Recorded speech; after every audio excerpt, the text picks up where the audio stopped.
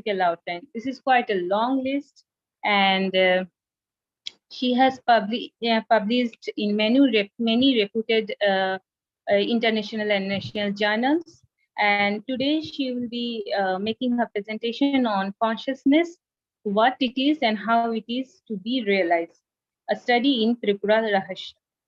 Our next speaker, Dr. Arujyoti Sharma, is a professor in the Department of Philosophy at Tripura University. His area of interest are ethics, Western philosophy. His books, Kant and Hegel on Ease or Dichotomy, was published in 2014 from Progressive Publisher. He has also completed minor research project on Kant's moral faiths funded by ICPR, New Delhi. He published articles in many national and international peer-reviewed journals, and today Dr. Sharma is going to present a paper on the problem of alienation and its overcoming through phenomenological development of consciousness in Hegel. Our next speaker, Dr. Akuizam Thaivesena. She is working as an associate professor in Department of Philosophy, Guwahati University. She has some very good papers in many reputed journals like Indian Philosophical Quarterly, Sadhana, Indo-Pacific Journal of Phenomenology, Ubiquitous Journal of Asia, and International Bioethics, UNESCO, etc. Today, Madam is going to talk on Sartre's theory of consciousness, a phenomenological study. Our next speaker, Professor Nilan Hangamja from Manipur University.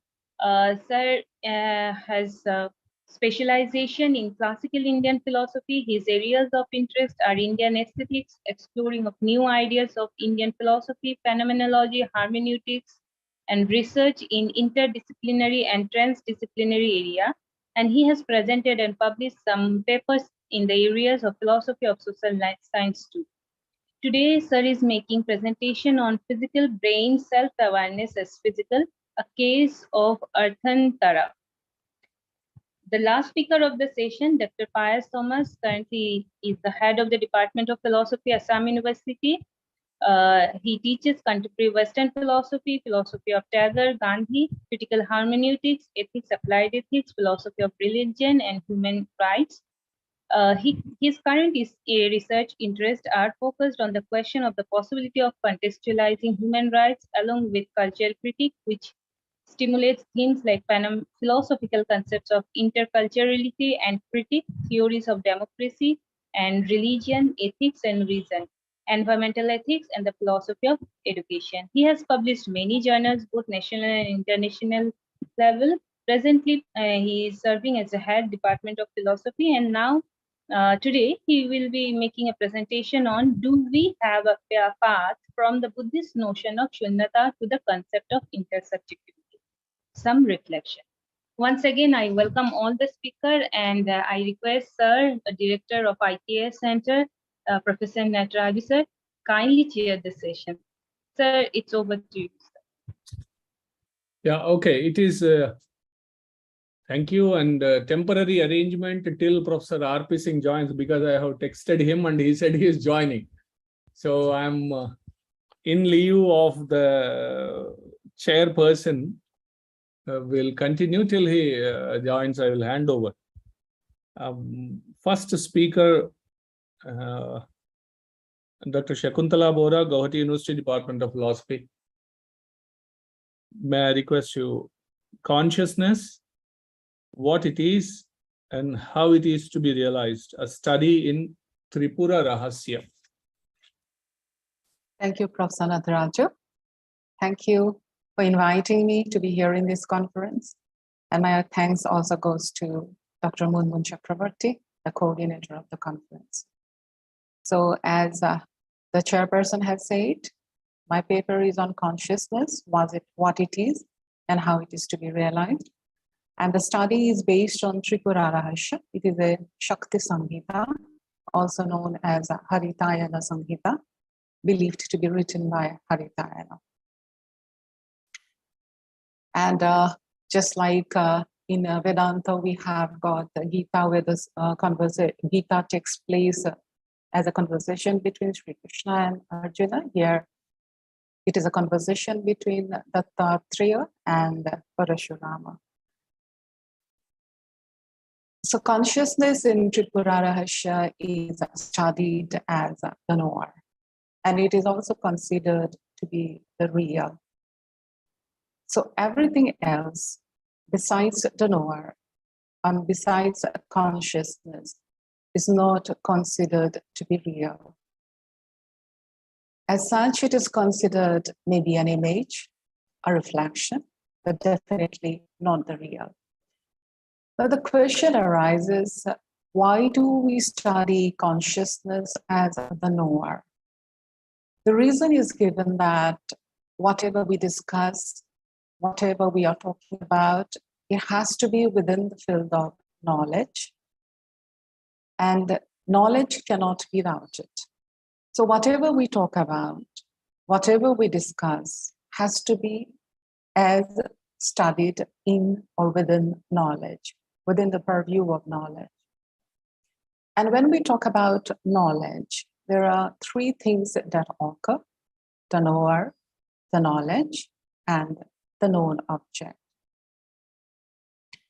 This knowledge cannot be doubted because without it, we would not have been here talking about anything else.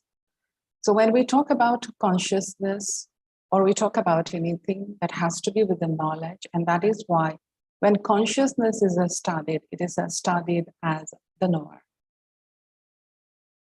It is considered as real. That is, consciousness or the knower is considered as real, and everything else is considered as not real. And as such, as I said, it is considered either as image or as a reflection. The reason being that whenever we talk about the object of knowledge, so the object has to have reference to knowledge itself. When we say it exists, the reference is not to an external object out of knowledge, out of consciousness. The object we are talking about has to be within the purview of consciousness and within the purview of knowledge. So whenever we talk about existence of an object, it has to have a reference to knowledge. That is why it is said that existence of an object of knowledge depends on knowledge itself. So it is dependent, and as such, it cannot be considered as real. In other words, to be real, it seems it has to be independent. No, knowledge is independent, but we will see as we go by that the knowledge which is considered as real is not different from the knower, and it is not knowledge of the object. This knowledge, whether we are talking in terms of knowledge of the object and knowledge as such, this knowledge has reference to the knower, which may be identified with knowledge itself. Or when we are talking in terms of object, knowledge, and the knower of the object, then it must be referring to the knower whose knowledge it is. So as it always refers back to the knower, so it is the knower which is indubitable. It has to be there. Otherwise, we will not be talking about knowledge, and definitely we will not be talking about, or there will be no reference to the object of knowledge. And in Tripura Rahasya, it is the knowledge of the object and the object of knowledge which is said to constitute the world. So the world we talk about is the world of knowledge, be it the object of knowledge or the knowledge of the object. So one reason that we consider consciousness is real in terms of the knower is that wherever we talk about knowledge, it has to have reference back to the knower. That is why it is indubitable. In other words, indubitability is a criterion of testing the reality of the knower or the consciousness. And it cannot be denied. That is, we cannot say that it is not there. So denial is considered as an absurdity, because to deny, we have to form a concept of it.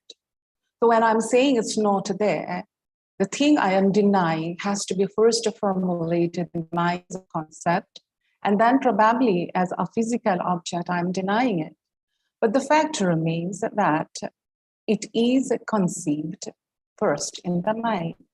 And if it is in the mind, then how are we saying it doesn't exist? So the very denial of the existence of anything for that matter actually asserts a consciousness, the conceiving, the conceptualizing, in whatever form we are talking about. The denial in the physical world is an assertion in the world of consciousness. So whenever we talk about absence of the knower or absence of the consciousness, it is considered to be an absurdity. And as it is, its denial cannot be considered as real, that is, it ends up in absurdity. It proves that consciousness must be there. So that is, in a way, we can consider it to be second test or the criterion or the another criterion for the test, for testing reality. That is, it's there. It is there when we say it is, and it is there when we say it is not. So whether we affirm its existence or we deny its existence, it is. So consciousness is. So its presence is another criterion because of which consciousness is regarded as real. In Tripura Rahasya, it is said, I'm quoting from there, reality must endure forever and ever. Consciousness either is or is not. In a former case, it is obvious, and in a latter, it is implied. But the conception of its absence implies consciousness. So we see that first, it is self-revealing in the sense that it is indubitable, and second is its presence. So that is why consciousness is regarded as real. But what about the objects of knowledge, objects of consciousness, if we break it up? Now, these objects, as I mentioned, is say that the very existence of the object implies that it is known. If it is not known, it would not have been talked about or discussed. So it definitely depends for its existence on knowledge. And if it depends, so if knowledge were not there, in the sense of the knowledge of the object, then the object also would not be there. In other words, it is said that the object lasts as long as the perception of the perceiver is. And this, as I said, the object of knowledge and the knowledge of the object is considered to be the world. And it is also not real because it does not last. And if it is not real, what do we call? We call it images, we call it the reflection. In other words, the object of knowledge and the knowledge of the object is the world, and it is also nothing else but the images or the reflections, but it is not real. Because it doesn't fulfill or it doesn't satisfy the criterion that has been put down for reality or what can be considered as reality. Now it leaves us with the question of what about the physical objects? In Indian tradition, especially what we consider to be Advaita, and Tripura Rahasya is also Advaita, physical is not considered to be different from mental. Physical is solid, mental more subtle, but both are material. And they are images. So here too, the physical objects are images. The criterion remains the same. They are changing on one hand. And on the other hand, the perception of the physical also depends on cognition or the knowledge itself. So what we call physical, we believe it to be outside the mind, but when we conceive or when we perceive it, it remains the object which is physical in the sense of outside the mind. It becomes an object in the mind and within the view of consciousness. So that physical, because it changes, and because it is not independent, so therefore it is again called to be not real. And if it is not real again, then it is the images. Then how do we distinguish between what we call physical and mental? The distinction is, as I said, one is subtle and one is gross. That is the only difference between them. No other difference is there. It is believed that when we have a physical substance, it is nothing but more forceful. So to be gross, it needs to be more forceful. So the image becomes more forceful in the sense that it is drawn over and over and over again. One thing I have noticed when I study Advaita is that the peculiarity of Advaita is it starts from the reality and then it starts explaining how the world is to be understood in relation to that reality. We do not start here to understand from the physical back to consciousness. Rather, the physical is explained in terms of consciousness. Consciousness, it is conceived, and the conceived, when forceful, becomes a physical in nature. Not that we have to explain the physical how it exists, but rather that consciousness takes a form of a concept, and that concept manifested, or it is a physicalized, and we call it now real. But it is nothing but it is a gross expression of that consciousness. So physicality that way does not have more reality in Advaita. In fact, it comes a step later than what we call as mental. And the mental, if it is drawn over and over again, and if we keep thinking about it all the time, then it takes the nature of the physical, because it is drawn more times, because it has been thought about more times. That is why it acquires solidity. That is what it appears like. Second, these objects, whether we are thinking in terms of only mental, or we are thinking in terms of the physical, which we generally distinguish as dream, swapna, and the Jagrata states, they are equal because they are images, they are reflections, and they do not qualify to be reals because they are changing and they are not permanent. They are not available all the time. So here is the question that what is considered to be unreal? What is illusion? How do we define illusion? Now, illusion is nothing but that which is there as a conceived for some time or perceived for some time, and after some time it's not there. If we are thinking of an elephant right now, and the elephant is not there after some time because it is not there in front of our mind sense, so we say that, oh, it was an illusion. Similarly, they are saying that the physical object is not there all the time. It is not there permanently. And not only that, physical object is actually changing, and we are just not noticing the changes. So the changes are there, and if we become more observant, then we do see the change. So if it is changing, where is the question of its permanence in the sense that it is always there?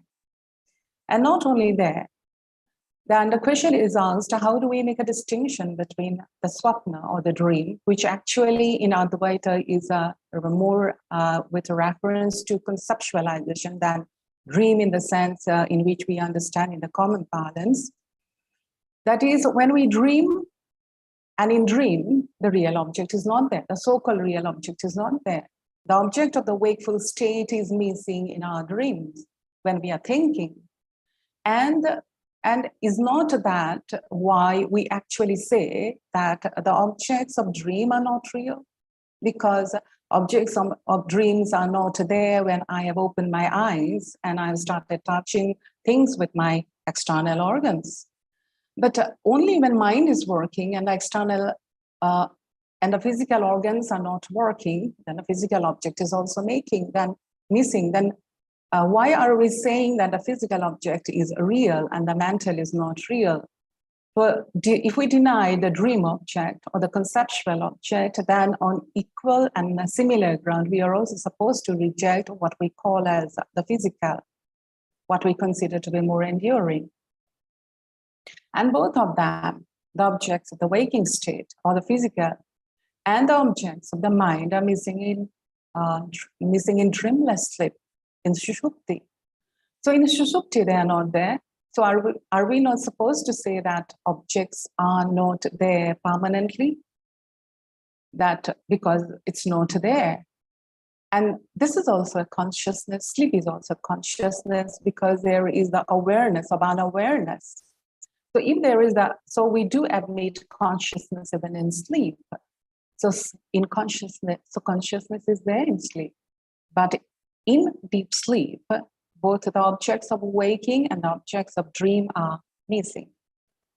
So because they are absent in certain states of consciousness, so we are supposed to say that they are not real, but while we have to admit that consciousness or the knower is always there, whether it is the state of conception, whether it is the state of so-called perception, or it is the state of dreamless sleep or sushupti, where we are not seeing any object, whether mental or physical.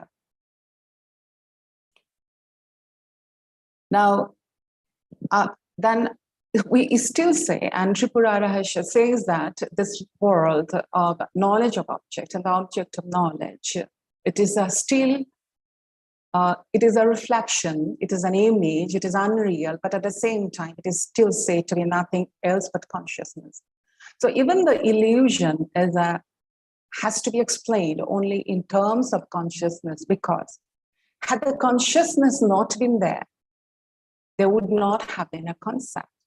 There also would not have been the so-called the manifestation or physicalization of that concept.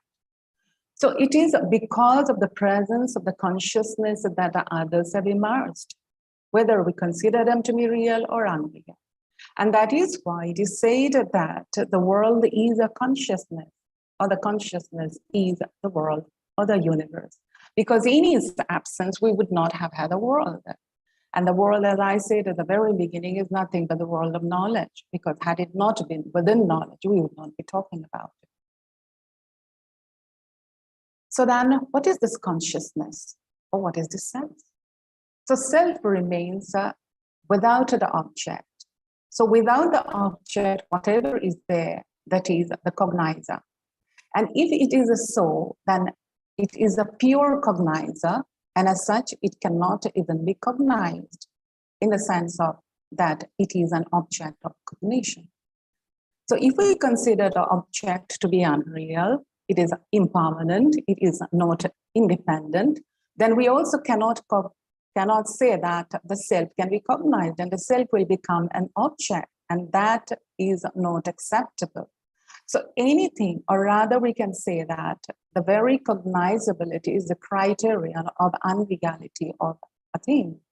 So if I know it, if it is known, if it is cognized, if it is within the purview of intelligence, then that cannot be considered as real because it is separated from the knower.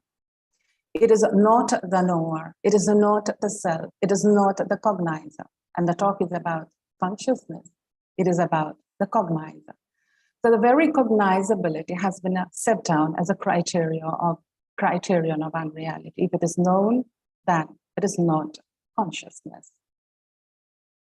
It is because of this that if I try to know my consciousness or if I try to know myself, then that self is not the consciousness that the talk is about. The talk cannot be about the consciousness as such. We can only refer to it, or we can just say that it is there, but we cannot talk about it, because if we have talked about it, it has become an object. And if it has become an object of cognition, it has become an object. So it is not there. So that I, which is a part or which is cognized as a cognizer, even that also falls within the world. I like to quote from Tripura. Just as the dream creations are pictures moving on the mind screens, So also this world, including yourself, is the obverse of the picture depicted by pure intelligence and is nothing more than an image in the mirror. So the I, which is an object of knowledge, is also within the world and is not the knower. So then how are we to understand this? Okay, it is not cognizable. So it is, we can say, as I said at the beginning, it is the knowledge, but it is not the knowledge of an object. It is pure intelligence, which is not aware of something. It is the pure awareness. So it is pure intelligence where we do not find an object. And because there is no object, we do not talk about it as the knowledge of an object. Do we say? It is intelligence, it is knowledge, it is self, it is consciousness. So in other words, this self, this consciousness is non-dual because there is nothing to break it up into a subject and an object. But only for reference sake, to understand, we talk about it as a subject, as a knower. But the object is not knower, object is not there. So it is not the knower of an object, it is just the knower. So because it is a non-dual, that is why it is said that the self cannot be known. We have seen. And because it is always there, that is why it cannot be attained or attained. Because it is there in a wakeful state, because it is there in dream state, because it is there in dreamless state. So the question doesn't arise that I will gain the self. We can gain only that which is not there. It's there.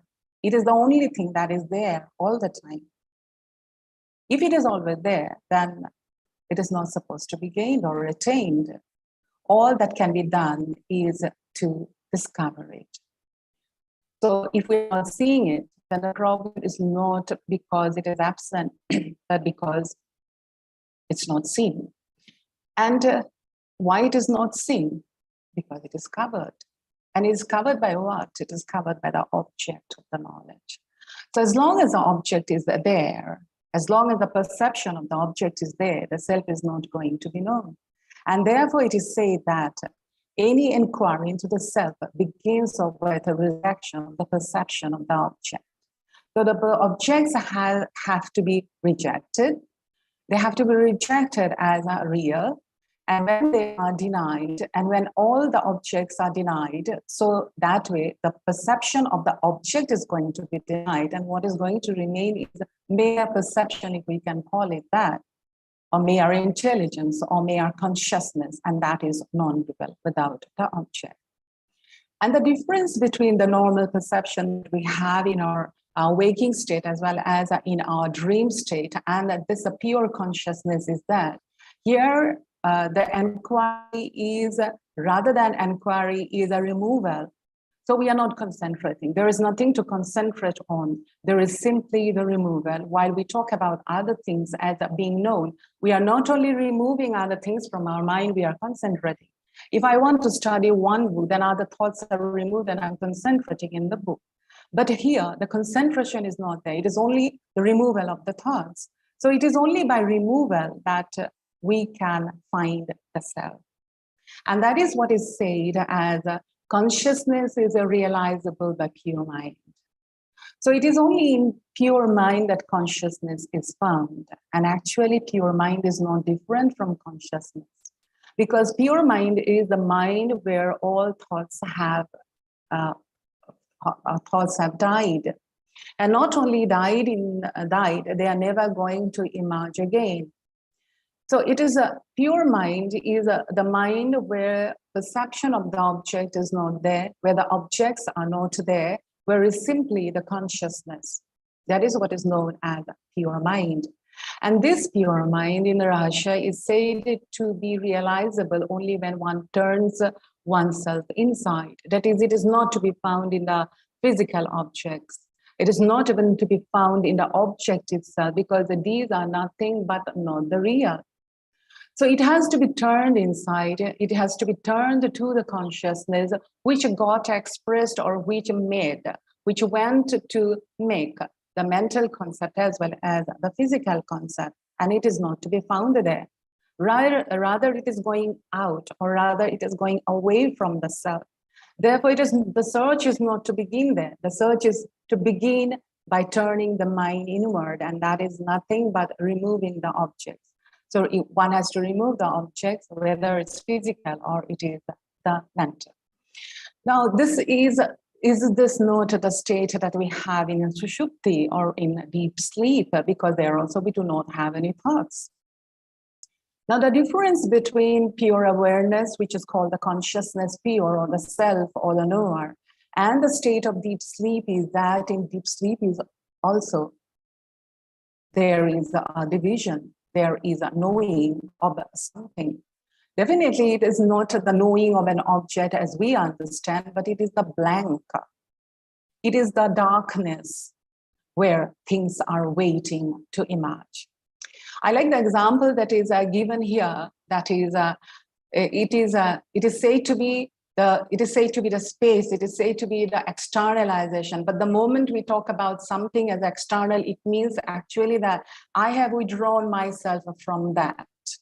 So it is rather about the withdrawing the subject from the unitary consciousness and then calling whatever is left out from me as the external, as the outside. And if it has happened, then there is always a possibility that objects are going to emerge.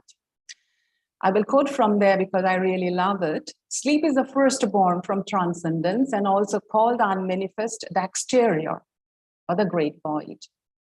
When you say outside the hill is withdrawn from the space beyond, it's not included in it. So rather than excluding that from me, actually I am excluding from myself from the unitary consciousness. And division in a way has occurred. So it is the pure mind where there is no knowledge of the object. So it is called a pure awareness. That is why it is called the pure subject. So that is why I began with the saying that the knowledge which doesn't know anything at all, that knowledge is the subject. That knowledge is the knower. If we can still talk in terms of that, and we have to talk about it in terms of that only because we are talking. So as we are talking, some language has to be used, and that is the language we are using, but there is not a thing, it's not a thing, not a discrete thing as such. So how are we to find it now? Now, it is said that actually it is there, it's always there, and it can be grasped, or rather, it can be seen, or its presence can be felt between thoughts. So it's not that thoughts are always continuous, desires are continuous, our projects are continuous, there is always a break. And that which is the break, that is the self, because otherwise thoughts are there. So whenever the thoughts are not there, that gives us an idea about what a self. Now, why am I saying that it gives an idea? We will see to it. But it is this awareness that lies without an object, because it is always has to be there, because from there will emerge the object of thought or the gross object. That awareness which lies there without an object, that realization is actually called a samadhi. So this samadhi is definitely different from the sleep where we are seeing the darkness or the void, which is an exterior. And these are there. And Rahasya is saying that we are not aware of it because nobody taught us that this is the self, this is the awareness. And we know what is sleep because we have been acquainted with sleep. That's why we know when I feel sleepy. The self is not known because nobody taught us how to find out the self. It's in between. This is known as a fleeting samadhi. And it is said that each one of us have it in between thoughts in our everyday life, and they are known as fleeting samadhi. And it is not only in ecstasy where self is lost, even despair is lost when hope dies, when mind dies. And the examples given in Rahasya are when a man remains unaware of in and out for a short interval and is not overpowered by the ignorance of sleep. The infinitesimal time when one is beside oneself with joy, when embraced by one's beloved in all purity, when a thing is gained which was intensely longed for but given up in despair, When a lonely traveler moving with the utmost confidence is suddenly confronted with the utmost danger, when one hears of a sudden death of one's only son who was in the best of health, in the prime of life, and in the apex of his glory. So it may be in ecstasy, it may be in the depth of the hope. But if we don't have it in our mind, then that is what is self. But these are fleeting samadhis, are not samadhi in the sense that they are not enduring. They cannot be called the samadhi proper because we are not aware of the awareness. Of course, there is not going to be aware of the awareness, but we don't even know that, yes, it is a self. And only that samadhi will be a proper samadhi where it is continuous, that the self-awareness continues, one is aware of it, in spite of the fact that objects are there. And not only that, the thoughts have to stop emerging. But in our case, when fleeting samadhi is there, when it goes unaware, then the thoughts emerge. When thought dies, when hope dies, another hope comes in, another project comes in to feel it. And so it doesn't stay. This samadhi proper, that which will continue and where thoughts don't emerge, is known as Nirvikalpa Samadhi. So the Nirvikalpa Samadhi is not a Nirvikalpa. Nirvikalpa is the fleeting Samadhi in a way. Nirvikalpa Samadhi is the awareness which one is aware of, which one knows of what it is, that this is the self. And once it is known, also the thoughts stop. So that is called as a Nirvikalpa Samadhi. It is characterized by experience of the true self alone, pure intelligence. And it no more creates pictures, it no more creates desires, it no more creates any concepts, which may become physical, of course. Now, what do we require in Nirvikalpa Samadhi? First, as I said, one has to be taught what is self-awareness, what is Samadhi. Otherwise, it is going to just go on and we are not going to be aware. Sorry. Yeah, just one. I didn't want to interrupt you, but then, because samadhi cannot be interrupted with such words, Okay. But then, please. Can I take 1 minute? Please, yes. Yeah, okay. Yes. So Nirvikalpa Samadhi is said to require first a theoretical knowledge, because without theory, it is said that if a jam is given, and if we see it also, we will not know it to be that jam. Second, Nirvikalpa Samadhi, the very term actually means that it is experienced. So there has to be practical knowledge about it. So first, there has to be theoretical knowledge. And second, with the theoretical knowledge, there also has to be attention, because without attention, no matter how many times the theory is taught to us, we do not learn. And without the theoretical knowledge and the attention, the practical knowledge, it doesn't come. And this practical knowledge, which is known as the Nirvikalpa Samadhi, comes with meditation, or what is known as a dhyana. Dhyana is on the state of the awareness which goes without being aware of. So let us say that fleeting samadhis, if one becomes aware of it in the dhyana, then that is what we know as a dhyana. Along with the theoretical knowledge, which is with attention, then the samadhi or then the knowledge of the self is gained. Thank you so much, Professor. Thank you, Dr. Shakuntala. I mean, as always, it's so lucid your presentation is, and it's good to hear you. I mean, we take a couple of questions and then we move on to the next paper, because all papers together, it's sometimes we lose track of things. So yeah, a couple of questions we have time. Anybody is raising hand, or anybody wants to come in and speak? And in between the instruction for all research scholars and students is put your questions in the chat box. The chair can read out. So when a speaker is actually speaking, then and there you can actually type and then put it into the chat box so that we can take questions. And so before there is a question, I have one small observation, and then you can respond to it. And it is You see, you do Nagarjuna studies, and then you are into Vedanta, and now to Tripura Rahasya. Where do you see there is something we can learn about from Tripura, where some deviation from the Buddhists and the Advaitins, and then we can pick up this particular idea. Any couple of ideas that you have seen? Yeah, basically, I do not find much difference. Much difference means I find it to be the same so far as the question of consciousness is concerned, whether it is Shankara or Tripura. It is only in the explanation of the world that there may be some differences. And so far as Nagarjuna is concerned, actually, he doesn't talk about consciousness as such.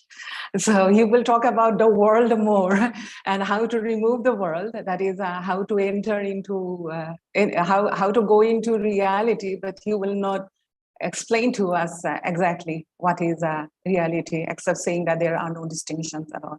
But regarding this consciousness, I don't find any difference between Shankara's Advaita or Tripura Advaita. Yes. Thank you. Thank you. Anybody else? Dr. Moon, anybody has raised hand or anybody? Yeah, Dr. Rajan is there. Yeah. Please ask him to raise question. Yeah. Dr. Rajan, please go ahead. Yeah, thank you, sir. Thank you so much for giving me this opportunity. And it is always pleasure to listen. Good to see you. Good to see you, ma'am. Ma'am, it is really an adventurous idea to grasp the consciousness in its raw form. However, I am, often strike with an analogy. Suppose if I look myself in the mirror, I see myself. But when there is only a mirror, when there is only a consciousness, isn't a like idea unconscious consciousness? So isn't quite similar to Nyaya notion of self, that consciousness is just like an unconscious element or something? This is my first question or comment. And second, like when we are talking about the reductionism, like we are reducing everything to the consciousness, like how can we explain the biggest mystery? Like how can this whole reality, the material reality come into existence? Can consciousness give the birth to this big cosmos, the material, the realistic world which you see? Because I personally find that it is possible to reduce or deduct the consciousness from matter, but the vice versa seems quite impossible to from realistic point of view. Can we give birth to consciousness from can we give birth to the material world from consciousness or not? Or is it just a fake reality? Thank you so much. Thank you, Dr. Rajan, and nice to see you. Yeah. First is you say that consciousness is unconscious. Consciousness cannot be unconscious because at the very beginning, as I said in the lecture, when you were saying it is unconscious, then also the consciousness is there. So where is the question of a talk about a consciousness which is unconscious if you were talking about it?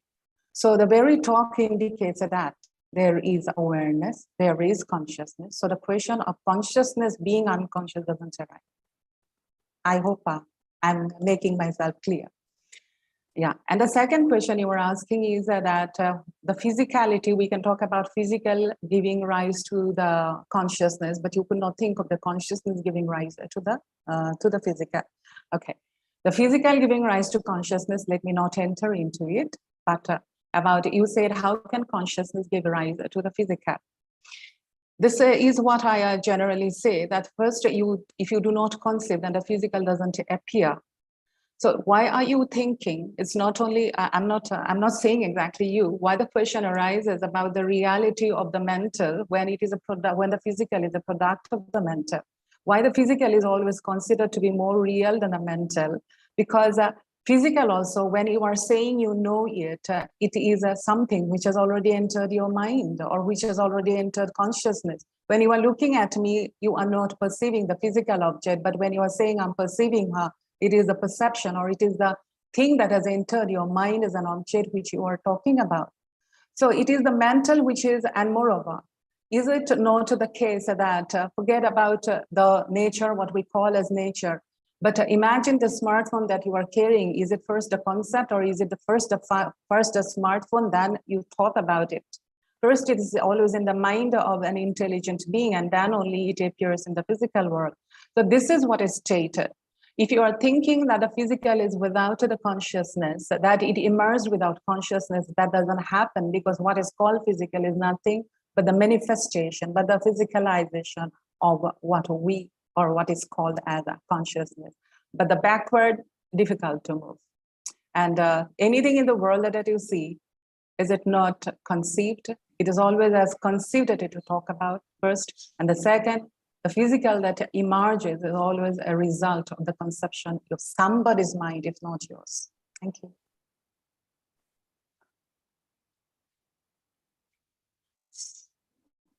Dr. Rajan? Yeah, ma'am, just a little clarification on the first response. Ma'am, suppose if I'm looking in the mirror, so I see myself, I see my face.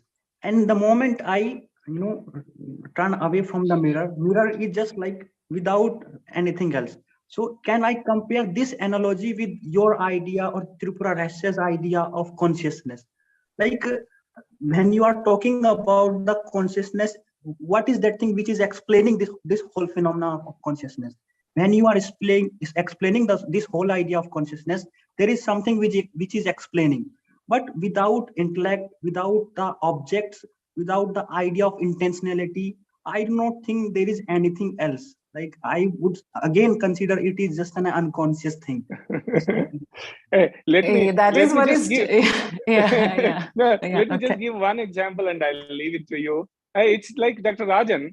It's like I generally hear Bengali community, so then they actually enjoy Rasgulla a lot. It's like explaining the taste of Rasgulla to somebody who has never eaten it. Now, your question is almost the same. See, we do not know any such where the triputi is absent, the knower, known, and the objects are absent. That's what Dr. Shakuntala started her discussion. Na? It is unknown to us. Such an experience is unknown to us. So any amount of explanation is not going to satisfy you because we are not aware of that awareness. We are just not aware. What all we know is the knower, the known, the objects, etc., etc. So it's like somebody who never tasted sugar and you're explaining what sugar is.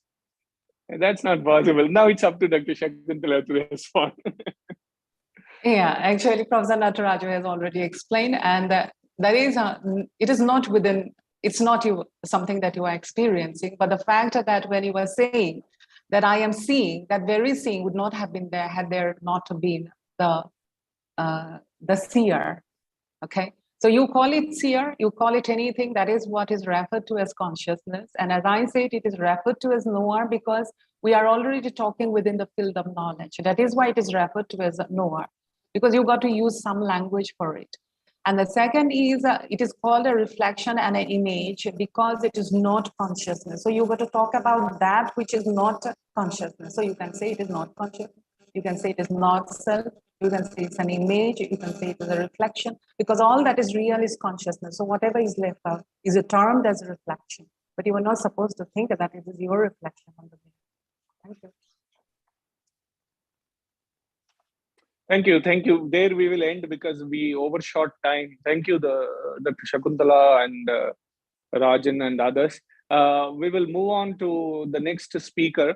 Dr. Adu, Munmoon, has Professor R.P. Singh joined?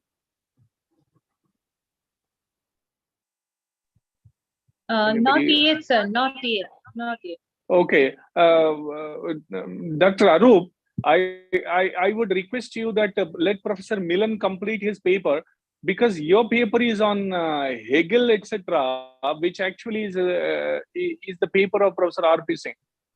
I believe he would be a more apt chair for you rather than I being there.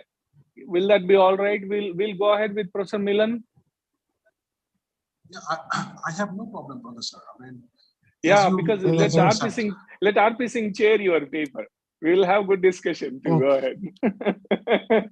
Okay, Adu is also. Yeah. Okay. Dr. Milan, you're there. Dr. Milan. Physical brain's self-awareness as physical. Right here. A case of Ardhantara. Please yes, go ahead, Professor. Yeah, please go ahead. Ardhantara. Yeah, please go ahead. Actually, the word Ardhantara, thank you very much, Professor Natarajan and Professor R.P. Singh. It's a great pleasure to have you with us. So, Arthantara, actually, I discovered this word used by Madhusudan Saraswati in his Mithata section of his Advaita Siddhi. So, a few years ago, then it is nothing, it's a very simple, logical kind of falsity. One wants to actually originally prove something, and somehow he or she ends up disproving what one originally intended to prove. So I was just using it, and this I am just applying to the science of consciousness.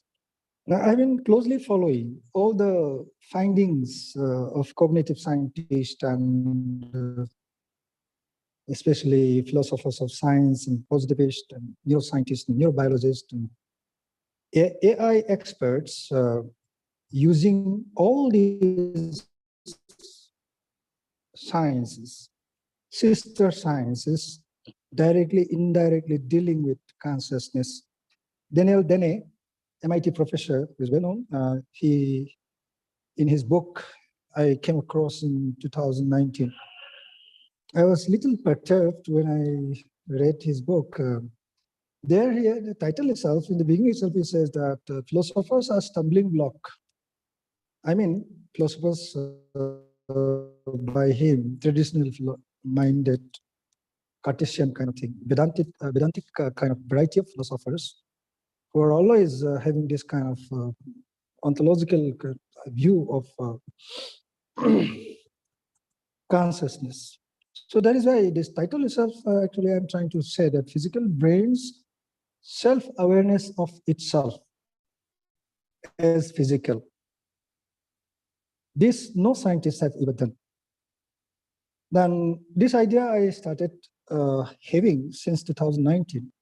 Once again, when I was going through Daniel Denney's book, there he was saying, he was arguing, he was showing his displeasure of traditional philosophers in acting as a stumbling block against the science of consciousness. So he was assuming that a science of consciousness, to speak about consciousness as scientific truth, objective truth, is empirically based, is quantifiable, is something which they can test in the laboratory, explain computationally. There, beyond that, there is nothing. That everybody knows, I will not repeat anything, whatever, everybody knows all those things, hologram, global field theory, then now the latest is simulation. Computer simulation model has used not only human brain, the entire cosmos is now some physicists, they are trying to explain the universe as some kind of a simulation, computer simulation. It has a lot of problems. Not all the physicists have accepted it. But why I'm saying this is that I actually had this idea, and based on that, I have actually developed this basic fundamental questioning to the scientists themselves. This is a question I'm putting against the scientists of consciousness. Because, they say that through neurological science, using functional MRI, state-of-the-art scientific equipments they use, they observe the way how brain physiology works. The complex, intricate neural, subatomic level neural connections in the brain, which they have not even studied fully, which they do not even understand completely. They're just still on the peripheral level of the way how neural connections are working.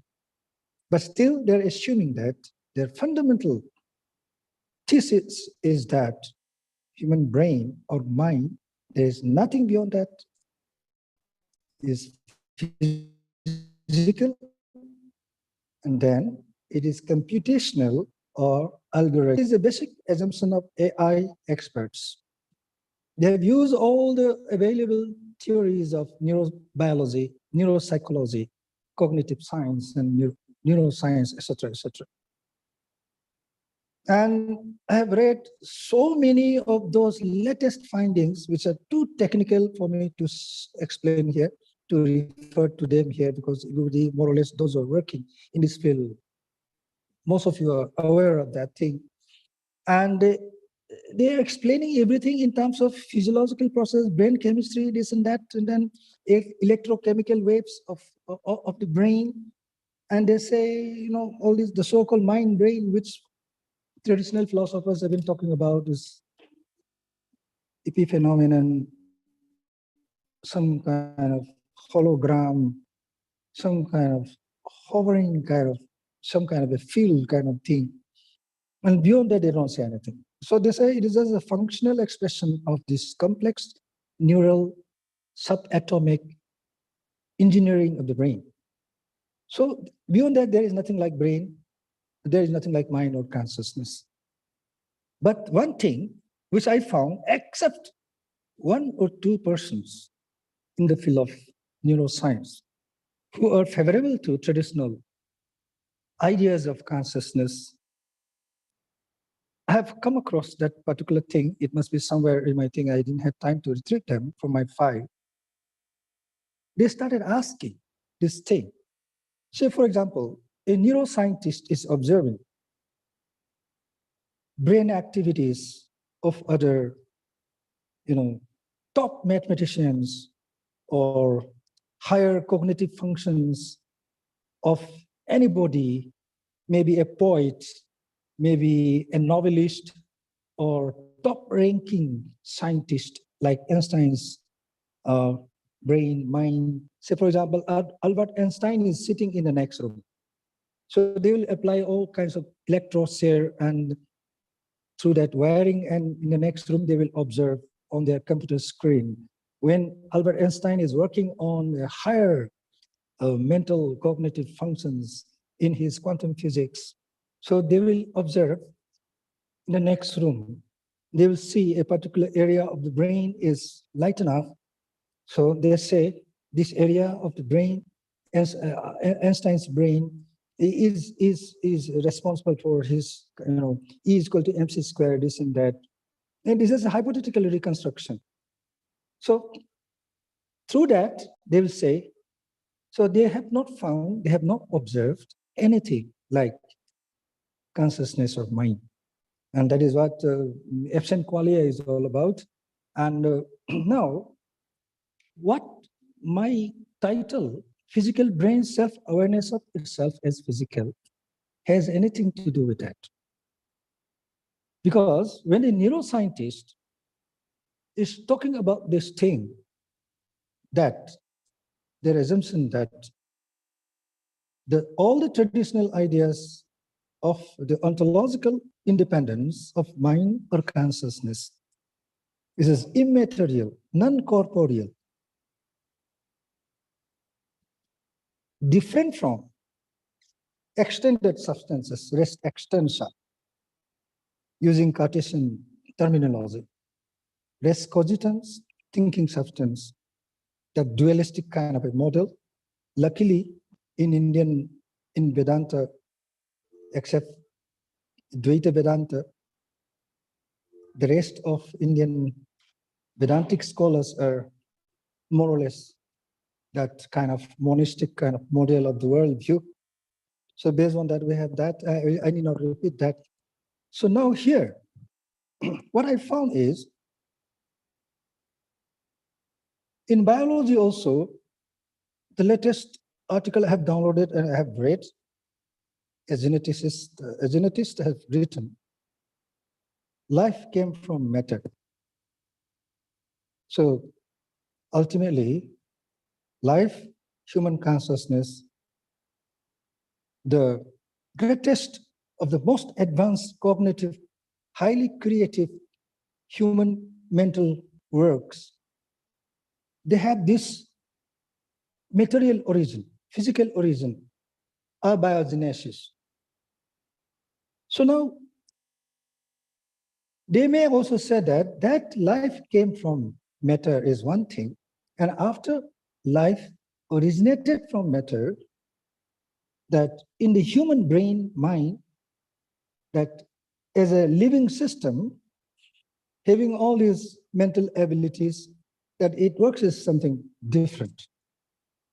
Even assuming that a scientist, a neuroscientist, an artificial intelligent AI expert is doing research on this, they're studying human brain, mind to understand how it works, and they're trying to replicate that in their AI machine model, machine intelligence model. And then, now, when they're saying that, beyond this, algorithmic or computational processes of neural networking, there is nothing like independent or extra physical reality called consciousness or mind. It is their same physical brain which is talking about that. It is their same physical mind or brain which is already mind or consciousness, which is already reduced to all these physical processes in terms of brain chemistry or whatever is the thing, all those things which happens in the neural, what you call lines. If that is the case, then it is as good as saying that a physical system knows itself as physical system. I don't have any other understanding beyond this thing. 2-3 months ago, I did read Roger Penrose's finding with the help of a anesthetist, a medical scientist. They work together.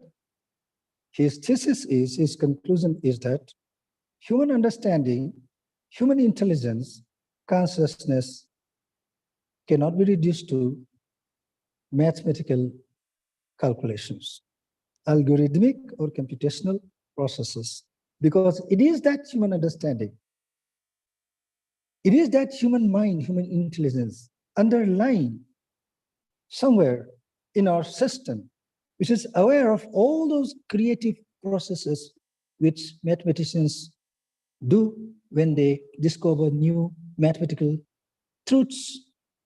Without a background kind of awareness, those truths will not emerge as a truth, they will not be recognized as a truth. So it's that those mathematical calculations which are revealed, which are shown, exposed by that background condition, they cannot get down, refer back to their condition and try to know that. And that was already, I found, already presupposed, anticipated by Shankara Acharya. He had anticipated everything about that. For this lecture today, I may not be able to give you all those details. Just, I will not speak much more also. I'm going to wind up very soon. Because the basic thing I'm asking is, when a neuroscientist are trying to explain like that, it is as good as bad as. Maybe he is observing Albert Einstein's or some other great, highly creative scientist or novelist or poet's mind. But it is his brain, which is physical process itself, which is observing another person's mind, or brain processes, and trying to say that the person's so-called mind or consciousness is nothing. It is just his physical brain processes. So that is as good as bad as the scientists themselves are describing their own mental processes. That means their brain, mind, just like other brain of other highly intelligent people among the scientists, or in all the walks of life, there are highly creative intellects. All their mental functions are reduced to the physical brain processes. So it is these scientists whose own physical brain processes, which knows other brain processes, which is nothing more, nothing less than describing their own brain processes. So that is what I try to present to all of you in this particular format: physical brain's self-awareness of itself as physical brain. The only thing I want to say very briefly is that this is like matter knows itself as matter. Nature, this natural world, physical cosmos, prapancha. Let us take it beyond these physical processes, the cosmos, the prapancha, bhauktik jagat. There is nothing more, nothing less than that. It's a pure prakriti. No consciousness, no atma, nothing is there. Now, if this natural world, physical world, cosmos, somehow comes to know itself through its human creature, whose brain, mind itself is nothing more, nothing less than the same physical, natural automata in the external world. That means, even in that case also, somehow Prakriti, nature, material processes has come to know itself as matter through human brain, mind, which is nothing but matter. So this is what I try to explain. I try to indicate, suggest in this title, physical self-awareness of the self as physical. So there are a lot of issues I have tried to explain. I don't think I will speak more in this.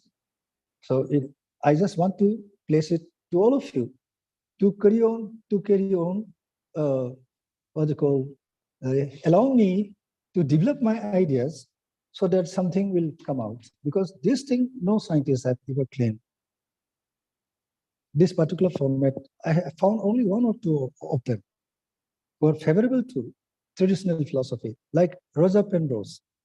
He is alone now. He is alone. All the neurologists, all the artificial intelligence people, they are actually pouncing on them. I have read 2-3 months ago, I have read it. He is favorable. He says that the understanding, the consciousness, intelligence, which knows what happens on the top, all those mathematical calculation, and this consciousness cannot be reduced to this mathematical calculation because it is there behind, at the background. This is exactly what Adi Shankara Acharya had anticipated. He exactly anticipated, as far as little bit of my textual knowledge of Advaita Vedanta is true. And we have to put all those things in a new vocabulary. That's only what today Professor Nataraja has beautifully said about some of his methodological orientation of his IKS. I really appreciate that. That is the kind of thing I have been always longing to hear.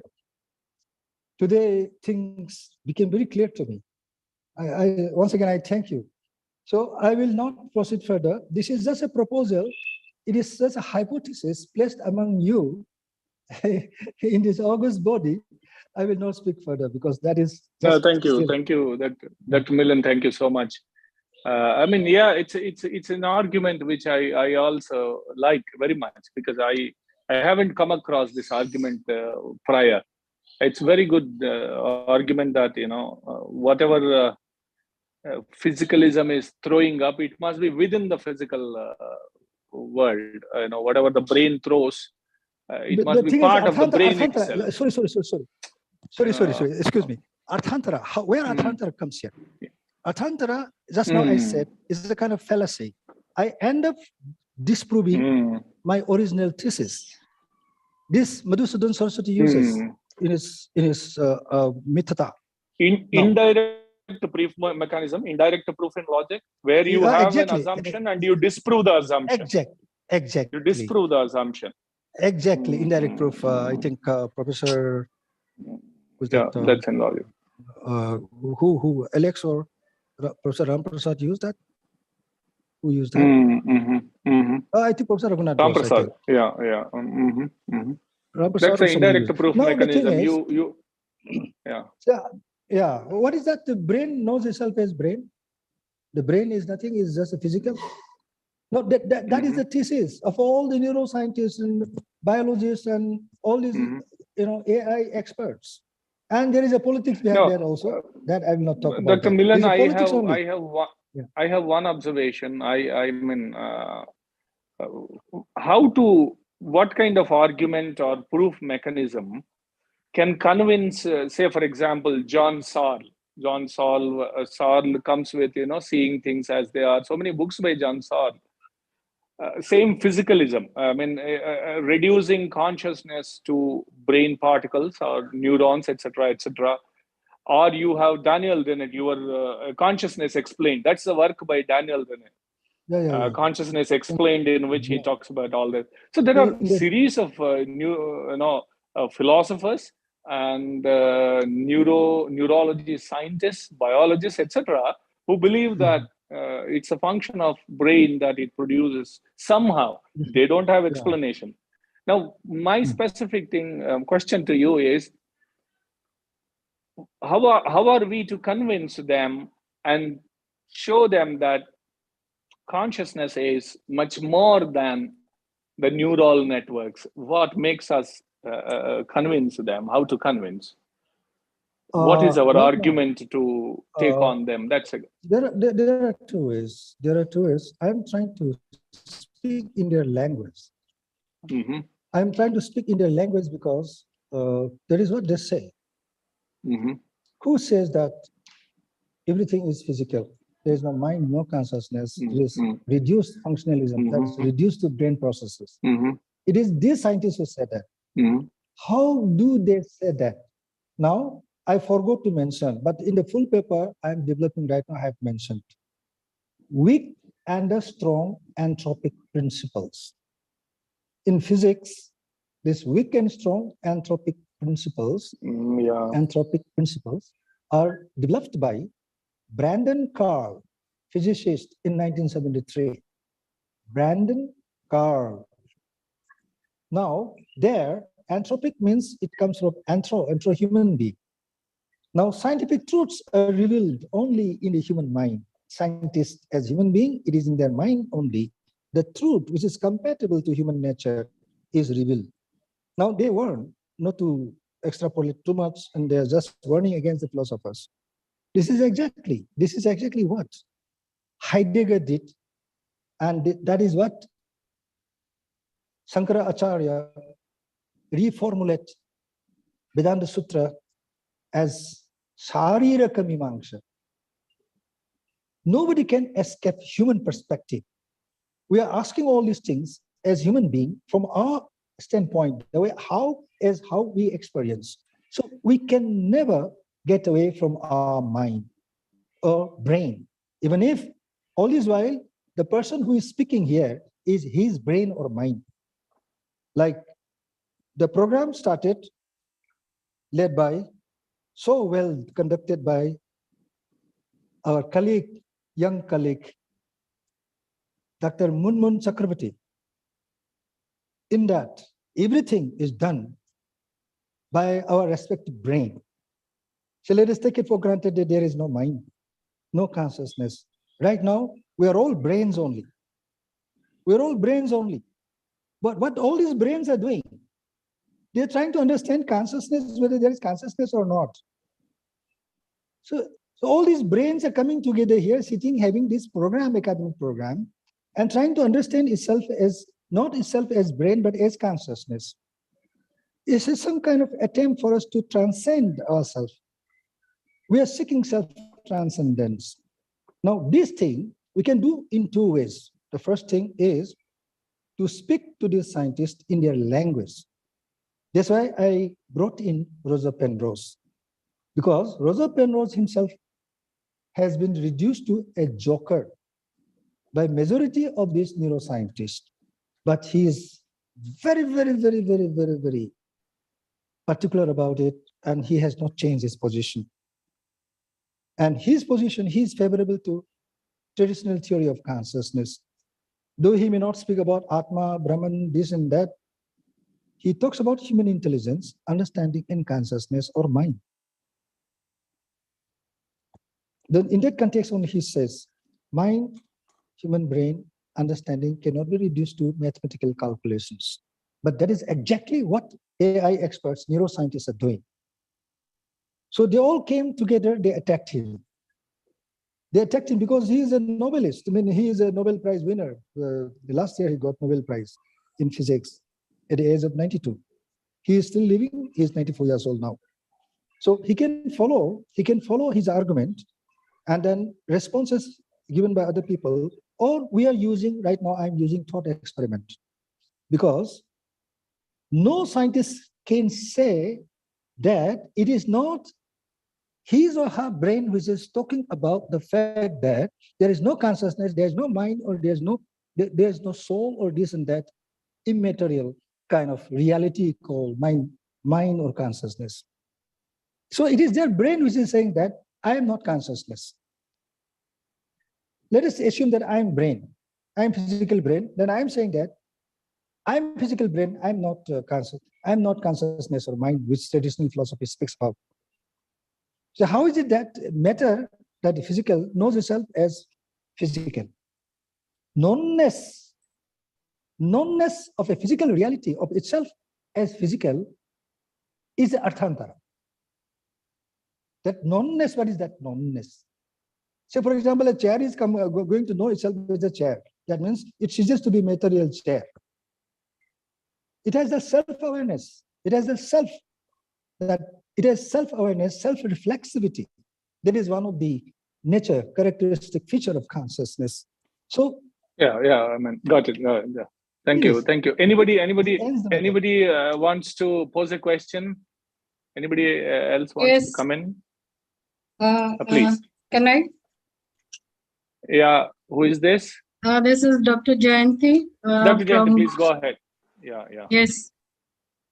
It's very fascinating to listen to you, but I have few queries because as I believe in Advaita model of theory of consciousness, and as you said that neuroscientist approach, and when we talk about the consciousness, theory of consciousness, do you believe that any satisfactory answer you will get from either from the scientist or neuroscientist? That is my first question. Second is that if we go by Advaita viewpoint, especially Advaita, not Dvaita but others, so they believe in a theory that there is a consciousness without which you can't do anything.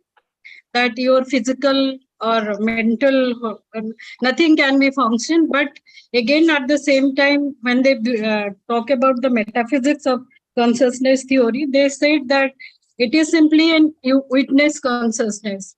It is not karta, it is not bhokta.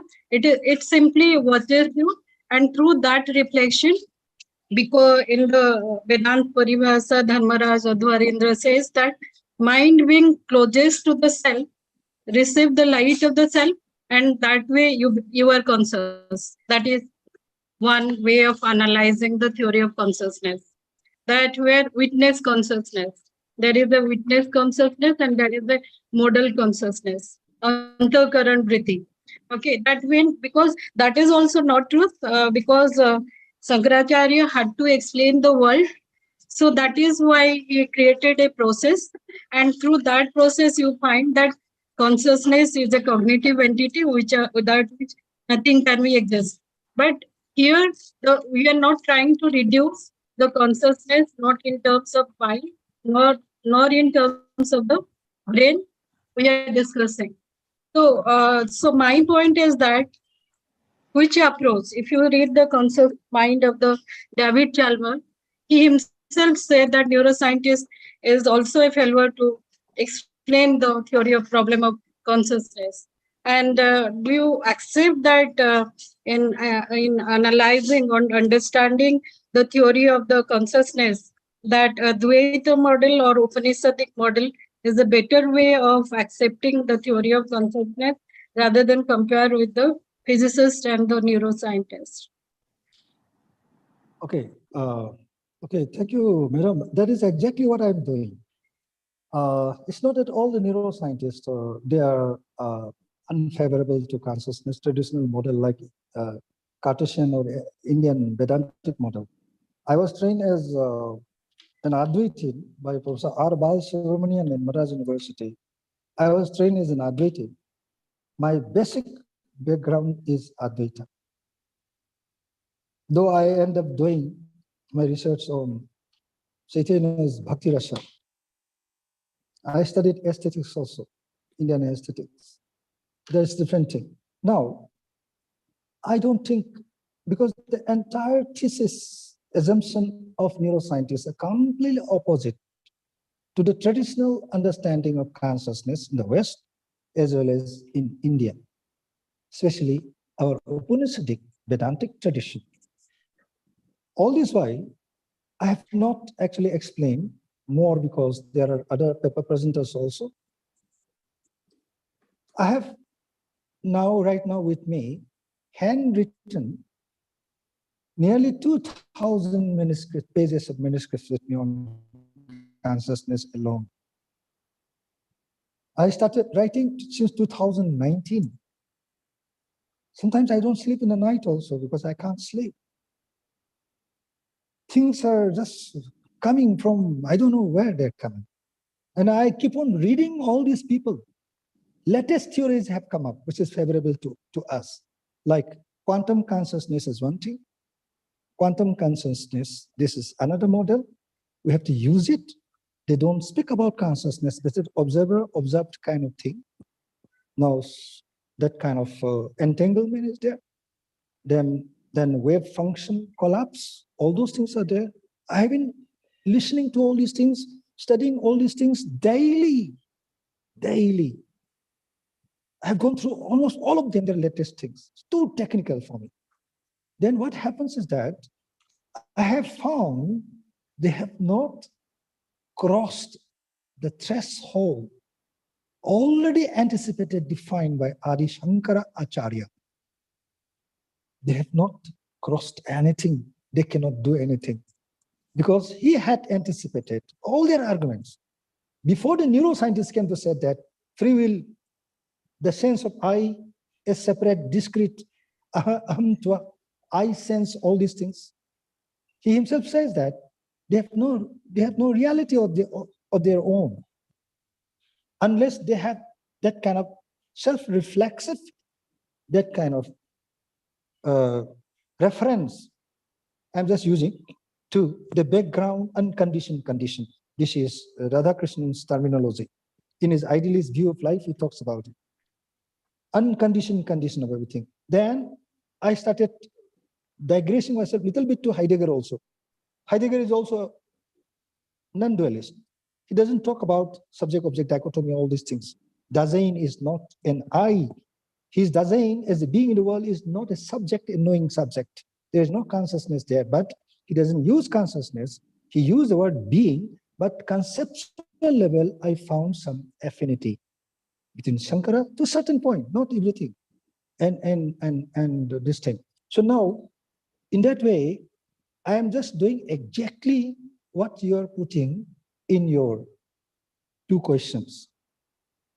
My fundamental background is to do something for Indian, especially Advaita's theory of consciousness. That's the only thing which I have. Next is Ramanuja's theory. If we want to go with the realist trend in the West, we have to bring in Ramanuja. So, for example, Munmun Chakrabarti has done her research on Ramanuja and Husserl. It's a very important thesis. So now we have everything. Now I started thinking that we don't have to even refer to their works. We can have our independent methodology. We can have our own independent study without referring to anybody. But now we're living in this world, is interconnected. Because of politics, everything is controlled by them. So Indian philosophy is nowhere. They're doing original works. All Harvard and Oxford, they're doing all our original works. I don't know in what they will be using them. I've even come across certain things which they came to say in the 20th century, which were already there in our Indian system. Buddhist logicians have already done so many things which recently only they came to speak about. So in that way, I was just trying to defend the position of Upanishadic idea of our Yeah, thank you. Adhisthana. Thank you. Thank you, Dr. Milan. Adhisthana Thank you matra. so much. I Thank know, you I so know much. you can go on. Thank you. Dr. Adhisthana Jayanti ji, matra, bare awareness. This is he is Professor RB student, so you can expect, you know, what kind of response will come from there. So, my guru RB used this word. yeah. From him only I learned. He says, Adhisthana matra, bare ground. He was completely excited in the class, you know, he was speaking Adhisthana matra. Then at the Dr. time, I didn't Milan, understand. Later on, Dr. I Milan, told the him, bare yeah. ground is bare ground idea is to be seen in Buddhist teachings also. Buddha did not decline that bare ground in Sadharma Pundarika, in what is that, exactly. Lalita Vistara, Lankavatara Sutra. It is there. It is there. I mean, you know, Buddhists have started speaking all kinds of Atma and become very crazy about it. But then the ground is not denied by Buddha in places. So a ground which actually unites even the elements or skandhas, whatever. Yeah, please. Exactly. But last comment, Dr. Milan, we have to move on. Dr. Arup is waiting. Dr. Arup is waiting. I'm sorry, Arup. You have one last comment, please. Yeah. I don't want to get excited because if I get excited, it becomes problem. Thank you so much. Thank you so much. I mean, thank you, because we'll move on. Thank you so much. Dr. Arup, Dr. Moon, did Professor Singh join? Dr. Moon?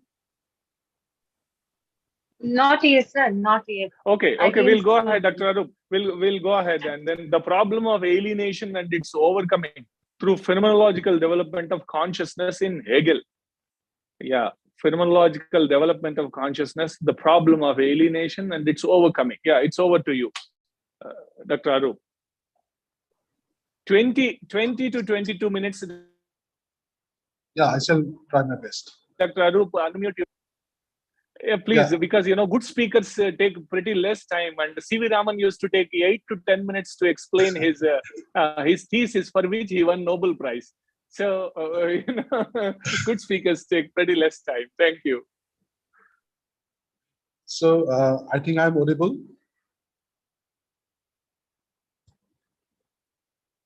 Yes, please go ahead. Go ahead. Yeah, we can hear. Yes, sir. Yes, sir. Okay. Good evening to one and all. First of all, I'm thankful to Professor Nattaraju and Dr. Munmun for giving me this opportunity once again to participate in this very important conference on consciousness, Indian and Western perspectives. And I have chosen a topic which is actually already read out by Professor Nattaraju, that the problem of alienation and its overcoming in phenomenological development of consciousness in Hegel. So, you know, the phenomenology of spirit, which is primarily concerned with the epistemological and the ontological issues in Hegel, mainly, because he has also discussed ethical issues there also in phenomenology of spirit, but ethical issues are mainly discussed in philosophy of right. So the problem of alienation is discussed in Hegel's phenomenology of spirit, and there Hegel talks about the phenomenological development of consciousness. And we know that the journey, the phenomenological development of consciousness takes a journey from sense certainty, which is actually abstract form of consciousness, to the knowledge of perception. From there, we go to the level of understanding, and finally, we reach at the highest stage of consciousness, where we have the absolute knowledge. And this absolute knowledge is also the place where we have reason, which is actually culminated by the faculty of reason. Now, in this phenomenological development of consciousness, which starts from the sense certainty up to the knowledge of the absolute spirit or consciousness, which is actually culminated by reason, then alienation is a very important problem, or it's a very important factor. So in this particular paper, I shall talk about this problem of alienation in Hegel. Now, the problem of alienation is an unavoidable circumstance of consciousness which cannot be avoided, but at the same time, it is a struggle for consciousness.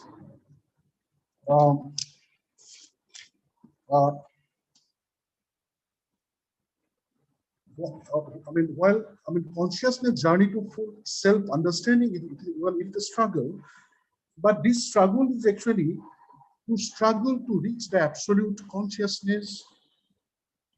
That this struggle also defines consciousness.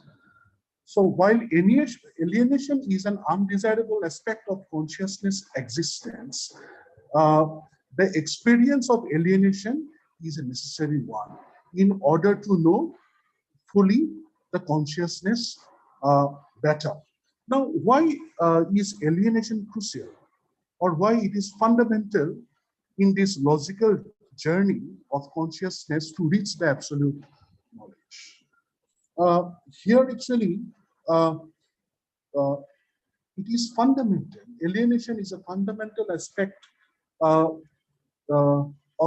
every step of consciousness prior to absolute knowing, because it is the experience of alienation that drives consciousness to alter its understanding of itself and its object until it overcomes its alienation in absolute knowing.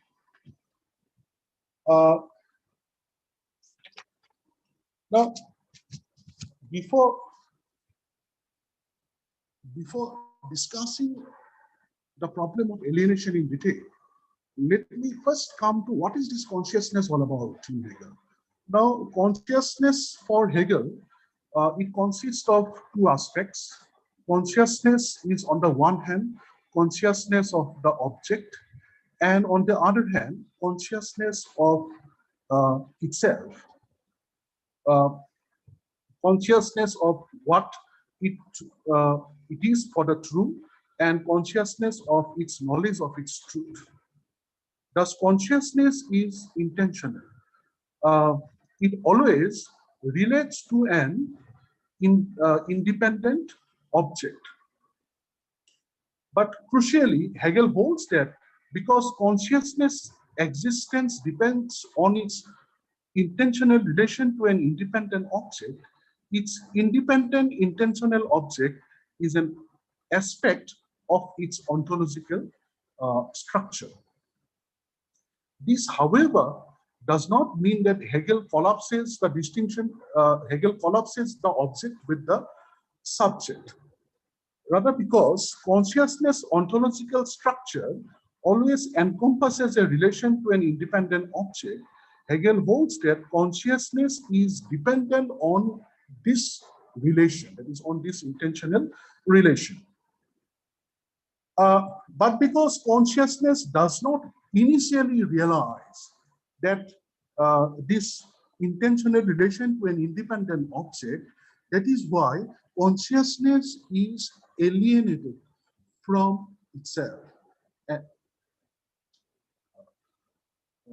Consciousness' initial failure to understand that its intentional object is an aspect of its ontological structure leads Hegel to insist that there is initially a distinction between the object as it appears for consciousness and the object as it is in itself. While this distinction results from consciousness' failure to understand itself, it also contains that it also contains the means that will allow consciousness to judge for itself when it has fully understood both itself and its object. Because the object as it appears for consciousness and the object as it is in itself belong to the same consciousness, consciousness itself is able to determine whether its knowledge of the object corresponds to the object or not. It does this by comparing whether the way the object appears for consciousness corresponds to the way the object is in itself.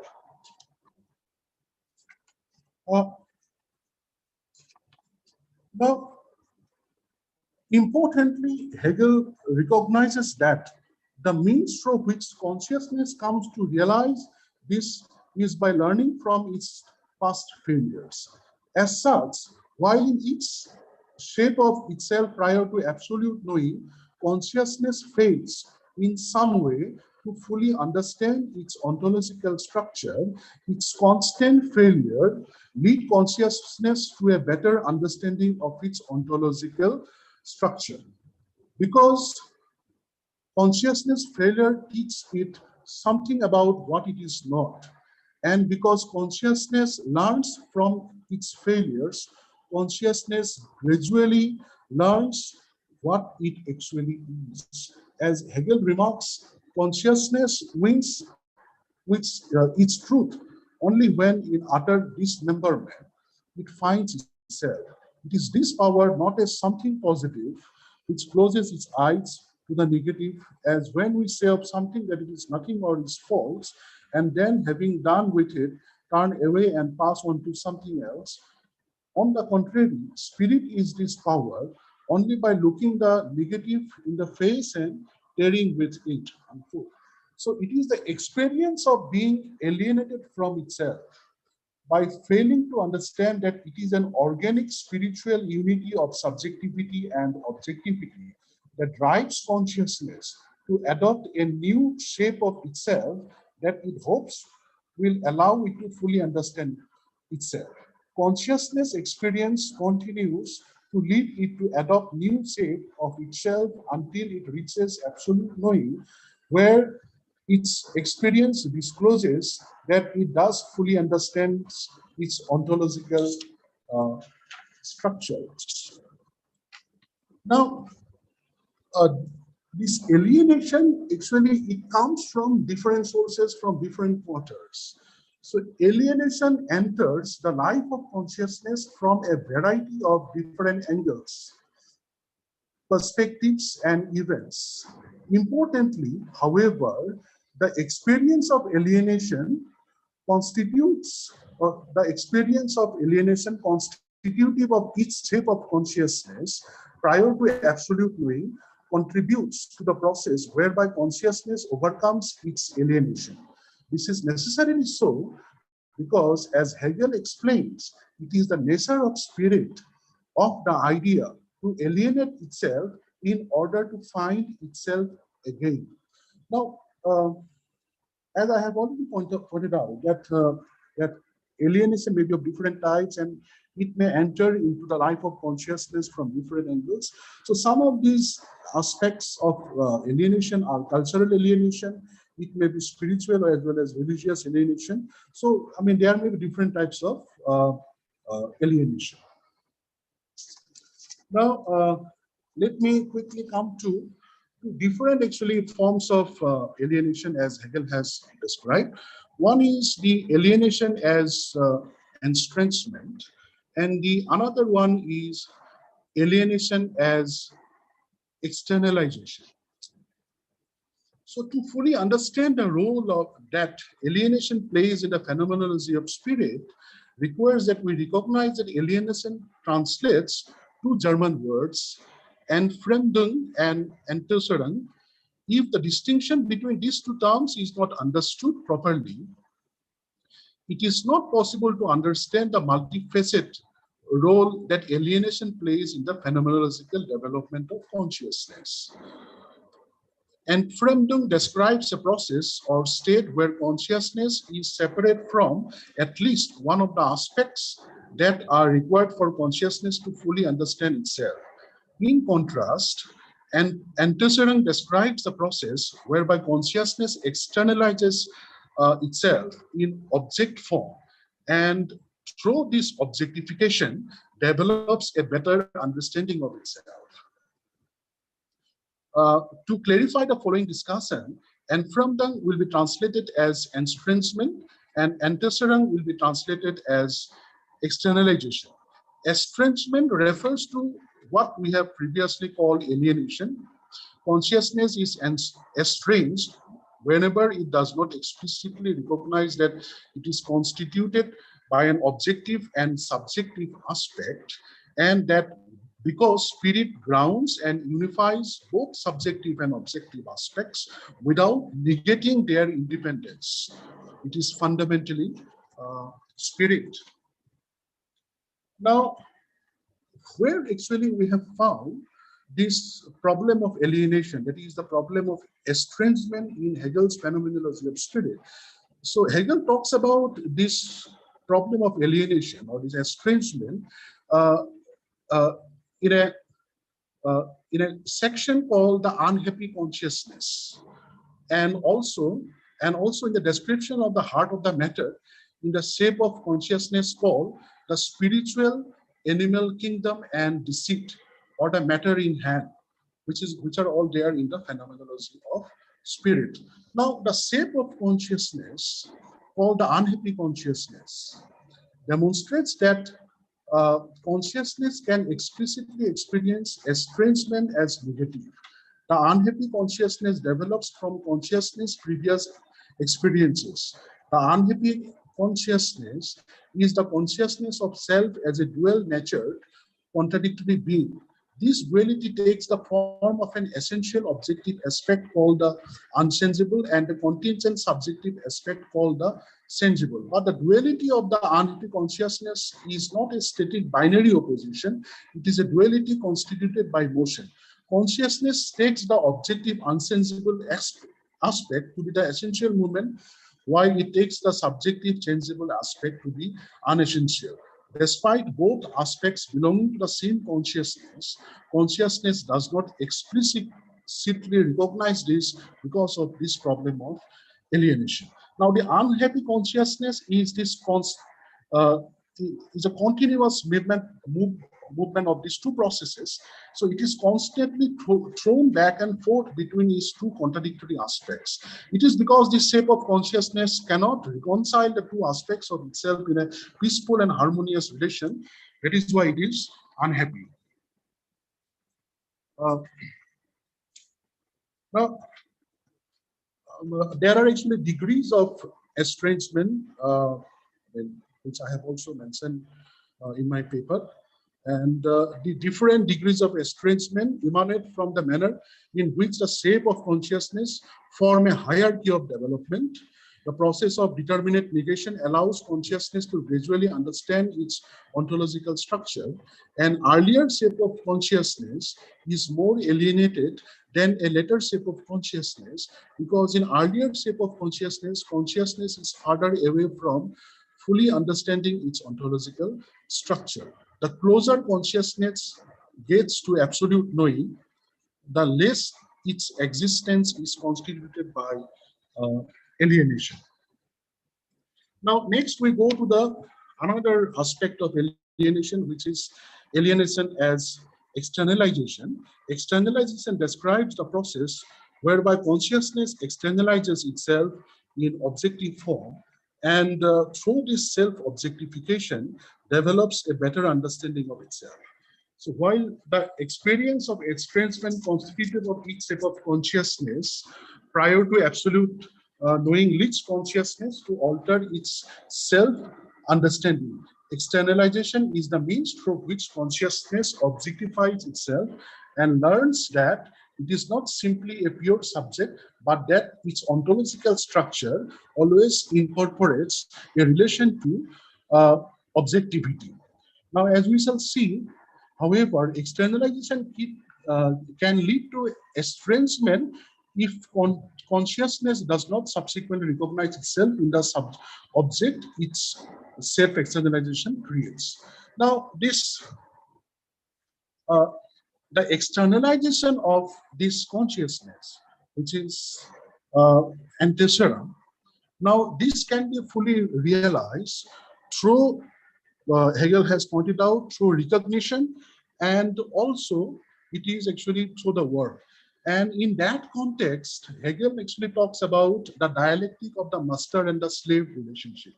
Now, when we look at in the phenomenology of spirit, Hegel talks about this master and slave relationship as the relationship between the Lord and the bondsman. So now this famous section that describes the master-slave relation emanates from consciousness experience of previous shapes of itself. Consciousness experience has taught it that the negation of an inanimate object does not allow it to fully know itself. This experience brings consciousness to an alternative understanding of itself. Rather than annihilate its inanimate object to affirm itself, consciousness comes to realize that its self-understanding is dependent on being recognized as a free being by another living consciousness. However, consciousness does not want to recognize the other's freedom because this would contradict consciousness' insistence that only it is worthy of recognition. Thus, its consciousness tries to gain the other's recognition without recognizing the other's freedom. So in this way, what we have found that the bondsman or the slave always recognizes the achievement or the work of the master, but in return, the master himself or herself does not recognize the slave.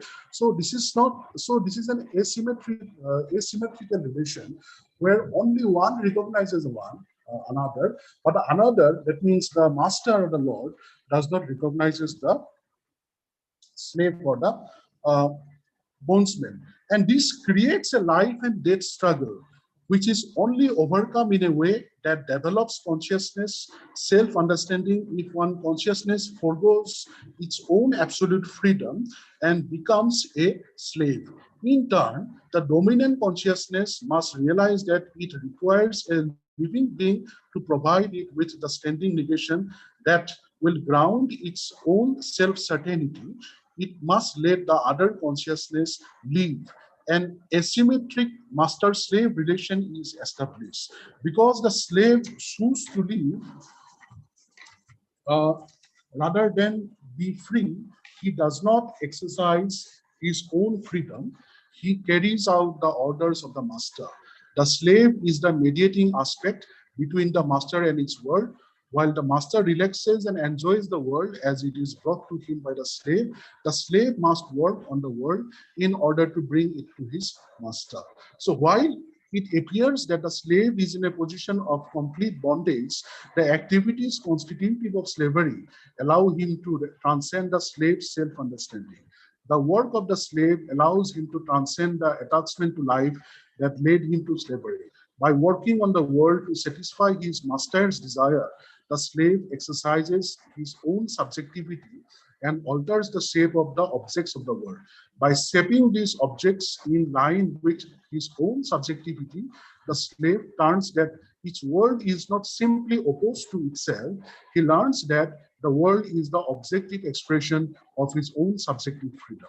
As Hegel explains, the object the slave has fashioned does not become something other than himself through being made external to him, for it is precisely this shape that is his pure being for self, which in his externality is seen by him to be the truth. Through this rediscovery of himself by himself, the bondsman realizes that it is precisely in his work, wherein he seemed to have only an alienated existence, that he acquires a mind of his own. So from this example, we can see that consciousness can learn to externalize itself through the activities constitutive of a particular shape of consciousness. We can say that in this example, consciousness externalization is a reactive movement on its part. It does not purposefully initiate the externalization, but is led to externalize itself through the activities constitutive of the particular shape of itself it has adopted. Now, this shape of consciousness develops from consciousness experience of previous shape of itself. Consciousness experience has taught it of its relation to the wider universal community. However, consciousness realizes that its universal community does not have a content that is independent of its actions. It is the action of consciousness in a form of work that provides its community with concrete content. So I just want to finish this paper by emphasizing the problem of alienation in the overall phenomenological development of consciousness. And as I have already pointed out, that that it is a struggle, that consciousness struggle to reach the absolute knowledge. But this struggle also defines consciousness. It also gives some kind of an identity to consciousness. So, so in this way, alienation is an important aspect in Hegel's phenomenological development of consciousness. So thank you one and all for patient hearing. Thank you. Oh, thank you, Dr. Arup. As usual, it's good to hear your papers. Anybody is raising hand or putting a question into the chat box? We will take one question.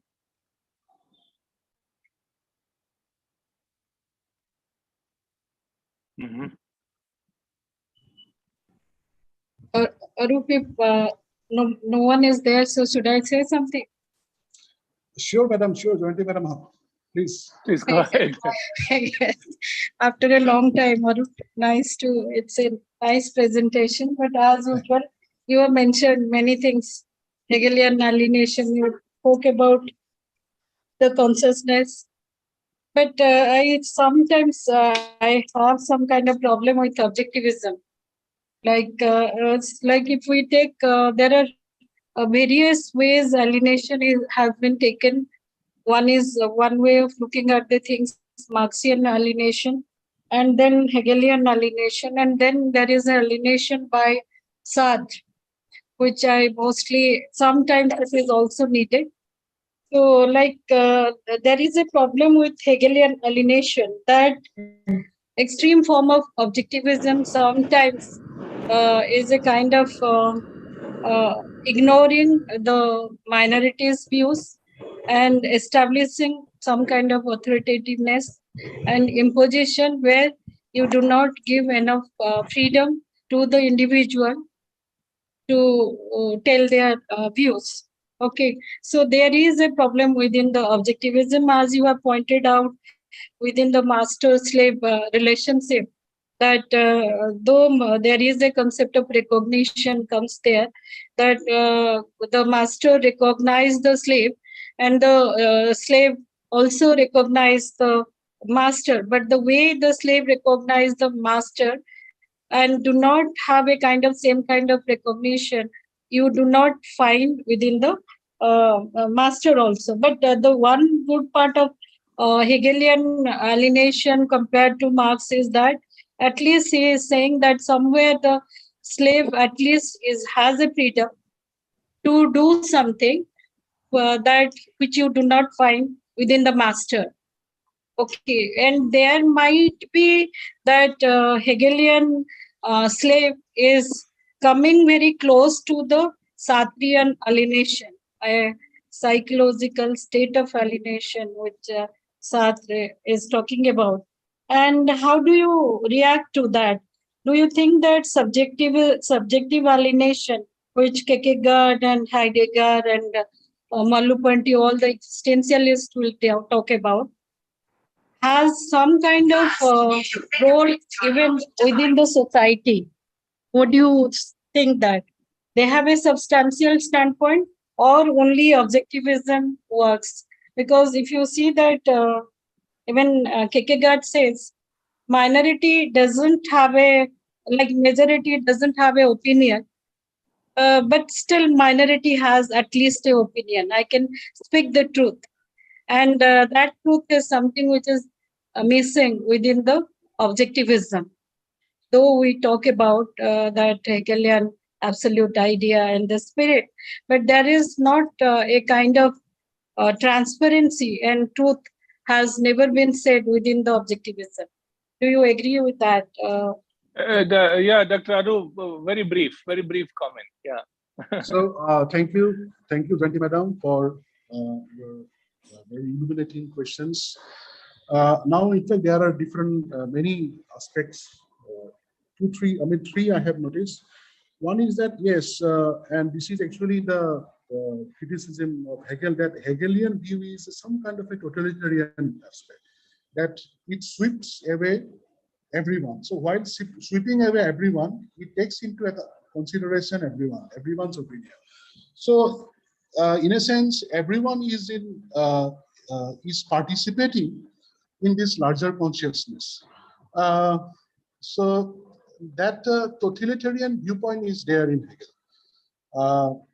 But while emphasizing on this totalitarianism, now a common criticism that has come out, that individuality or this the subjectivity is sometimes lost.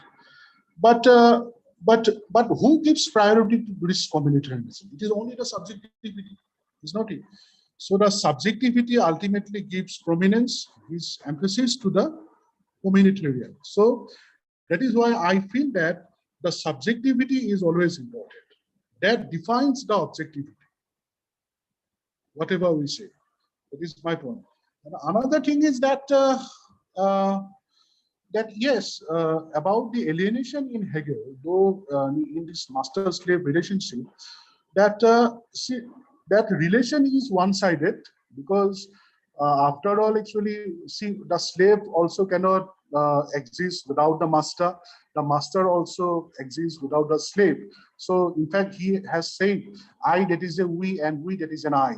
So it is already there in the phenomenology of spirit. But this relation is one-sided because, I mean, the way the slave recognizes the master does not recognize the slave.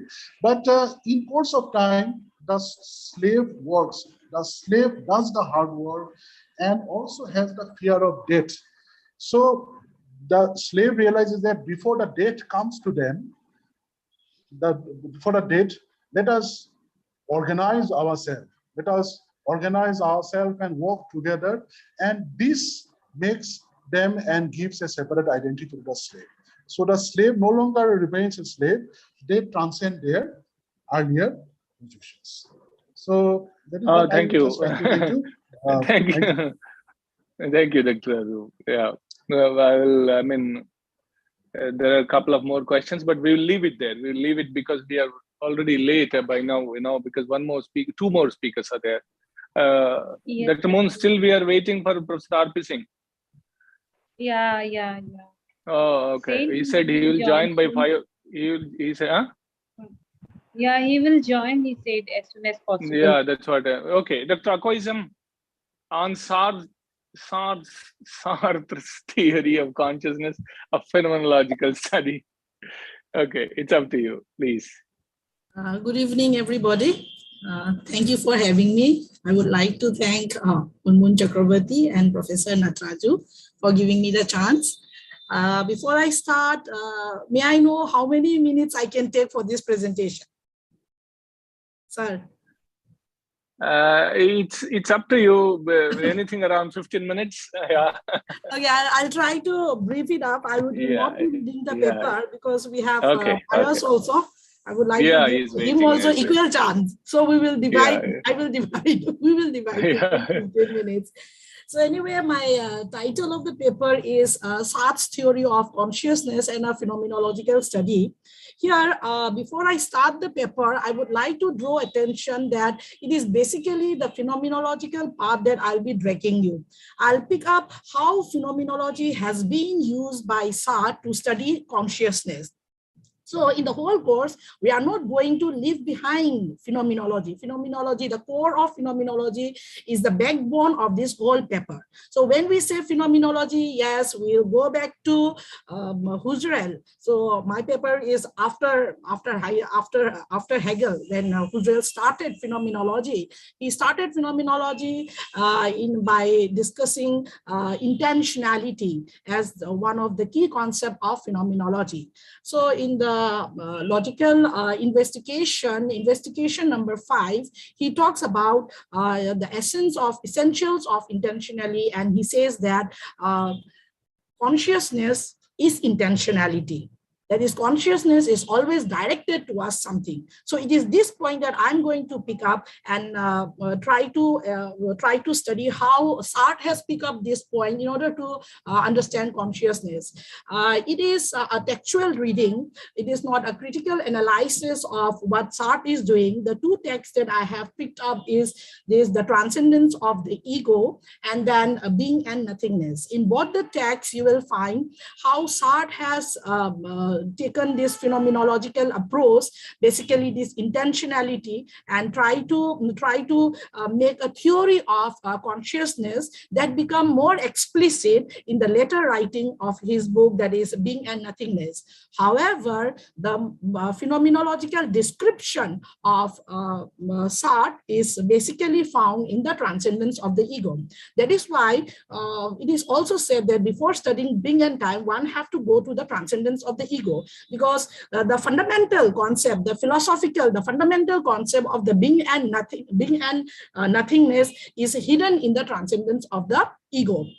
There is also another reason why Sartre comes under phenomenologies. He is an existentialist, no doubt, but he is definitely a strong existentialist as come phenomenologies.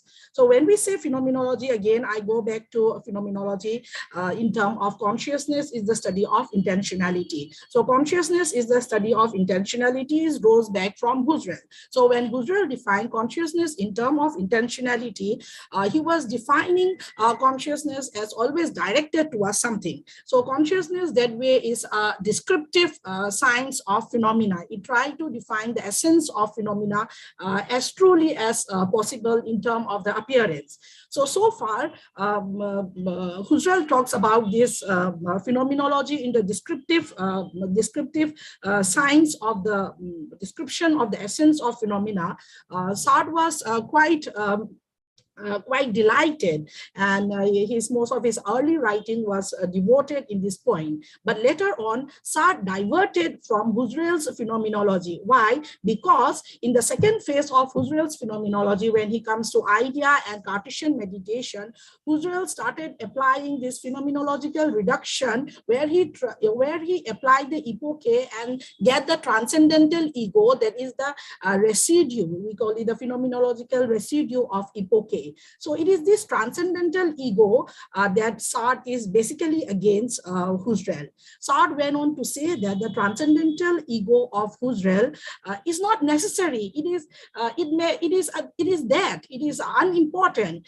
We do not require any transcendental ego. So the whole point of Sartre's theory of consciousness turns around the critique of, say, Husserl's transcendental ego.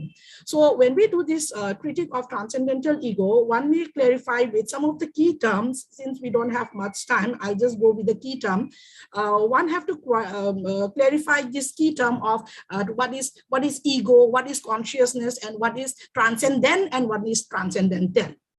So we have this terminology. So first, what do you mean by transcendental ego? So when Husserl said that transcendental ego, when he acknowledged transcendental ego as the residue of phenomenological reduction, he means that there is a transcendental ego that exists, that unifies, that exists in the consciousness, that unifies all our experience, and that is the transcendental ego, the pure I, that is the core sitting inside consciousness. It is this point that Sartre will pick up in his criticism of Husserl transcendental ego, and says that the ego is not inside the consciousness. The ego is a product of consciousness. The ego is separated from consciousness, because if you put the ego inside, if you say the ego, if you put the transcendental ego as the unifying factor of all the conscious experience, Sartre will say that Husserl is not doing justice to his phenomenology, because the very first definition of phenomenology is that consciousness is directed towards something. So consciousness should direct towards something. The transcendental ego cannot sit there and do all the unification, because if the transcendental ego do all the unification, then it will be a study of say the ego, and it is not a study of consciousness. In brief, Sartre tried to separate this consciousness and ego. So according to Sartre, consciousness is always intentional, means that consciousness is always directed towards something, and consciousness is directed towards something that also include the ego. The ego is the object of consciousness. The ego is the object of consciousness. The ego is outside in the world, and it should not be confused as the necessary condition for unification of all our experience. This is one point. So he says that you do not need any transcendental ego. So Husserl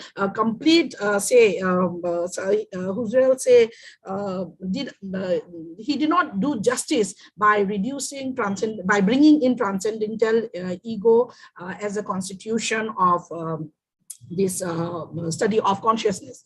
So the second thing that Sartre want to draw our attention is he tried to develop theory of consciousness through his nature of consciousness. So in Transcendence of the Ego, for Sartre, the ego is not transcendental. I would like to point out, for Sartre, the ego is not transcendental, it is transcendent. So what is the meaning of transcendent and transcendentals? That is another important aspect. So where for transcendental is something that constitute the structure, that unifying structure. Transcendent means something that transcend. The term transcendent also comes from Kant, when Kant used transcendent as something that is beyond our experience, But for Sartre, transcendence means something that can transcend. But then we can go through that. Something, it is not the nominal. It is not the nominal of Kant, but it is always a thing when it is presented, when it appears to us. It is not always given in the full form. It always transcends the meaning. So it is that way that Sartre was using. So anyway, when Sartre came to this nature of consciousness, he talked about this two level of consciousness, reflective consciousness and the unreflective, or we call it pre-reflective consciousness. So he will say that the I is there in the reflective consciousness, the I appear in the reflective consciousness. So the ego that Husserl was talking about, Sartre will say that it is there in the reflective consciousness. So the I will appear in the reflective consciousness, but the I disappear in the unreflective consciousness. And then from here on, he went on to develop this unreflective consciousness in being and nothingness. And then he went on to study consciousness in terms of pursuit of the being, and he says that consciousness is absolute, consciousness limit itself, you do not need any ego is different from consciousness. And then the ego has two parts, the subject ego and the object ego. So he make a distinction between the I and the me. Both the I and the me are part of the ego, and they fall under the reflective consciousness. But under the unreflective consciousness, there is neither I nor the ego, because the unreflective consciousness is just a conscious experience. It does not need any I. So from here, he went on to develop, try to give a theory from the nature of consciousness. He went on to develop the theory of consciousness, where he ultimately said that consciousness is a being. It is a being, but which type of being? It is the for itself. Consciousness is the for itself. It is absolute. It is non-substantial. It is not like Descartes. So he went on even to say that instead of I think, it should be it think, or just that it. Just is, instead of saying that I see a chair, it will be there is a chair. So the I is totally taken out. The I is not there. Consciousness is absolute. Consciousness is non-substantial, and most important, he says that consciousness is nothingness. Consciousness is nothingness because there is nothing to characterize consciousness. But it comes before consciousness. When you say nothingness, then we can go to the concept of nothingness, which is very broad and which I will not bring into here. It is nothingness, and because it is nothing, there is nothing to define consciousness. Consciousness is free, and once freedom comes, we go to the ontology of Kant, being and nothingness. Because freedom is there, we are free. That all follow from the consciousness, because consciousness is for itself. Consciousness is absolute. Consciousness has no content. Therefore, consciousness is nothingness. And because consciousness is nothing, it is free. And because we are free, we are free to make a choice. And because we are free to make a choice, we are free to act. And then all this goes back again to complete the circle. It goes back to the fundamental project. We are free. The choice that we make is not an empirical choice. It always depends on the fundamental project. And this fundamental project, again, at the end of the being and nothingness, he tried to connect the unity of this conscious experience, not through the ego, but through the conscious experience of the body. So that way he tried to build up a theory of consciousness on the basis of Husserl's understanding of consciousness in terms of intentionality. He tried to make a strict study of consciousness in terms of intentionality. He never came out of this intentionality. It is always directed towards the object, and when it may be directed towards the object, it may be an external object, and when you are reflecting on yourself, it becomes that reflective consciousness where the I come. So the object may be the appearance, he call it the phenomena of the being, and the object may be the I, if you become the object. So the I will become the object. So ego is also always the object and never the subject. So all this goes round, and then that is what it ultimately ends to nothingness. And because it is nothingness, the whole project of, say, human being as a freedom exists before all this is possible, because he defined consciousness in terms of nothingness. It is nothing, therefore it is free to make its choice and make it, say, the existential phenomenology that we have of Sartre. I'll wind up here. Just give a brief sketch of it. Thank you so much. Thank you so much. Somebody raised hand. Meenakshi, you have a question? Yes, yes, sir. Go ahead. Go ahead. Good evening. Ma'am, first of all, I'd like to thank you for this insightful deliberation. So, ma'am, my question to you is, does the mystery regarding Sartre's non-ecological consciousness get resolved? And did Sartre really succeed in eliminating the ego from the realm of consciousness? My question. The doctrine of egological, he related it to Descartes, and there is Husserl also, the doctrine of egology. But when I was studying both the transcendence of the ego and being and nothingness, I will not say much about the egology. I think he to some extent, he could give a detailed analysis of the constitution of the ego. The ego is constituted by the consciousness, but Sartre had problem with the self. He could not take out what self is. He confused consciousness with the self. Ego, there is, it is clear. He talk about the constitution of the ego. The ego comes up. The ego is not always there. The ego comes up during the reflective consciousness. So I think Sartre has succeeded in solving the problem of ego, but the problem that Sartre had is the self. That ultimately, what is there, the transcendental ego that Husserl is talking about. There's a difference. The transcendental that Husserl is talking about, Sartre was taking it as some, say, some unifying, say, a pure ego. But actually, the transcendental ego that Husserl was talking about is not the pure ego in the sense that somebody is standing there pure. It is the condition that give the structure. It is the necessary conditional structure. So insofar as the transcendental ego of Husserl represents the necessary structure of the consciousness, then we'll say that Sartre has not successfully solved it. So it's the understanding of what are we understanding.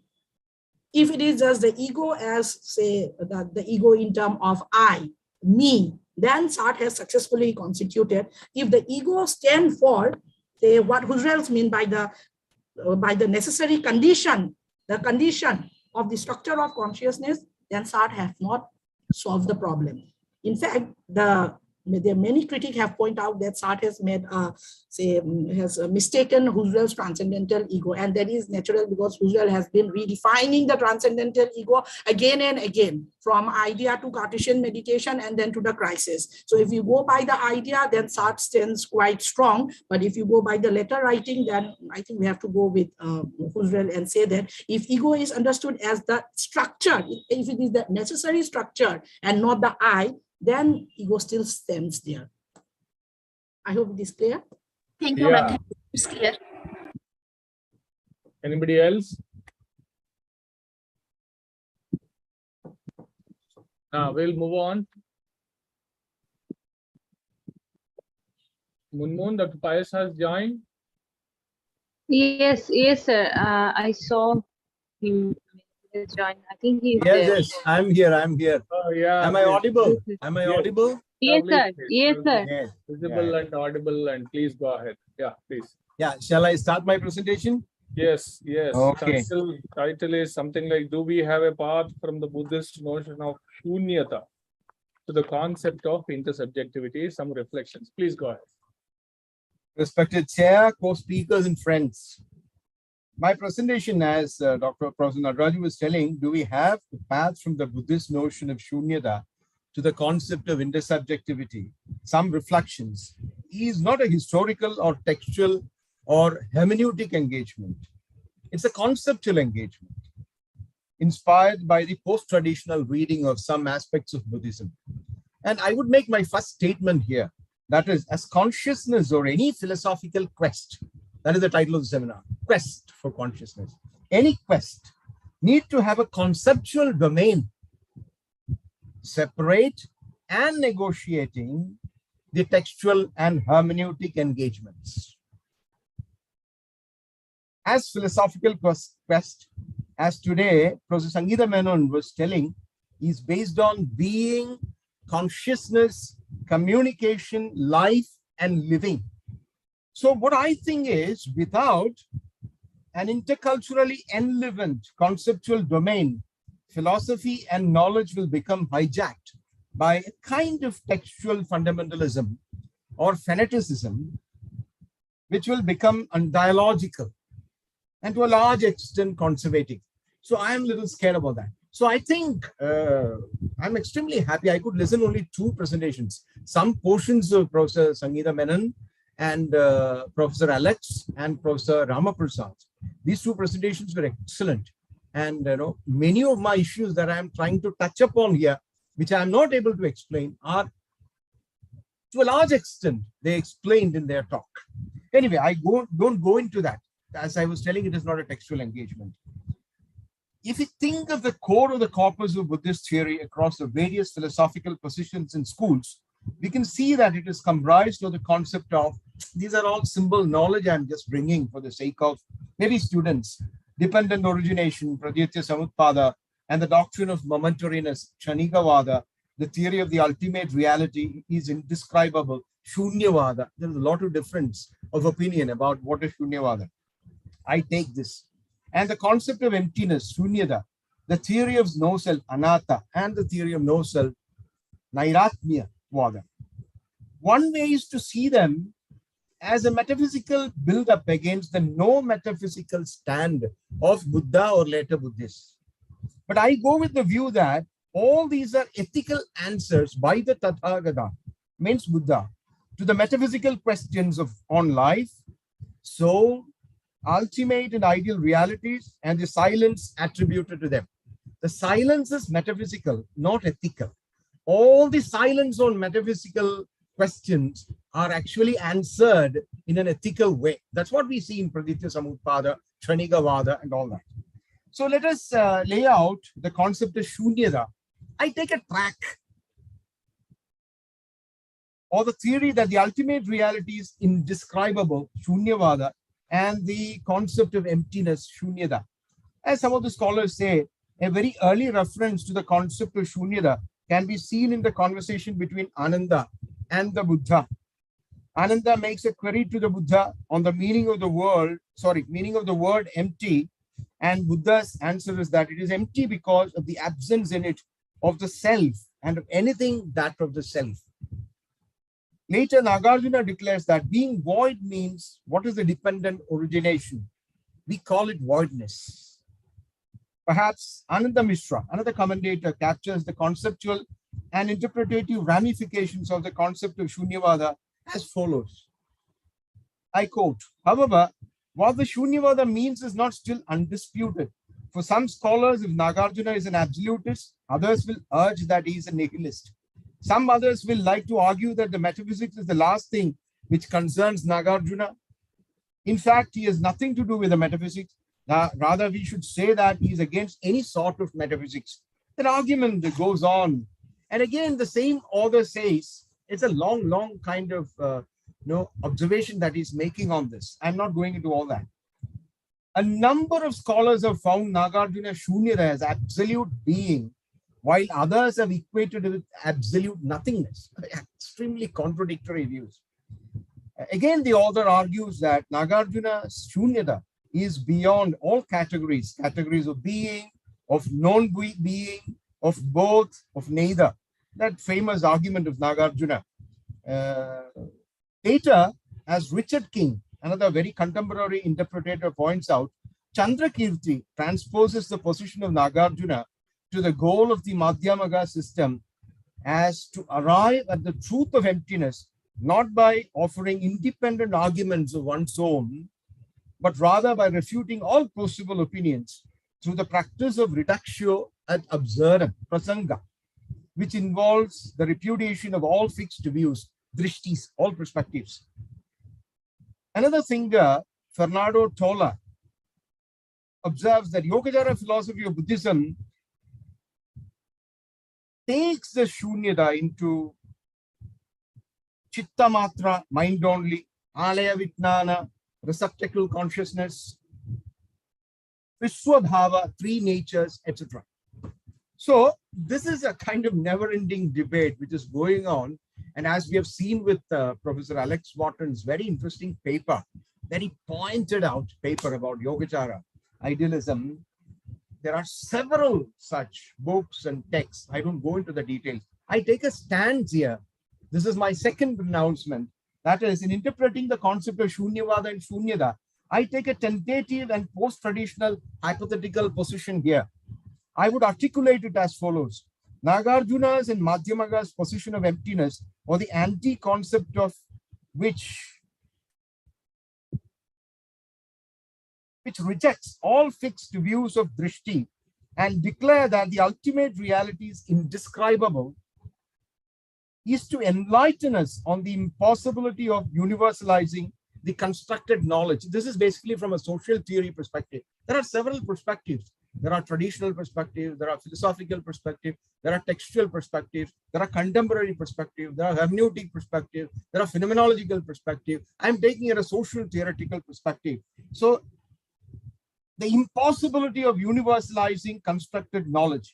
So for the sake of going forward further, I resort to the Madhyamaga insight that all dharmas, basically everything, are empty of an intrinsic nature or independent existence of their own, swabhava shunya. This is another language of the repudiation of metaphysics as the theoretical construct of the fundamental and the ultimate, the metaphysical, fundamental, and ultimate, but at the same time shifting all the drishtis of knowledge and metaphysics, the ultimate, to the ethical, which is of the now and here and contextual. That is the difference between metaphysics and ethics. According to me, it is debatable. And the shade changes here. A recent commentator says at the heart of the bodhicitta, enlightened mind, is a type of compassion. In Buddhism, they call it mahakaruna, grounded in the apprehension of emptiness. Bodhisattvas extend their compassion to all sentient beings. Emptiness, shunyata, is the ultimate truth that is gained through perfected wisdom, grounded in an impartial form of compassion or benevolence. And the commentator continues, the underlying motivation for self-sacrifice and selflessness for the benefit of others is driven by bodhicitta, the other coming into the picture, the otherness coming into the picture. The bodhicitta, emphasizing the altruistic motive of bodhisattva, was introduced by Shantideva, the 18th century Madhyamaga philosopher. The bodhicitta, the definition of Shantideva, the bodhicitta is one who is aware that and has realized both cognitively and conatively the no self doctrine. Now let us come, I think the third pronouncement that I'm making, that is the next conceptual grid, the concept of intersubjectivity.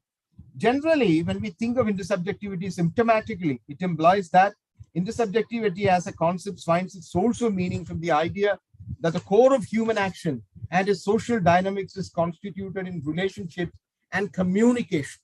It is about a shared world. I don't say much about that. I'll say in the Western world is a very, very important area. We have discussed about Sartre, we have discussed about Husserl, we have discussed about Hegel, maybe a pre-intersubjective idea. Husserlian, Buberian, Levinasian, Habermasian concept of intersubjectivity are very, very important engagements. Still alive, still going on. In a review of the series of studies on the Buddhist concept of intersubjectivity, I come to the Buddhist concept of intersubjectivity.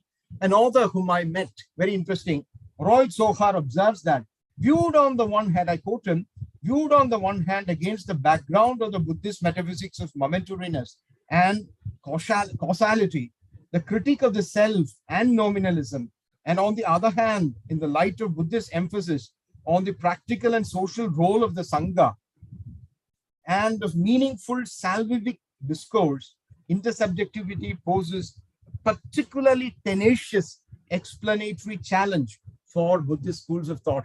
That was his first observation. Before making his thesis, he was making this observation. It is very difficult to think of an intersubjective understanding of Buddhism from his theory of momentariness, praditya samutpada, no self, etc., etc., particularly from a Western point of view. Then he comes to the Buddhist way of looking at intersubjectivity.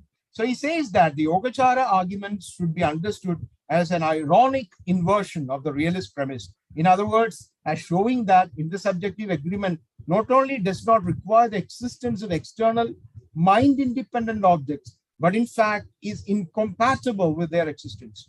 Under this account, he argues intersubjectivity is not only possible under a mere representation view, but necessary for the coherence of the Yogacara view. Today, Professor Alex was talking about this possibility, the kind of inner view and inner discussion about that. And another scholar, Garfield, who observed that this Yogacara reasoning, it is a fact that external objects are imagined not by a single mind, but by many, that gives the argument its force, for that enables genuinely alternative realities to be compared to one another to demonstrate that reality, not hallucination, is mind dependent. So he explicates, Roy Sohar explicates it further by pointing out the emergent Yogacara understanding of the life world as the outcome of the shared karma of all its beings. Samskara, karma, it was discussed in earlier papers. As a realm that is understood in terms of the self and others, shared engagement in a common world. So there is a shared world, there is a common world in Buddhism, though we have to struggle a little bit theoretically to understand that. So along with Roy Sohar, he mentions Garfield, Truitt, and Katru works on Buddhism and intersubjectivity. Another important, these are all very important things. I don't go into all that. It will take long time. Another major study on the Buddhist concept of intersubjectivity by Francisco Valera and Nathalie Depras is also worth mentioning. So I'm not going into that. Then I move on, perhaps. However, here in this juncture, I move on to the third interconceptual space. So the third concept, perhaps what I was trying to say in my abstract, this is the place where Shunyata and intersubjectivity meet, as affirmed by various studies on the concept of intersubjectivity and Buddhism. The shared karma of all the beings, which is to be understood in terms of the self and the other shared engagement in a common world, I think make us to enter into the domain of the concept of embodiment. And perhaps I think such studies are there, but they are minimal, which, as I mentioned in the beginning, is the third interconceptual domain. I propose that the concept of Shunyata, as essentially linked to the compassion and Mahakaruna, entails a blooming idea of intersubjectivity. In the same way, it also entails that compassion cannot be imagined without the theory of anatma, as another preempted deconstructive act of the self in order to reconstruct the other selves as the world and the life world. This is reflected as Mahakaruna, as compassion, as Mahakaruna cannot be realized without the biosphere of the embodied living. These are some of the pronouncements that I make. No, without a concept of embodiment, lived embodiment, body and biosphere, we cannot think of Mahakaruna. We cannot think of intersubjectivity. So I use largely Maurice Merleau-Ponty because this is a contemporary idea. No? In ancient, medieval, and modern philosophies, both Western and Indian, inquired about the body and embodiment as that which was pointed at, preconceived and presupposed to something outside the body, such as soul, mind, consciousness, etc. But embodied consciousness is something else. And Maurice Merleau-Ponty is a very, very important thinker across all the traditions when we think about embodiment. And as one of the commentators says, Merleau-Ponty's view, especially perceptual consciousness, as fundamentally a matter of the lived body in communion with the world, does not demote or minimize the role of consciousness.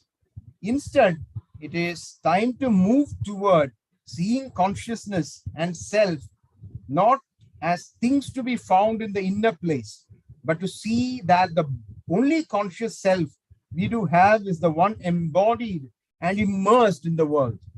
Contemporary thought on embodiment has gone far beyond Merleau-Ponty. I don't discuss all that here. Contemporary Western thought has gone far, far beyond. And there's a lot of theories, all the contemporary Western thinkers. There are many thinkers who very prominently work on this concept.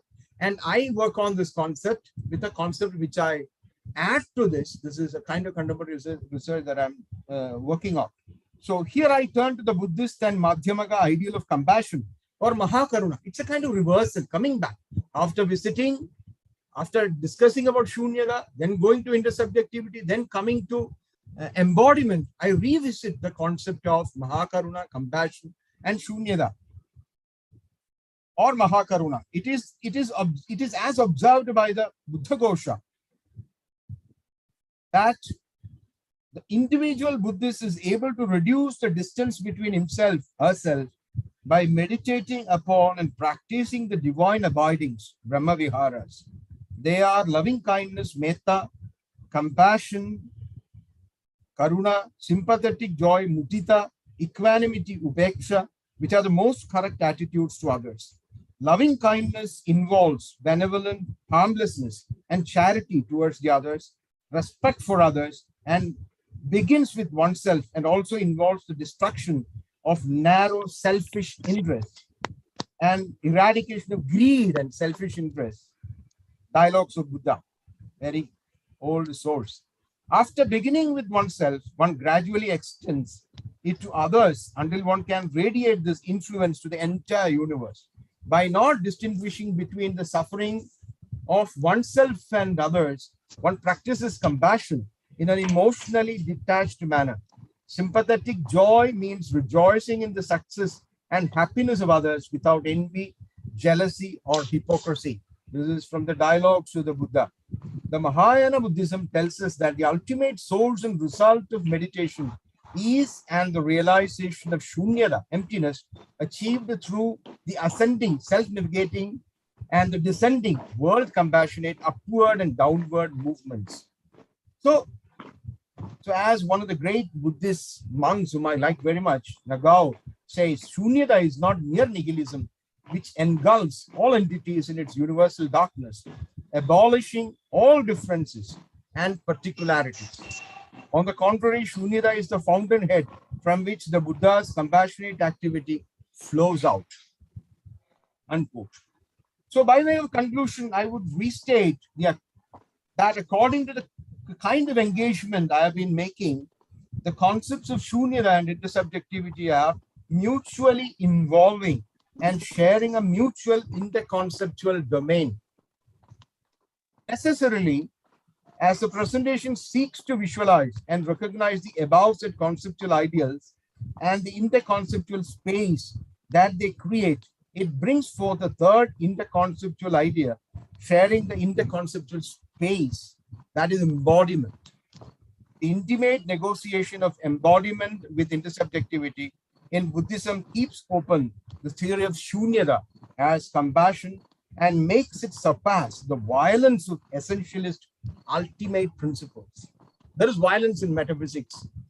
This I take from great thinkers of the Western world, like Levinas, Derrida, and all those people. Of course, Sartre also is there to some extent. Or reducing everything of consciousness into the ultimate infinite principles, forgetting ethics, forgetting the ethical dimension, forgetting the face, and thinking about the ultimate things. So I stop here. And actually, who is the chair? I do not know. Professor Nataraju sir is chairing the session. Nataraj sir, I have to leave now. I'm already late. I have a project-related presentation, so okay. I cannot wait for the discussion. I leave. Okay. Thank you so much. Thank you. All the best.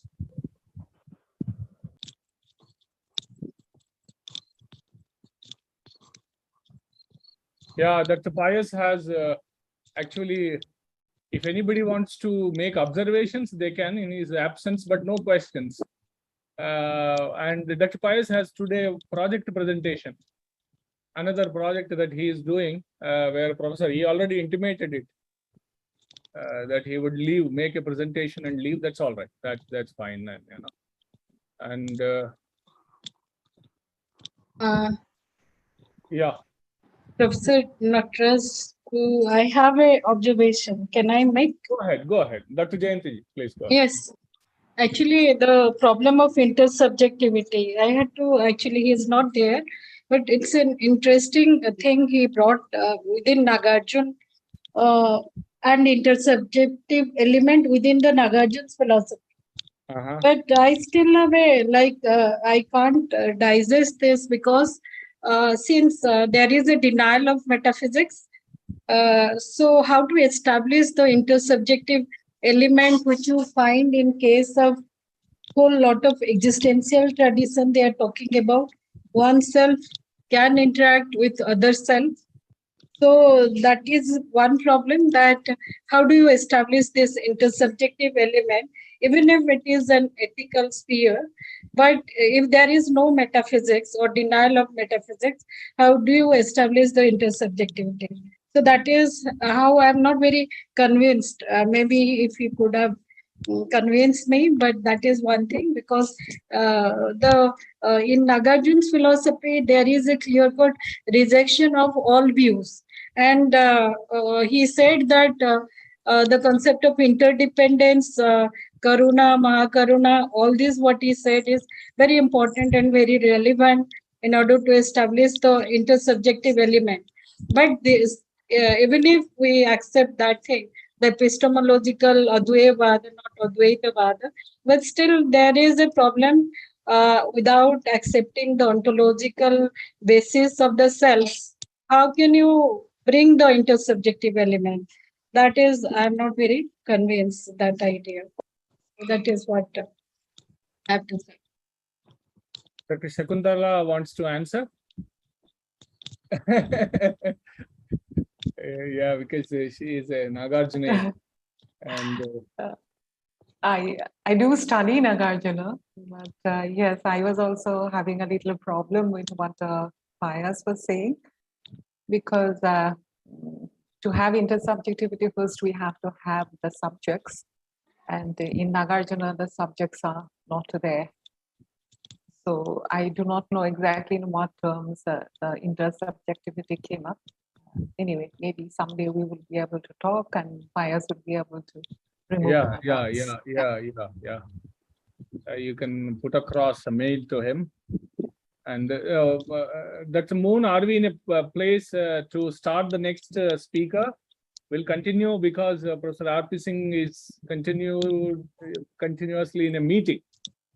So we'll continue if in case there is a speaker. Okay, let me know as and when there is.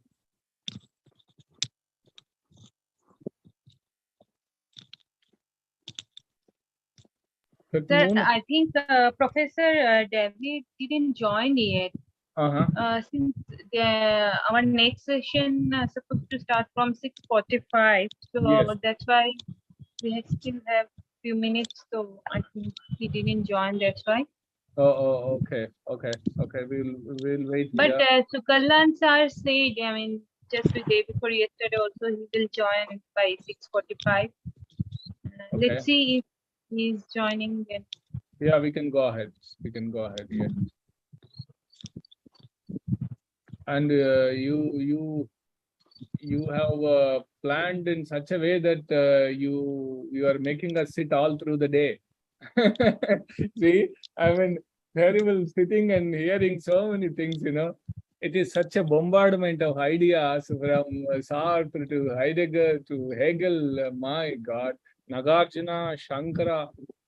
Putting up with one such thinker is the toughest thing in our life. And to bear with so many people, each one comes with so many ideas. It's bombardment of ideas. My God.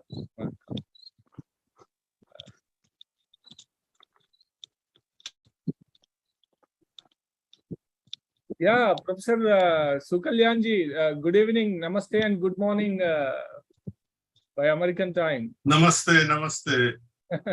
Good to see you, Professor, after a long time. Very nice, yeah, to see you all as well. Good morning, sir. Good morning, sir. Good morning, namaste. Welcome, sir. Dr. Moon, shall we go ahead with his presentation because we have Professor available?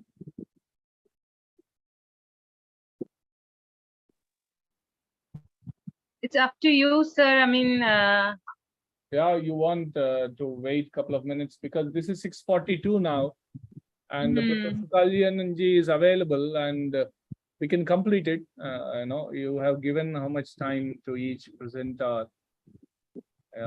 45 minutes and 30 minutes for presentation, and then 10 minutes for discussion, sir. Okay. I believe we should go ahead. Because,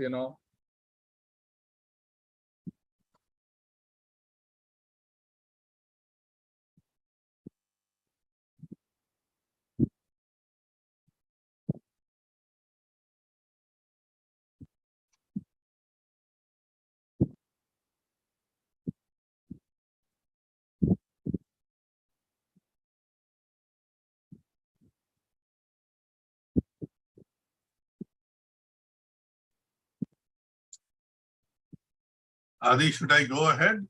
Dr. Moon, you have introduction of the speaker, or should I introduce? Okay, sir. Let me just welcome, sir. Welcome. Let me just formally introduce Professor Sukalyan Gupta, sir.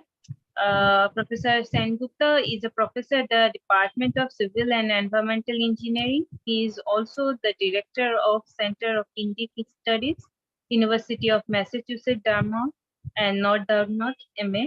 He has published many articles on national and international journals. There are many books in his credit, and he is today going to make a presentation on his definition of consciousness according to Advaita Vedanta, exclusively apopet. Sir, welcome and thank you for accepting our invitation. Thank you, Moon. If you could let me share the screen, I will then go to my PowerPoint presentation.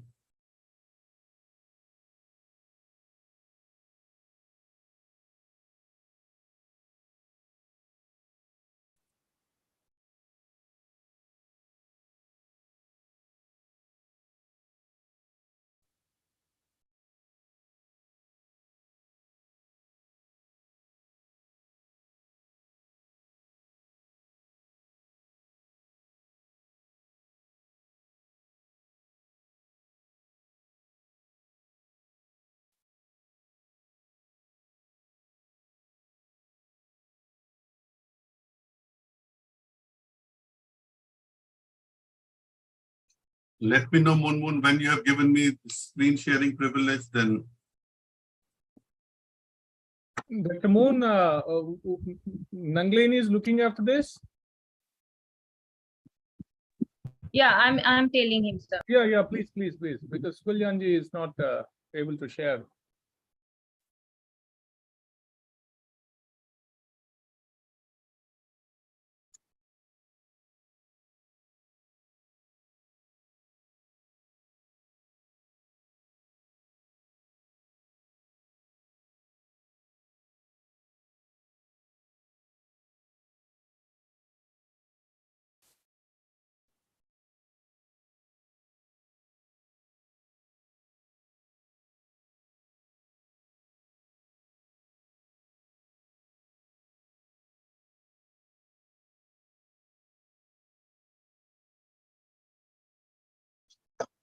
Professor, can you do it now? Let's try Adi. No, it says host disabled. Participant screen sharing.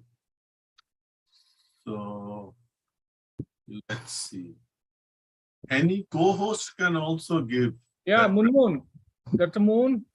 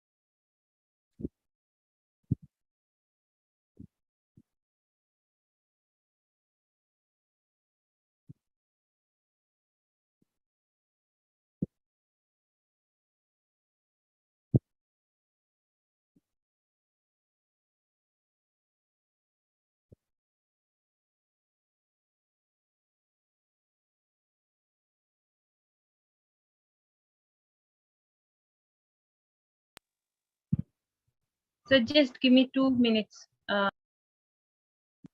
Who is looking at that? Jinasmita or Nanglen? They both are. I don't have the co-host thing. Yeah.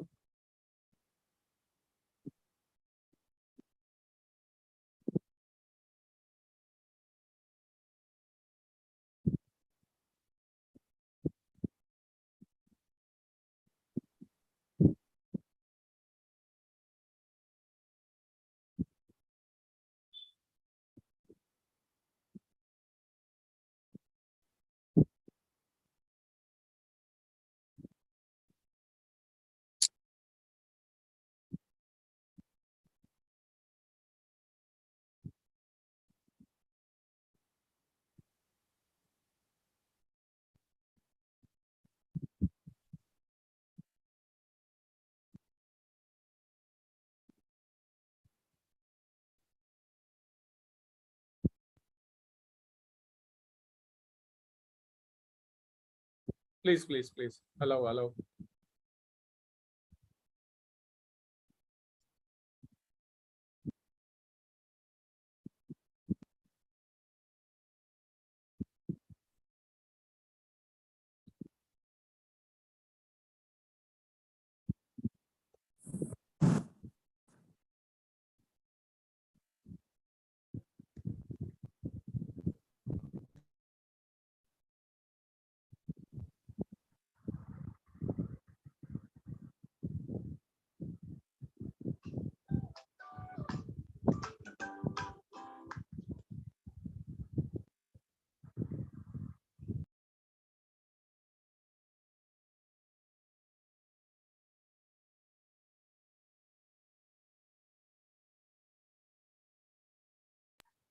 Sir, Professor Shukandan, sir, I think you can share now. Yeah.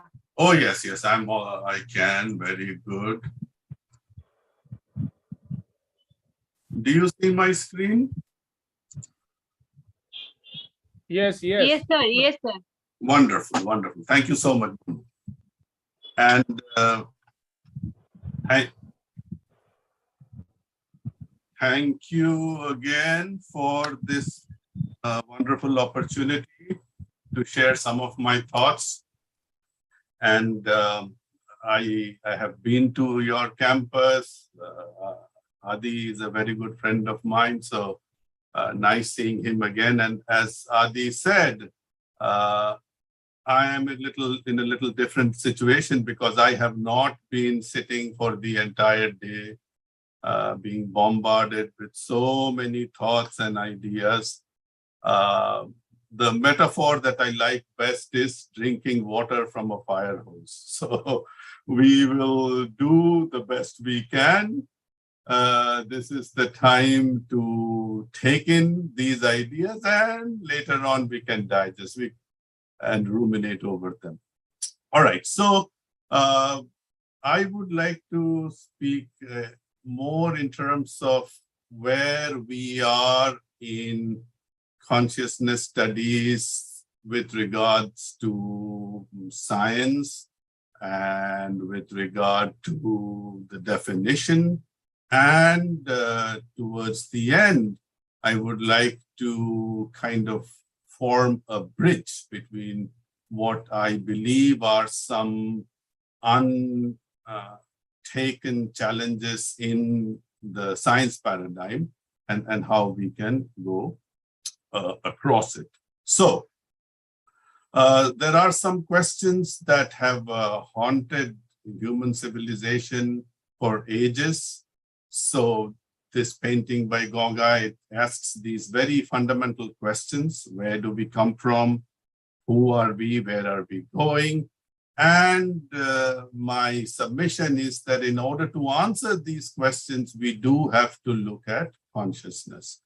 But the first challenge is that whenever we get into this field, we are bombarded with so many sometimes contradictory ideas.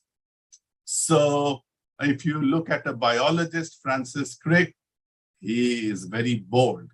The major unsolved problem in biology. But if you go to a philosopher like Daniel Dennett, he, the quote that I have given, he seems to believe that, well, there is no fixed thing as consciousness. And then in her very famous book, Susan Blackmore says, well, if you start studying it, it'll change your life. And I think most of you will agree with that. Now, we all know consciousness is an interdisciplinary field. These arrows are not at all exhaustive. There are many more streams that we can think of. This is just to say that one of the challenges in this field is that there are experts coming from so many fields, and each one is looking at this from their perspective, and we do not really have a convergence of definitions. So some people say it's like the blind men touching an elephant, and each one, of course, gives the description based on their understanding.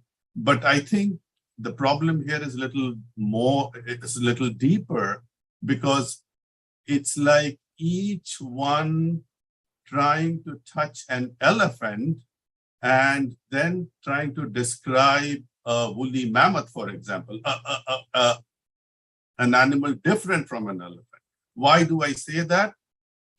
Well, before I get to that, let's just look at where we are. This very famous Oxford University Press, their publication that they came out, they said, well, the 5 great unsolved philosophical questions. And unsolved, it's a little bit humorous, because I think in philosophy, there's nothing that is solved. You kind of keep looking at it from different perspectives. So anyway, great unsolved questions. And you see the first 4 out of the 5, they do have a very direct bearing on consciousness studies. Do we have free will? Epistemology, can we know? Who am I? Of course, the central question that we will come back to from an Advaita Vedanta perspective. What is death? I mean death not from a physical or a medical perspective, but more from a philosophical perspective. So the importance of consciousness studies is unquestionable.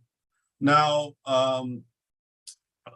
one of the places where we have to get into consciousness is cosmology. And there are so many theories of the origin of the universe and how the Big Bang singularity, I mean, if we accept that the Big Bang singularity is the most credible hypothesis. Anyway, I'm not getting into all that. All I'm trying to say is this universe, it has had a time, about 13.7 billion years. And the question then is, how can we predict what will be the state of the universe? And physicists have all kinds of theories. I will not get into it, except to say that this universe cannot really exist forever. That pretty much most physicists agree. So the question is, when this universe ends, what happens to the information or the intelligence? And here, towards the end, I would like to say that Advaita Vedanta has a very consistent explanation for that. All right, then let us come from cosmology to something that we are seeing an explosion in knowledge. Artificial intelligence, machine learning, whichever way you might want to put it. And there has been a vigorous debate within computer science professionals that can AI become conscious? And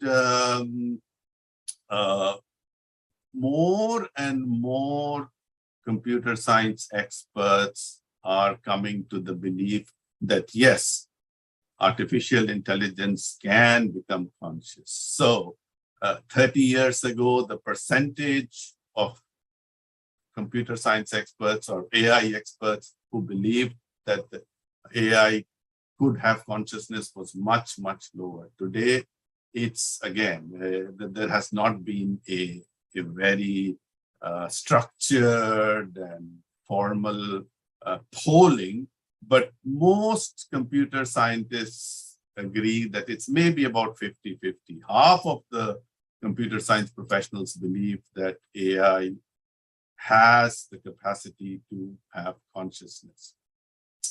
Now, again, within AI, there is what is known as strong AI and what is known as weak AI. And in weak AI, we don't really have much of a debate, really. We have now all these cases where we have autonomous driving, for example. We have computers which are beating world champions in chess, or even more than chess, the Chinese game Go, which has many more what we call branches in each case. And the computers have beaten these world champions hands down. So in terms of their ability to mimic, to come up with decisions based on algorithmic structures that we feed them, there's absolutely no doubt that they can do wonders. But when we come to conscious, whether they are conscious or not, we have to keep in mind that this role of phenomenal experience. I mean, consciousness as we understand it is always from a first-person perspective. Artificial intelligence from an Advaita Vedantic perspective cannot be the case because it's only accessible through a third-person perspective. So, all right. So then we come to, whenever we have a field of study, we need to come to some definition. And this is where we again come to a big problem. There is no acceptable definition as of today. Some like being conscious of something, conscious mental states, being aware of, for example, smelling a rose. So all these ideas you will find in different publications. So that makes it a little challenging, that what exactly, so when a biologist refers to consciousness, something else than when a computer science refers to consciousness, that is something different in turn than when a neurologist refers to consciousness. So we have to keep this in mind. Now, no acceptable definition. And not only that, the theories of consciousness are also extremely varied. So at one end, you have very well-known, very respected experts who say there is no problem. I mean, there is no such thing as consciousness, and there is no problem, therefore. So now, of course, you and I will say that, well, it kind of doesn't pass our self-test. I mean, nobody can deny my first-person experience. So this we can very easily discard, that there is no problem. Then the very strong group of people, they say, well, it is an epiphenomenon. Well, what happens is that there are all these changes going on in the brain, and the result of that is something which we are calling consciousness. So nothing by itself, it is a second order. Then some people say, well, it is the brain, but the brain is tricking you. There is no such thing as capital I. The brain tricks you based on the firing of the neurons and the networks and all that. Then some people have now tried to come up with elaborate mathematical models, and the model that has found a lot of prominence is the probability function model, where they're saying that, well, what's actually happening is that you have a situation where there is interaction of 100 trillion neurons. And based on a probability distribution, at any particular state, there is one pattern. And therefore, based on that, they have tried to explain consciousness. And then some quantum physicists have come up with this collapse of what we call the wave function. So again, a very wide range of ideas. And all I would like to say is, with these that I have just cited, there is a big problem, not only because they don't come to an acceptable definition, but because they are, I think, confusing brain or mind with consciousness. So in the Western science paradigm, they interchangeably use brain, mind. And from an Advaitic perspective, both brain and mind cannot be consciousness. And I'll come to that in more detail. So I'm sure I didn't join you in the morning session, but I'm sure David Chalmers, that heart problem must have been referred by some speakers. So I'm not really going to get too much into it, except that what I'll try to say is this heart problem cannot really be solved the way Western science is progressing. Western science has come to a dead end in a certain way. All right, so now David Chalmers, of course, is very famous for his heart problem hypothesis, but there are equally well-known people who are articulating that the heart problem is not really of consciousness. The heart problem is that of matter. And for example, if you look at Galen Strawson says, well, we know what it is to be conscious because we are having this experience. So nobody can deny us that. But matter, we cannot really explain until it comes into our frame of awareness. So in a very tongue-in-cheek style, he says, well, the hard problem is that of matter. If you look at Bertrand Russell, for example, he is very clear that we know nothing. Please, I'm trying to highlight that we know nothing about the intrinsic quality of physical events except when these are mental events that we directly experience. So, and if you go to Hawking is basically saying physics, there is no internal meaning or structure to physics. It's just a bunch of rules, equations from using which we are trying to understand nature. All right, so I'll move on. So as I said, mind, brain, consciousness, we have to make sure that these are three distinct entities. Because if we mix them up, then we come to big problems. Now, lot of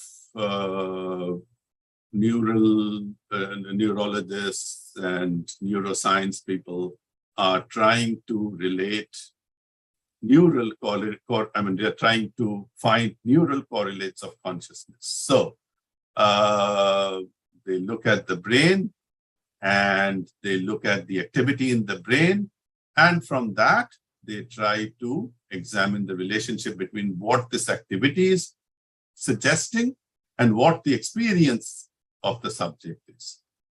And it's a big field. Okay, I'll just skip this. Very established field, neurology of consciousness. And again, what you will see in most of these publications are tons and tons of brain scans. And then they are trying to correlate these scans to certain subjective statements. Anyway, now, can we go to the next step? That means, can we predict the experiences of the subjects based on the mapping? So first part is we map, we ask the subject, and now the next part is using this and using sophisticated algorithms. Can we then say that just by looking at the map, what is the experience of the subject? And people are claiming a lot of advancement in this field. How well substantiated those claims are, it's a little difficult for me to say because I'm not from this area. But what I completely agree with is that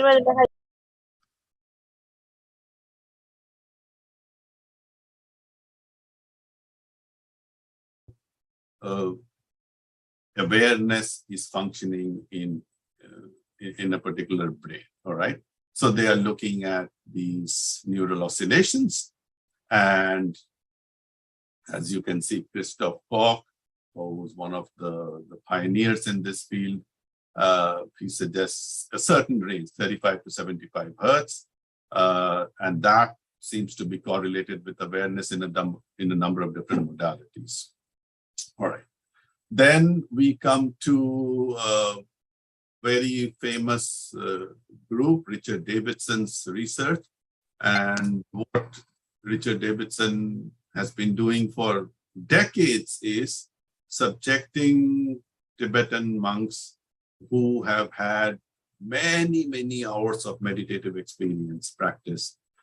He subjects them to, as you can see, these kinds of brain mapping experiments. And so they put them through these fMRIs, and then they asked these monks who have had, as I said, more than 10,000 hours of meditation experience. Well, now think of this, think of karuna, or think of daya, think of universal love. And when the subject does that, then they look at the brainwave patterns, and from that they can make certain conclusions. And I will not get into the details, except for what Davidson's main conclusion is that these number of hours of meditative experience, what they have done is that they have made the brain neuroplastic. So now the original model that the brain was kind of fixed, unable to change, that has been dispelled, because there are many examples of this neuroplasticity. All right, but neuroplasticity is an effect, and that effect cannot really predict a particular state. That is my objection to this. Then we come to another researcher, Andrew Newberg, and he also did experiments with Tibetan monks. And if I may just add, I think one of the great contributions of the Dalai Lama has been to be so open in welcoming neurologists or neural experts into looking at these brain scans and things like that. So I think these studies, though they may not help us define consciousness, they have helped us a lot in trying to understand how we can look at the brain, and from the patterns in the brain, we can get a lot of information. So what Newberg did is, again, he subjected some of these monks to brain scans, and then he asked them to meditate. And one of his very, excuse me, very interesting results is, he says that during meditation, people have a loss of the sense of self and frequently experience a sense of no space and time.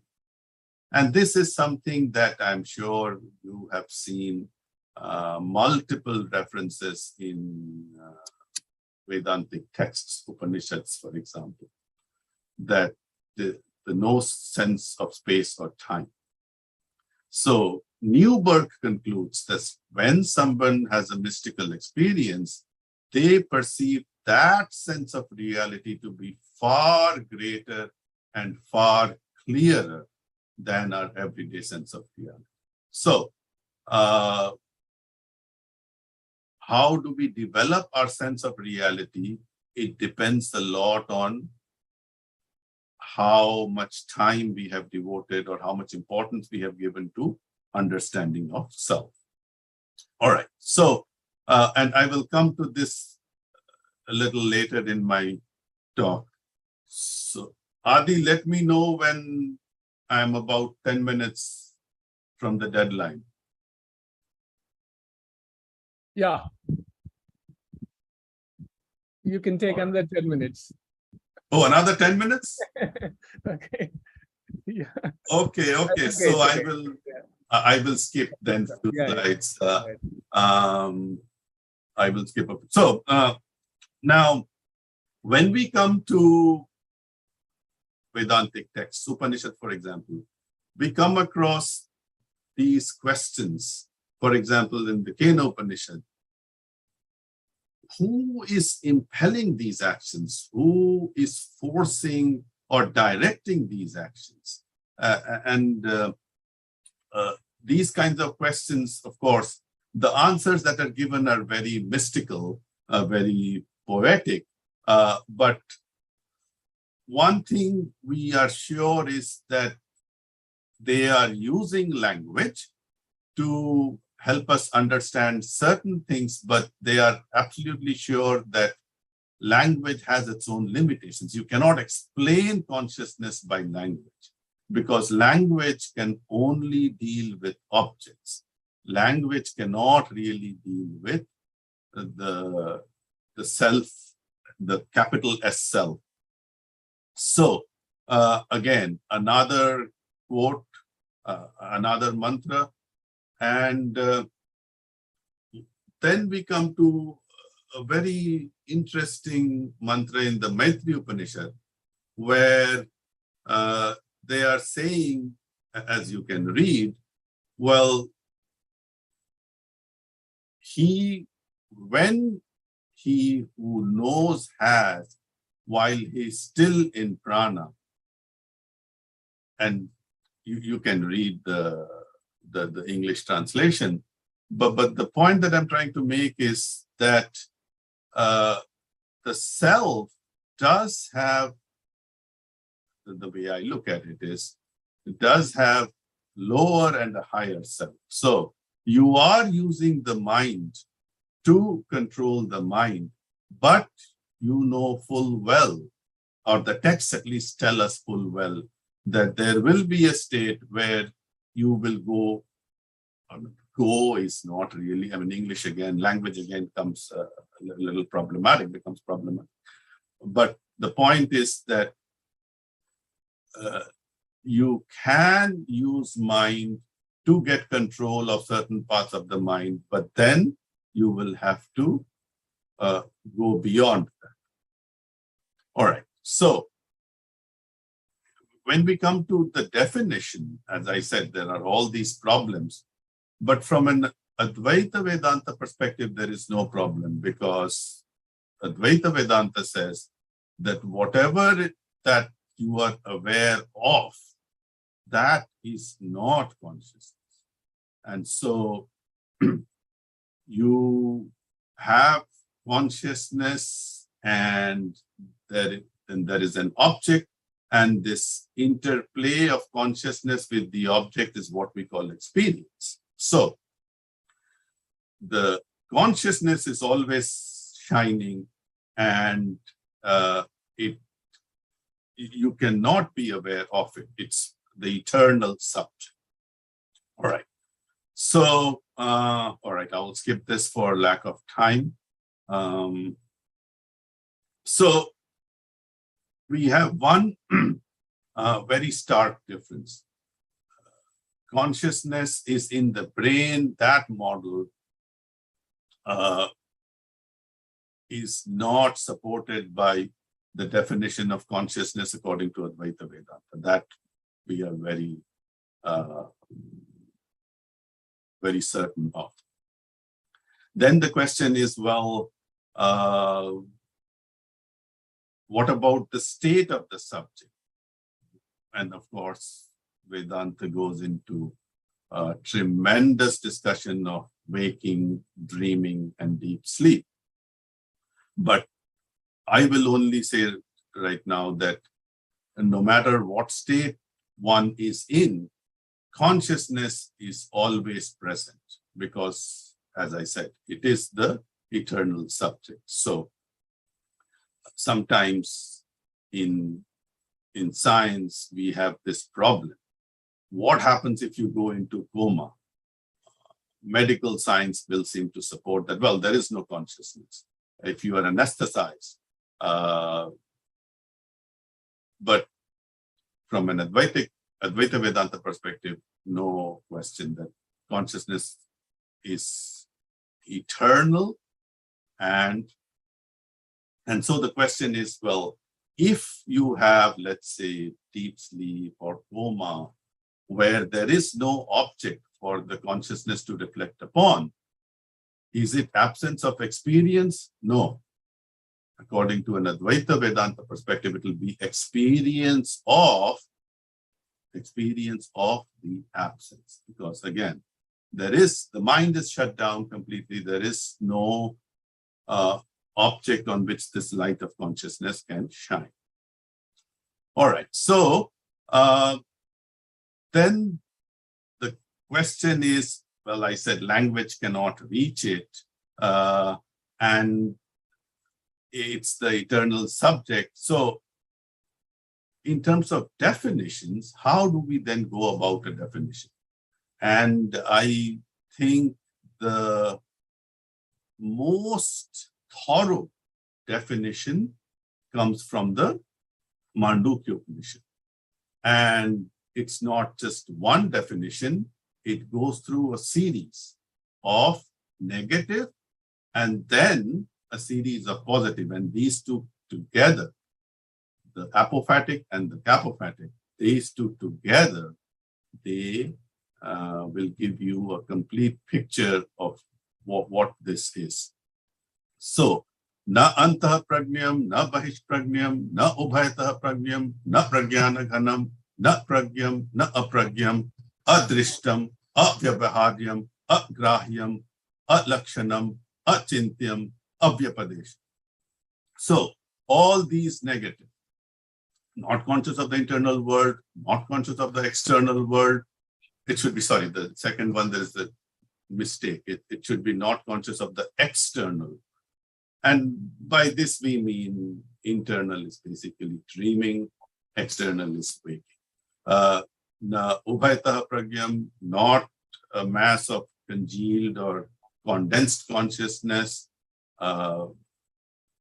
It cannot enter into any transactional dealing. It is uninferable, unthinkable, again, indescribable by words. Then some other ideas, idam na chaitanyam, whatever we can objectify, that is not conscious. And the very famous neti path, where again, we are trying to come to something by elimination. So these are some of the apophatic. Now, how about cataphatic? Well, the same mantra, it says, ekatma pratyaya sara. So there is this unchanging belief that it is the same self that is passing through these steps of waking, dreaming, and deep sleep. Prapancha upashamam, one in whom all phenomena have ceased.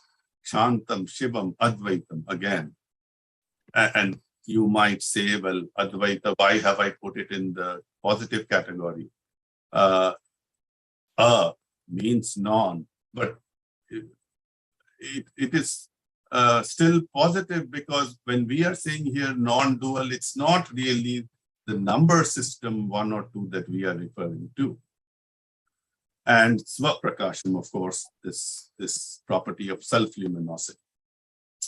Then the question is, well, and as you have seen in the mantra, Chaturtham, which we typically say it's the Turiya state, Chaturtham manyante atma sa vigyeha. So it has to be realized. So the final idea that I will come with is, how do we realize?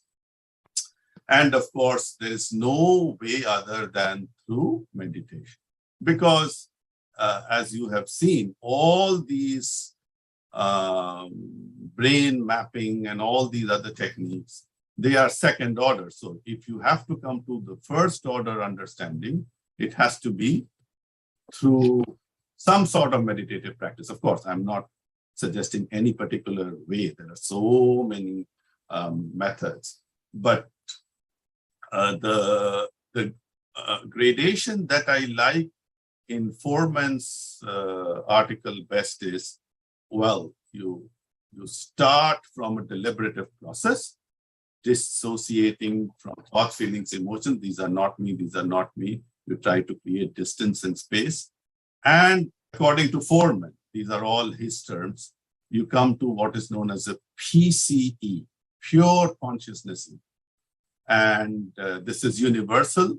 There have been many, many references by many mystics of this state where you become completely silent inside, and then you go beyond what he's calling the dualistic mystical state, where there is silence, but the subject is engaged with the world. There is interaction with the world, and yet there is permanent interior stillness.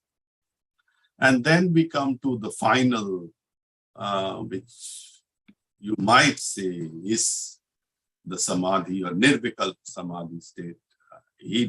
Foreman doesn't use this term, he uses unit mystical state, where the perceived unity of one's own awareness is with the objects around. So, with that, I thank you for your patience, and I'll try my best to answer your questions. Thank you.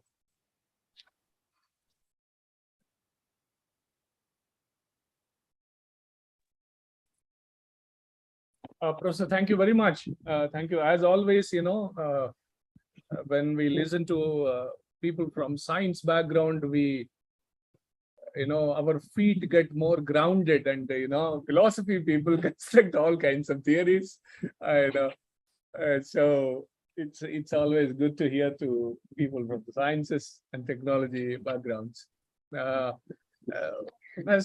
will you take a couple of questions, or are you? Sure. I'll be happy to. Are you going to? Because Professor David Lawrence has also joined. And quickly, if a brief question or brief comment from anybody, and then we will move on to listen to Professor David.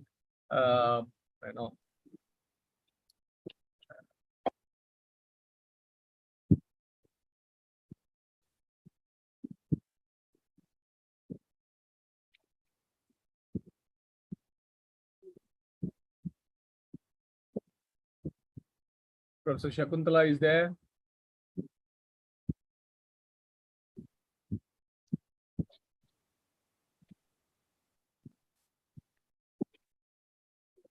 Professor Sukalyanji, with the negative connotation of consciousness, it's in line with the Neti model of the Vedanta tradition. And then how come the positive adjectives go there, and the positive description also goes along with it? Yeah, that's what makes it so complete. Because if you purely rely on negative, then you can only reach to a certain point. And it will not really give any impetus. See, from a Vedantic perspective, what is the idea? The idea is to start inquiry of the self. And the question is why? And for them, it is very, very clear. It is to end your misery and end your suffering. So they will then say, all right, so this is the path. And if you just rely on the negatives, most likely the student will not like to go into that path. So then there are these positives, which I think give a lot of promise and hope. And that is why it is very appealing to me. Yeah, I remember Radhakrishnan's comment on Nagarjuna's philosophy after discussing all that Shunyata and Madhyamaka Karika. Radhakrishnan makes almost the same comment that with all the negatives and the deconstruction philosophy, it's more destructive logic and doesn't inspire an individual. That's the comment that Radhakrishnan makes. It's not constructing a grand philosophy. So he was not too impressed with Nagarjuna, with that kind of, it's good. It's good. Professor Natarajan, please, Professor I have a small suggestion, like an understanding. positive, negative, I think it is part of Adhyaropa Apavad, superimposition and subsequent denial. It's RV always used to use. So what I believe is that you start with a positive definition, and Shankara had this plan in his methodology to show the contradictions only starts from positive, not only to deal with ordinary way of dealing with things. We start from there. Then Shankara, being a genius, of his time, he was seeing far ahead of his time. So he was just beginning with the positive definition to show its contradiction, inner contradiction, because it is still within the vritti jnana. So the thing which Professor Sengut was speaking about on Sarupa Jnana, pure non-dual state kind of thing, to come to that level. So through that neti negation, ultimately, that sort of, pure essential, form, Sarupa Jnana is revealed. I believe that this was Shankara's methodology. It's a very distinctive methodology, and Bharata Tirtha Vidyaranya also in his Panchadasi, he used the same thing. He used both positive and a negative kind of method. And then he begins with positive and shows that the contradictions and negation. Contradiction is negation. It cannot be pure negation. Always there is some ground for behind every negation. So that was, I believe Shankara was. But just one footnote I want to leave there. That I understand that those even positive, so-called definitions, there's no definition, but so-called definitions are not logically arrived propositions, but rather meditative experiences. I believe that should mark the difference. It's not the logical aptitude, or it's not logical understanding, but that's the Samadhi Bhasha. Radhakrishnan's language is, it's a language of Samadhi. Exactly. Beautiful phrase, Samadhi Bhasha. So that should explain it all, instead of any logical explanation, because Hegel's and Kant's arrive at a logical explanation of the absolute, but that's not in that sense. You're right. It's a meditative, nididhyasana, something like a reflective kind of process. That's okay.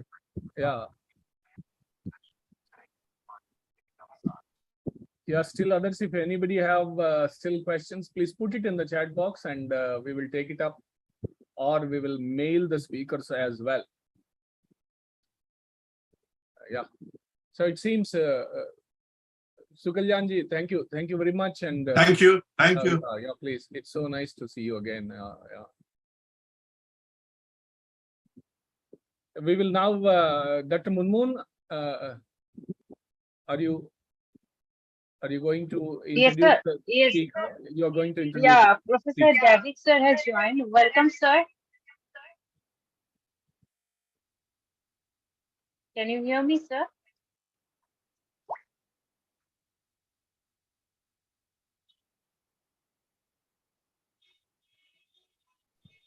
Professor David, can you hear me? Yes. Welcome, sir. Sir, let me introduce Professor David formally. Professor David Peter Lawrence received his PhD from the University of Chicago, and his research interest includes Hindu and Buddhist religion and philosophy, non-dual Kashmiri Shaivism, and Tantra, Sanskrit, intercultural philosophy of religion, philosophy of cultural theories and intercultural dialogue, history of religion, psychology of religions, mysticism, and environmental ethics. He has previously taught at universities in Hong Kong and Canada, and is now professor in the Department of Philosophy at the University of North Dakota. His publications include the books like Rediscovering God with Transcendental Argument, a contemporary interpretation of monistic Kashmiri Shaiva philosophy, The Teachings of the Odd-Eyed One, a study and translation of Virupakshan Panchashikha with the commentary of Vidya Chakravarti, Presently, he is completing Abhinav Gupta's commentary on the recognition of the Lord.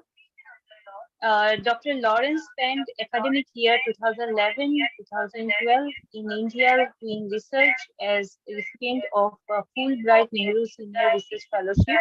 And today he is going to make a presentation on non-dual Saiva approaches towards the critical interrelation between consciousness and the objective world.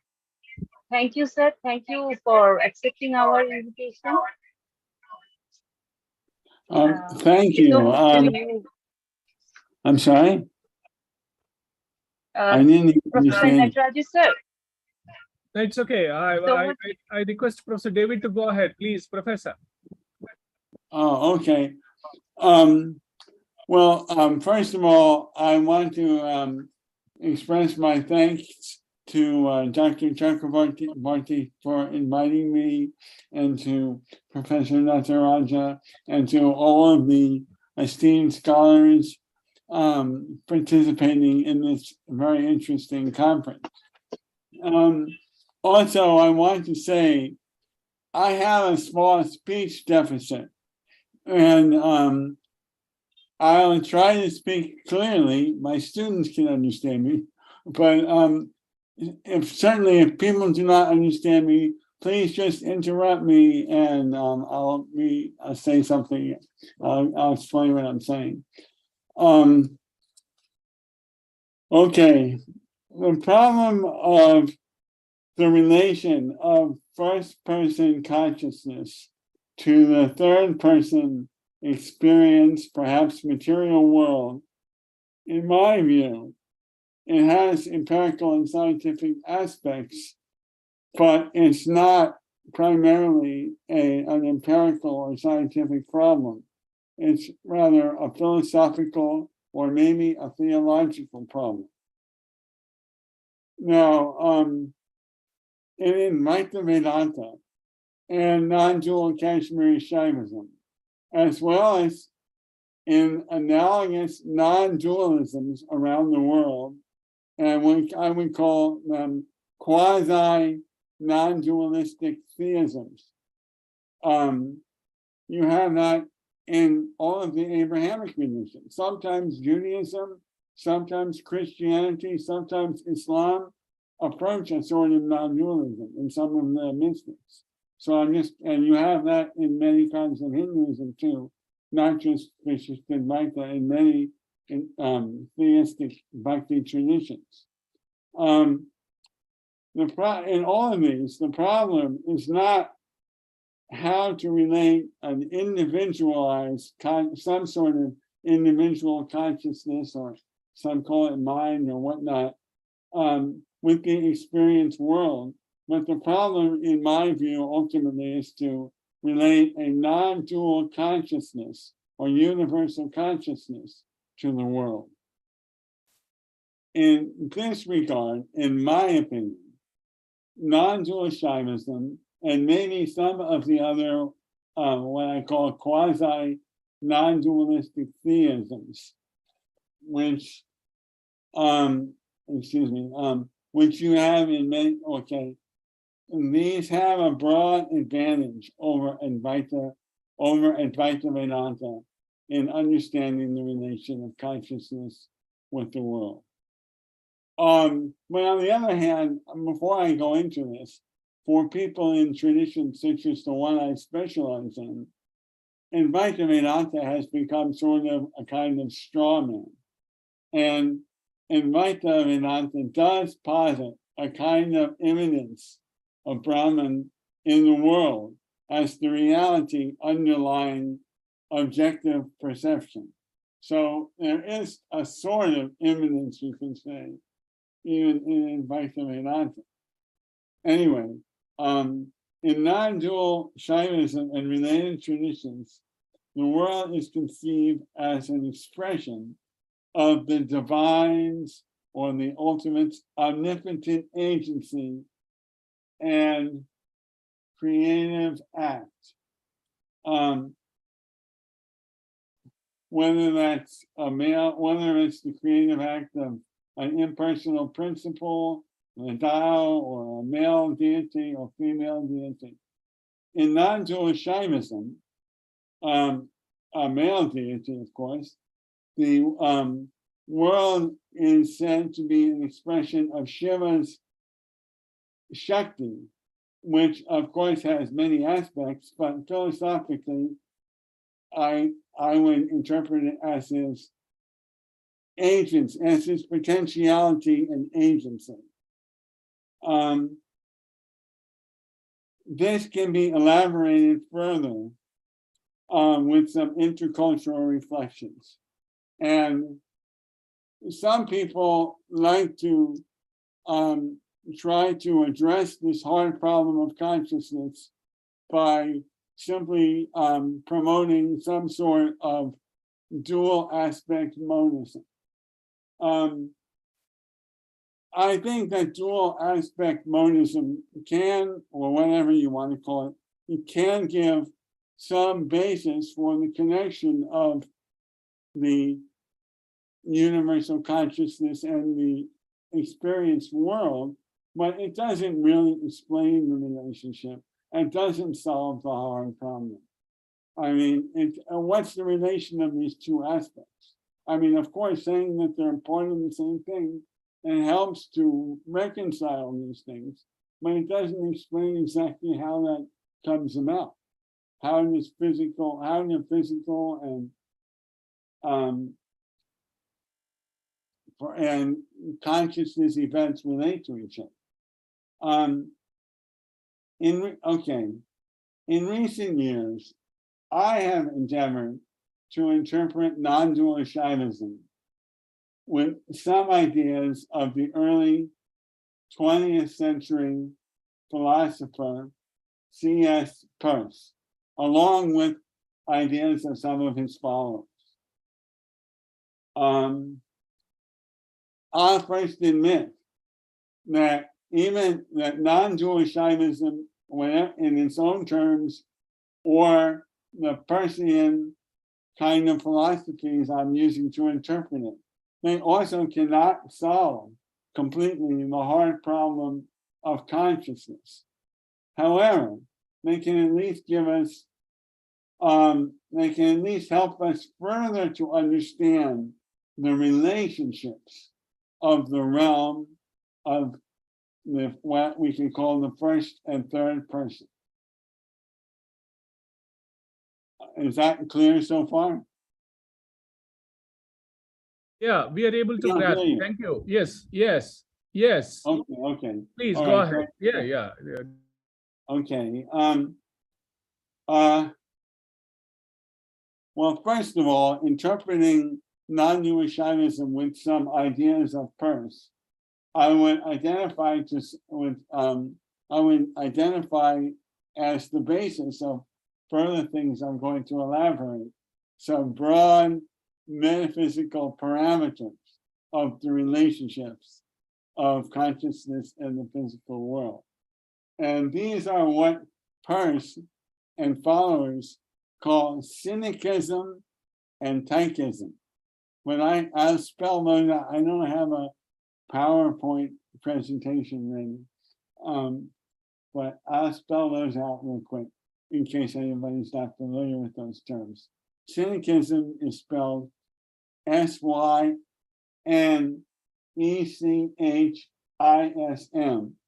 and taikism is spelled TYCHISM. So cynicism in Peircean thought asserts a unitary continuity. It's like dual aspect monism between a transcendent divine consciousness and the immanent material world. Peirce was actually influenced by the German philosopher Schelling. Some have interpreted, he's a very complicated thinker. I mean, Kant is difficult, for example, but he is at least very precise. Peirce invents all these new terms and concepts, and he's very confusing. But anyway, So cynicism asserts the continuity between the consciousness and the world, or between what he calls God and the world. This is what some have interpreted as a kind of panentheism. There are articles by this philosopher Soren Breer interpreting first as a panentheist, and even this man Raposa has written a book on Peirce's philosophy of religion. He calls Peirce a panentheist. Anyway, that takes us down a different field, into a different field. Anyway, Taoism, in my understanding, can help explain Shakti. Some of the descriptions of Peirce's Taoism in relation to God sound exactly like the description of Shakti. It can explain Shakti as the potentiality of God. I mean, even other gods have potentiality. The Abrahamic gods, you know, it's a common idea. If there's a big super person, he or she must have a lot of power.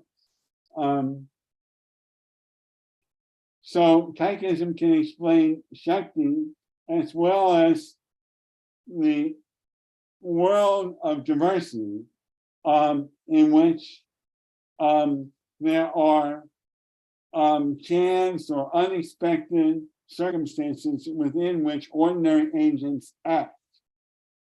In this perspective, Peirce posits, he explains creation as creation from a Hebraic, a Hebrew and Jewish, Christian, and Muslim idea. I mean, actually, the Christian idea of creation ex nihilo, or from nothing, is not really what most historians think is accurate. What the Bible is describing some kind of creation from some kind of indeterminate situation. This has been elaborated a lot by this philosopher, Robert Neville, and he explains creation. I mean, he's a Christian, but he explains creation ex nihilo in such a broad way, almost anything can qualify. Even Taoism, Confucianism, Buddhism are all creation ex nihilo, right? I don't know what that does for the Christian idea. Anyway, but I think aside from what you call it, I think the idea is interesting. So there's been a creation from an indeterminate potency, an agency of God. This is it's the agency of God, and it's immanent as the ordinary agency and the process, contingency, and apparent unpredictability of the world. So anyway, for Peirce, these are just some broad parameters. They're not explaining the relationship of the world with consciousness. Anyway, for Peirce, the metaphysical facts, the parameters of cynicism and Taoism, they help to contextualize more specific aspects of a relationship between consciousness or some sort of universal consciousness, the divine consciousness, or whatever you want to call it, and the material world. To understand the specific relationships within these parameters, we can get further interpretive help from Peirce's concepts of semiosis, semiotic semiosis, the process of sign activity. Peirce's semiosis is not that of a static, saussure-like system based on differences, such as could be explained in terms of vyatireka or apohana. Peirce's semiotics is pragmatic. It's about, you can say, parole rather than long. It's about an agent using signs to interpret the world. He formulates a triad of kind of pragmatic triad of relationships of sign, object, and interpretant, which he also later called firstness, secondness, and thirdness.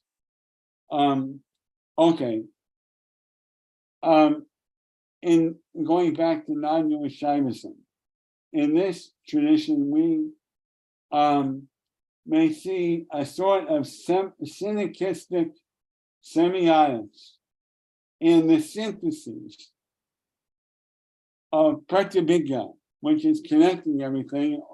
I mean, it's in all experience, we're synthesizing things, similarities and differences between everything we experience, and ultimately the synthesis between the individual and Shiva.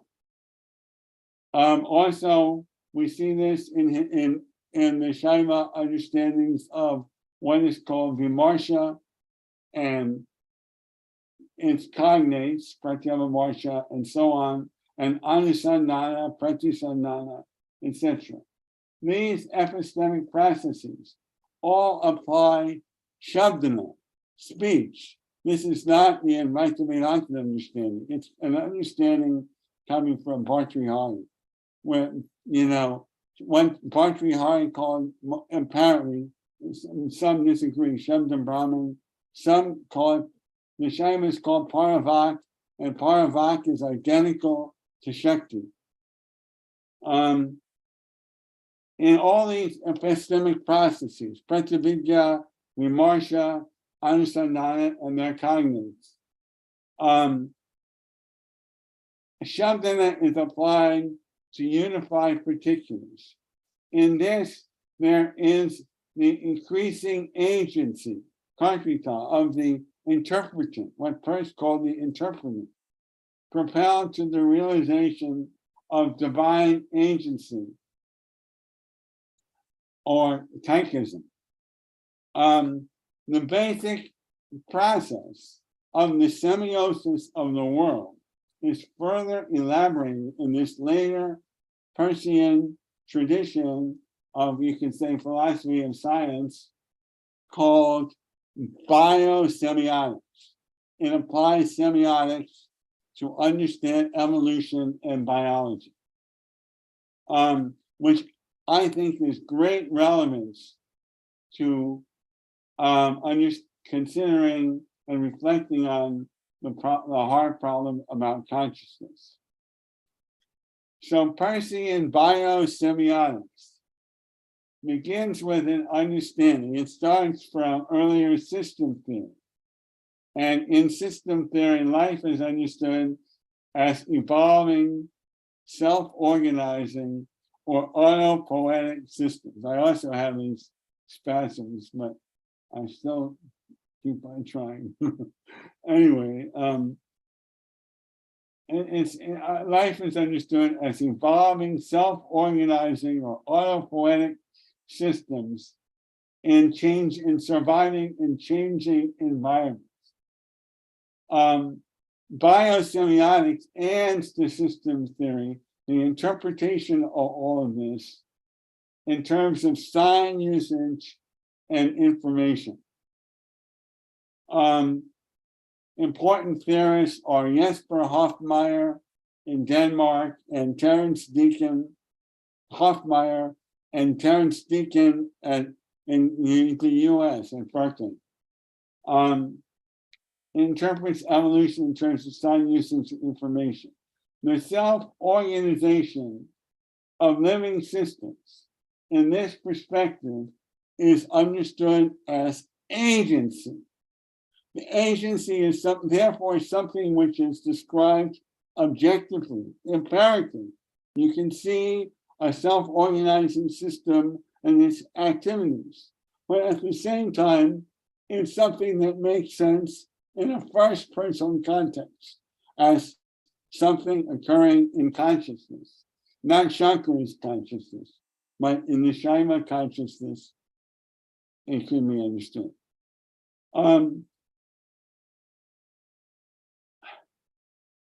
We can think of self-organizing systems as something analogous to a whirlpool. So life is sort of like a whirlpool. And both whirlpools and life occur in the context of the thermodynamic context of entropy. Everything is falling apart, but certain things are occurring, working in the opposite direction. Whether there's some bigger context or there's an alternative universe where entropy doesn't apply, that's complicated. Terence Deacon tries to show that self-organization develops even if we assume that there is only entropy. Because, for example, a whirlpool forms as a more efficient way of letting the water flow down the drain. And whether we do it more sustainably or less sustainably, humans and the rest of life are utilizing resources. They're decomposing the potential energy of chemical compounds formed with the stimulation of the sun. We're all going to use up fuel and energy no matter what we do, even if we do it very sustainably. So anyway, I'll leave that. And more complex self-organizing systems through viruses and bacteria, animals and mammals and humans, there is the development of sophisticated methods of survival in changing environments.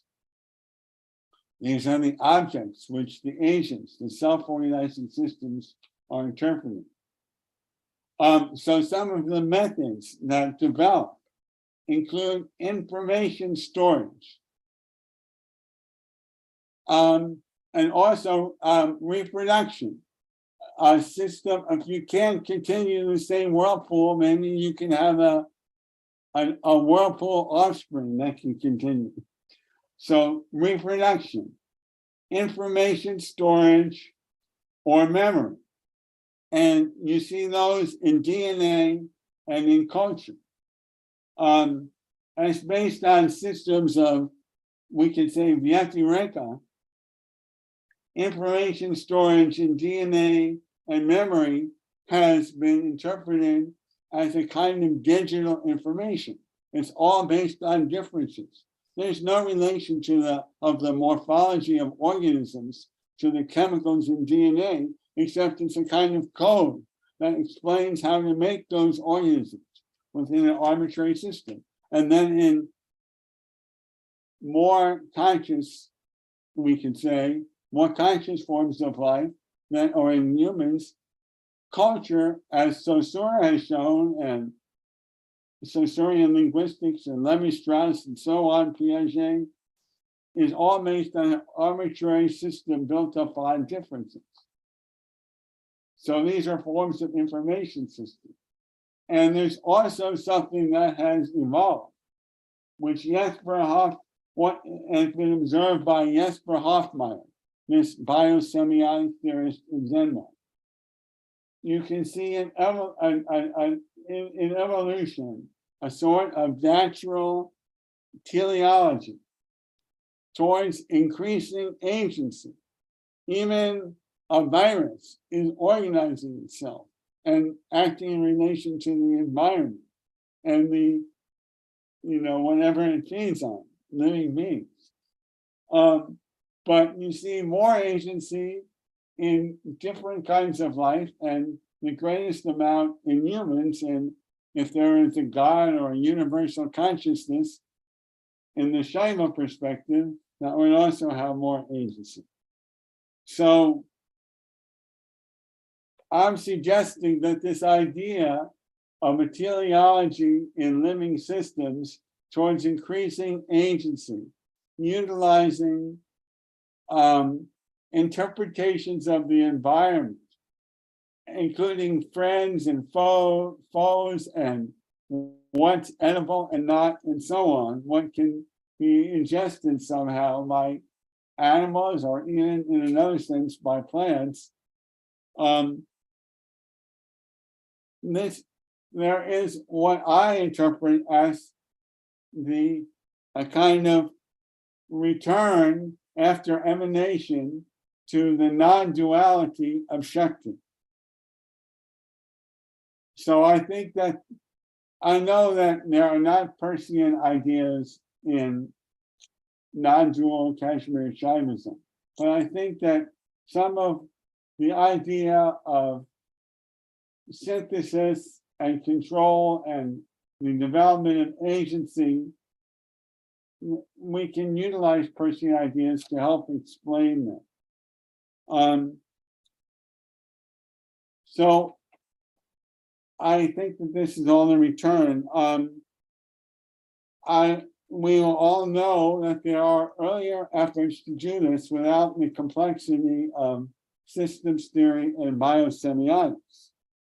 For example, Aurobindo in his own way endeavored to integrate science and evolution and some sort of spiritual consciousness, which he explained finally as the supermind.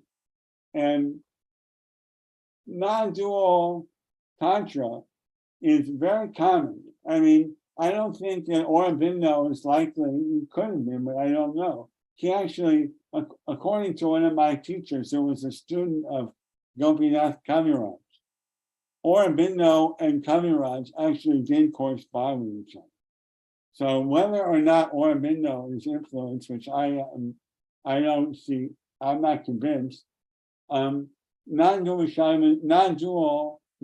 Tantra, non-dualism is common in many forms of Tantra, or quasi-non-dualism, and Bhakti also, but it's there in both.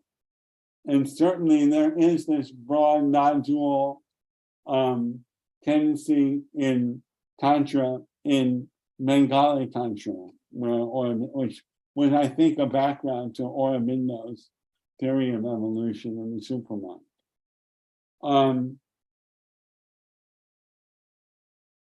We can also see, why did I say that? So all of this is trying to explain different forms of Shiva, or Ishvara, and Shakti, universal consciousness and divine potency. It's not like Shakti is, okay, Shakti is a female deity, and there are, doctrines and narratives about her, and all the gender and theological aspects are important. But in this context, they're not really what they're focusing on. And so Shakti is not just like an organ, like I have a liver, I have a Shakti over there, and I have so-and-so. Shakti is just the potency of the universal consciousness or God. So I think Pars can help us explain the emanation and return of Shakti as systems and semiotic processes. I hope that my ideas have been clear. So thank you. Thank you so much. Thank you so much. Professor David, were you, I mean, I was wondering, were you comparing Vimarsha and Pratyabhigna together, and or what was the definition of Vimarsha as to? Well, I didn't define it because it's complicated. Actually, sometimes Vimarsha is being interpreted as judgment. Sometimes it's been interpreted even in terms of some kind of touching. We have physical touch and then some kind of metaphorical touch.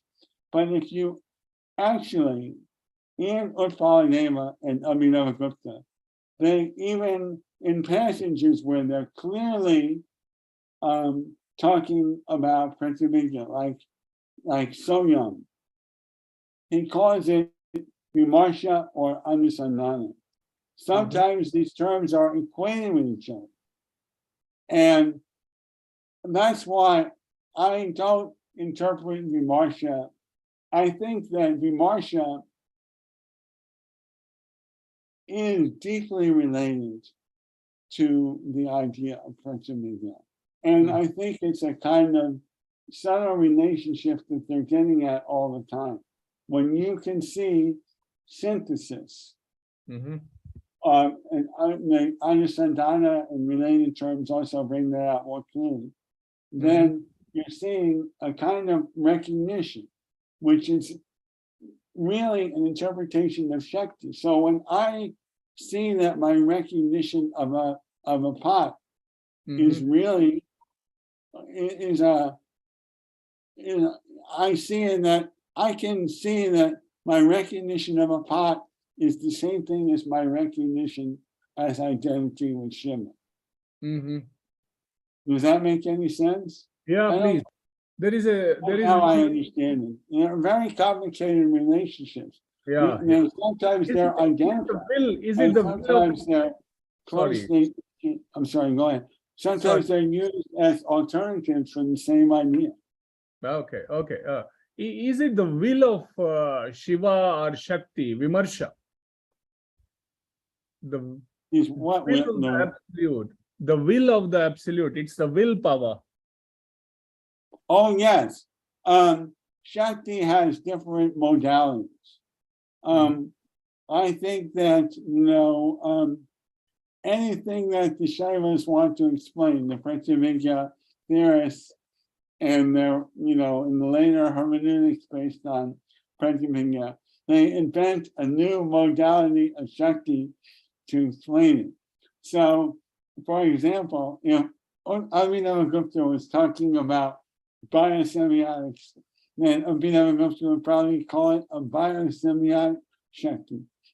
If he was explaining jet engine, he would call it the jet engine Shakti. But there are five main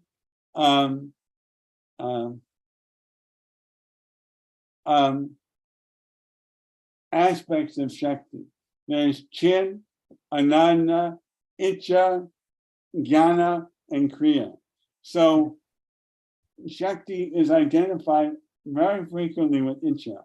And in their interpretation of Kartrika, there's the understanding as the karma as what the agent is desiring, coming from Panini. So Icha is important to it. And this, you see, the Shaivas can explain, or at least they try to explain certain things. But at the same time, when Advaita Vedanta is really forced to it, he can't really, he has trouble with the problem of the one and the many. And he uses analogies to explain it. Like when you look in a mirror, you see a diversity within a unitary image. Or on top of a mountain, you see a diversity of objects, all of the world, all unified in one vista. And he also says that Shiva, because of his omnipotence, is able to do the impossible. One can't be easily accomplished. So even though the Shaivas don't use the concept of anirvachaniya, I think that in a sense, they ultimately can't explain the relationship of one and many. They give you some concepts for interpreting experience, but I think it's anirvachaniya for them too, even though they try a lot harder. Research scholar has a question for you. Dritishri, you have something to say? Yes, doing her yes, PhD. sir. Professor David, Dritishri, this girl is doing her PhD on Kashmir Shaivism. Her PhD work is on Kashmir Shaivism. She has something to ask. Please go ahead. Oh, yes, please. Morning, sir. Sir, so my question is how manifestation process takes place from the cosmic self, that is the universal consciousness, to a limited self, that is Jiva. How? Well, how the manifestation process takes place from the cosmic self, universal consciousness, to the limited self, Jiva. Well, I can't explain that. But they have concepts to explain it. They talk about it's the emanation, it's Srishti. It's also called Lila. But what's Lila really? I mean, it's not like God is playing a sport. It's a way of saying that God just wants to do things this way.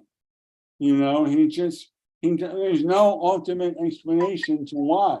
I mean, the details, you have the stages of Vak, you have Paravak, and you have Pashanti, and all of this, and Majjhima. You have the emanation of the subject-object dichotomy. A limited self is defined by its relationship to objects. We see things, and then in the limited self is the one who sees things as objects. But there is no subject-object dichotomy in Shiva, in Parameshvara. Everything is one. So the limited self emerges in the, in the Srishti. I can't give you the reason why Shiva does it. I don't think anybody can. But, and that's, if you say it's Lila, you're just really saying that God just wants to do it that way. It can also Spanda is another interpretation of Shakti that happened before the Pratyabhijna system, in the Spandikarikas, interpreting the Shiva Sutra. There was a gradual kind of development of a more academic, Shastraic kind of interpretation of the doctrine. But I can't say why. There's a little bit of how in this fragmentation. It's described in different ways. It's explained as a khandana of the original whole. As khandana, it's explained as Maya sometimes. It's explained, there are different accounts like that. They can describe how it happened, but I don't know if they can really philosophically account for why it happens. At least that's my understanding. Thank you, sir. Excuse me, I would like to just Go ahead, Dr. Nilan, give a small suggestion. I think that the research scholar is asking is a very pertinent question, but professor is right. It's not easy to answer that question because, but we have only the nearest possible thing we may give is, which is also another acceptance of the limitations of philosophy to grasp everything as far as genesis or origination of everything is concerned. That way, emanation from the absolute consciousness, Shiva, to the kind of world of diversity. But Professor Nataraja may give the reference exact number. Brahmasutra has this thing, Lokavattu Leela Kaivalam. Leelavattu Kaivalam. Yeah. Leelavattu Kaivalam. Yeah. But I don't think Leela really solves the problem. It's like saying God just likes doing it that way. Exactly. Yeah, that's the thing. No, there are, so the fullness. There are multiple theories, Dr. Milan, that it is Krida, the sport, or it is Leela. Leela sport also becomes very difficult to explain when there is corona and so many people are dying for breath, saying that it is Leela of the consciousness. That is their divine caprice, that the capricious God, that thing comes. But the thing is, this is when they accepted because that was the only thing. Maybe they tried to cool us down. Maybe they tried to cooling us down. And this I came across, it was the most difficult question for me to answer in Bengal Vaishnavism. Because Leela, the concept of Leela is central in Bengal Vaishnavism. Bhakti Rasa, there's the entire aesthetic, paraphernalia, Indian aesthetical paraphernalia of Bengal Vaishnavism, which is purely religious philosophy and aestheticize theology or aestheticize philosophy of religion of Sri Chaitanya Mahaprabhu. So there, Lila is central in its concept. So I had this issue. I'm still struggling to understand. I can only say Shakespeare says that the world is a stage. Everything is all, I mean, exact statement of Shakespeare I've forgotten. All these great people, dramatists like Shakespeare himself says that the world is a stage. And then Ramanuja also talks about it to a certain extent, I think, if I remember correctly. So I think that is only possible. There is no, or we can say it is a expression of the fullness, overflowing fullness of the absolute, the bliss, the blissful nature of the absolute overflows. Yeah. It's something like that. I think that, I mean, Purnata and fragmentation, the khandana of Purnata is another basic way of explaining it. I don't know if there's really an explanation. I mean, you remember 10:129 in the Rig Veda. Even the one doesn't know how. Even how the world came about. No, we don't know. One line I liked in terms of the creation theory or projection theory, whatever we say, it comes again in the Brahma Sutra Bhashya or somewhere else. Devasyaisha swabhavoyam. Devasyaisha. This is the swabhava of supreme consciousness. Why he expresses himself, why he projects the world or creates the world, why does he transform or vivarta, appear as the world, is inexplicable. It's reading into the mind of consciousness, which is beyond our capacities. Devasyaisha swabhavoyam aptakamasya kaspruha or something. He's an aptakama. Akama, not even aptakama, he is akama. For an akama, what could be the reason for the so therefore Leela Shabda also, Dr. Milan, Leelaya Leelavattu Kevalam is also explained by Ramanuja Sampradaya. Yeah, exactly. Leela is not explained as a sport or krida, but Leela is explained there as Avaleelaya. Avaleelaya Srishtikaryam Karoti iti. The whole world expression is done Avaleelaya by Ichha Matrena. By just the will, just it is that Bahusyam, Aham Bahusyami iti. Let me multiply. Let me multiply is done Avaleelaya. Tadekshate. So that explanation is a little more compatible, little more looks reasonable, I believe. Sir, I have just one query. Please go ahead. Yeah. Thank you, Professor. Thank you for this very, very insightful presentation. Sir, my question, that is my query, is that I read Cosmopsychism. I find it very interesting, and I read your articles also on Tantra and Cosmopsychism. The thing that I have difficulty to understand is that both Shakti and Shiva is considered as real. Now, we know that even in your paper also, or many thinkers say, yes, sir? I didn't understand. Am I audible? Shakti and Shiva are considered as what?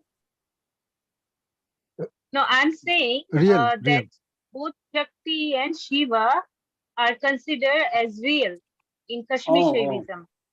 Yes. So my difficulty is that how can they explain the relation between Shiva and Shakti? Because if Shakti is a real manifestation of Shiva, then it is not identical with Shiva. And if it is not a real manifestation, then it's just what we call in Advaita projection or appearance. What is your, interpretation of that? And again, this idea of consciousness, that it is the same consciousness that is manifesting in everything. The difficulty again I have is that, like, these days, Pan-psychism theory became very famous, and Chalmers is also supporting this. Now, many times I saw that people are saying, like, what Kashmir-Shahism is saying about consciousness is what is there in Pan-psychism. It's the same understanding. So the thing is that, would you like to accept that position, that it is what we understand by Pan-psychism, that it is the same consciousness manifesting in everything? Well, about Shiva and Shakti, I think that, Shiva and Shakti are ultimately identical. They're described as different for the purpose of explaining diversity, but this is in the Advaita tradition, and they are completely identical. It's like fire, someone like even I forget, maybe Somananda said, it's like distinguishing between fire and the power to burn. You can't separate fire and the power to burn. Shiva cannot be separated from Shakti. So I think, Shakti is a goddess, and there are stories about her and kind of philosophical analyses of her aspects and so on. But I don't think in this context, she's really Shiva's potency. And in non-dual Shaktism, then she is both the transcendent and immanent herself. But when there's a male deity as the ultimate, he's an aspect of her. She is an aspect of him, I'm sorry. So she's just like, I have energy to live and breathe, and my blood to be flowing and to do things. I can't be separated from my energy. And Shiva, even who's more non-dualistic than I seem to be, he can't be separated from his energy. So I think the Shailas, you see, it has to do with the understanding of Shakti as, I think, a kind of potentiality. Like, I have the potentiality to do many things. I have the potentiality to deliver newspapers if I want to. But they want to say that a unity has the potentiality for diversity. And it doesn't cause a contradiction to say that it's not diverse, but then diversity comes about, and I don't think that they can explain how that happened, how that's occurred, or why that's occurred. So I think potentiality just postpones the problem of the one and the many. It's not like Shakti it's not like in the images of Ardhanarishvara of half man and half woman. It's, Shiva is one, Parameshvara is one. About Pan-psychism, I'll wait. Yeah, we'll go ahead now. We'll ask. Pan-psychism. The first initiator of aspects of the Pratyavinya system, who briefly mentions Pratyavinya, who's the teacher of Utpalanema, Somananda, is very clearly panpsychist. He says it all the time. And even Abhinavagupta says somewhere, things that sound pretty panpsychist. So I don't think that's a problem to say everything is conscious in non-dual Shaivism, but everything is conscious at a superficial, at a dualistic level, but ultimately everything is the same, and that's universal consciousness with its potentiality. So everything is identical. It's not like a desk is conscious as a desk. That's all there is. the guest is ultimately Shiva. You know, everything is. So it's a kind of provisional panpsychism in a non-dualistic perspective. Yeah. Thank you, Professor. I mean, thank you so much. I mean, in spite of you know, you gave so much time and you know, explained Kashmir Shaivism so well. Thank you. Namaste. Thank you. We'll move on. Dr. Munmun, will you be introducing Swamiji?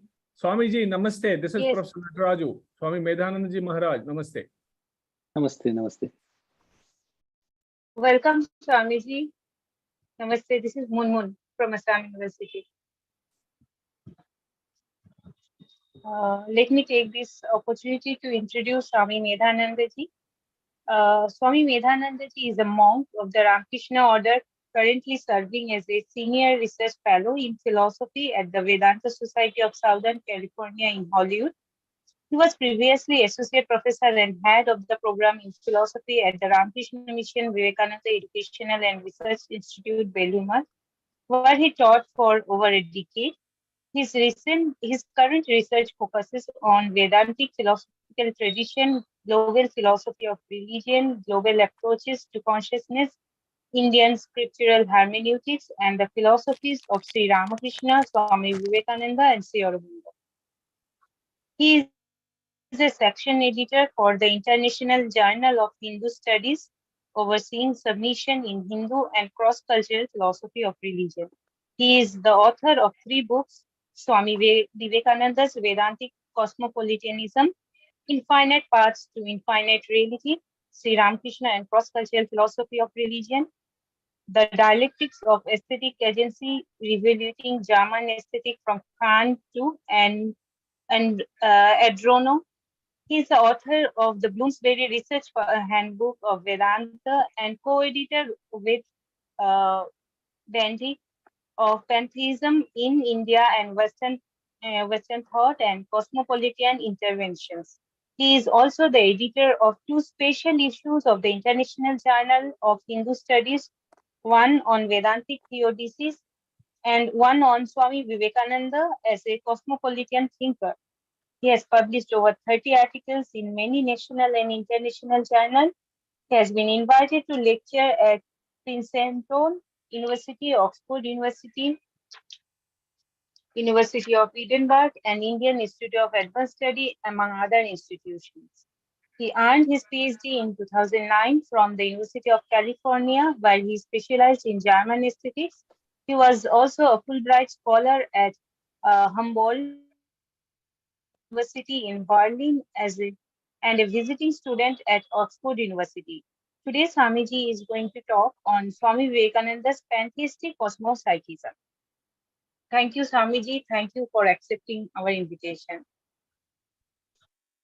Thank you, Munmun, for inviting me, and thank you all for attending. Hi, David. Nice to see you again. Hi. David visited me in Bellumat several years ago. It was a lot of fun. My wife and I both did that. So now I'm back in your neck of the woods. I'm in Hollywood now, David. Oh, I didn't really know that. Yeah, I just came about a week and a half ago. Yeah. So please visit. So what I'll be talking about today are Swami Vivekananda's views on consciousness, and my lecture will be based on chapters 9 and 10 of my new book, Swami Vivekananda's Vedanta Cosmopolitanism. Munmun mentioned it. It was just published by Oxford University Press in March, and an Indian edition is going to be published in 2 days, hopefully, on 24th August. So if you're interested, you can get that. I see Swami Vivekananda as raising in a very acute form the hard problem of consciousness, which Chalmers and many other contemporary philosophers of mind are talking about. And I also see Swami Vivekananda as offering a very distinctive solution to the hard problem of consciousness, which I call panentheistic cosmopsychism. So I want to start with a little bit of background, which probably some of you are familiar with, but we were just talking about panpsychism. So in terms of the philosophical dialectic in the West regarding the hard problem of consciousness, there have been many different attempts to solve this hard problem. What is the hard problem? The hard problem is, where does subjective conscious experience come from? What is its nature? How, so even if we're able to identify particular neural states that sort of generate consciousness or that are responsible for consciousness, that still leaves an explanatory gap between first person conscious experience and these kind of third personal neural states, brain states. So that's the hard problem of consciousness. And there have been many different attempts to solve the hard problem, but they've all failed in different ways. And I think that's pretty unanimously accepted, that there are very few philosophers who think that there's some knockdown solution to it. Until a few decades ago, when Chalmers and a number of other Western philosophers suggested that we need to start taking seriously the position of Pan-psychism, right? The view that everything is conscious. It's not a position that was held in high esteem for a long time, but as a result of this philosophical dialectic that has run into a kind of stalemate, a kind of dead end with regard to other solutions like functionalism and many other, materialist reductionism, they've ended up taking Pan-psychism much more seriously. Now, Pan-psychism itself is a very broad category, and there are many different forms of Pan-psychism.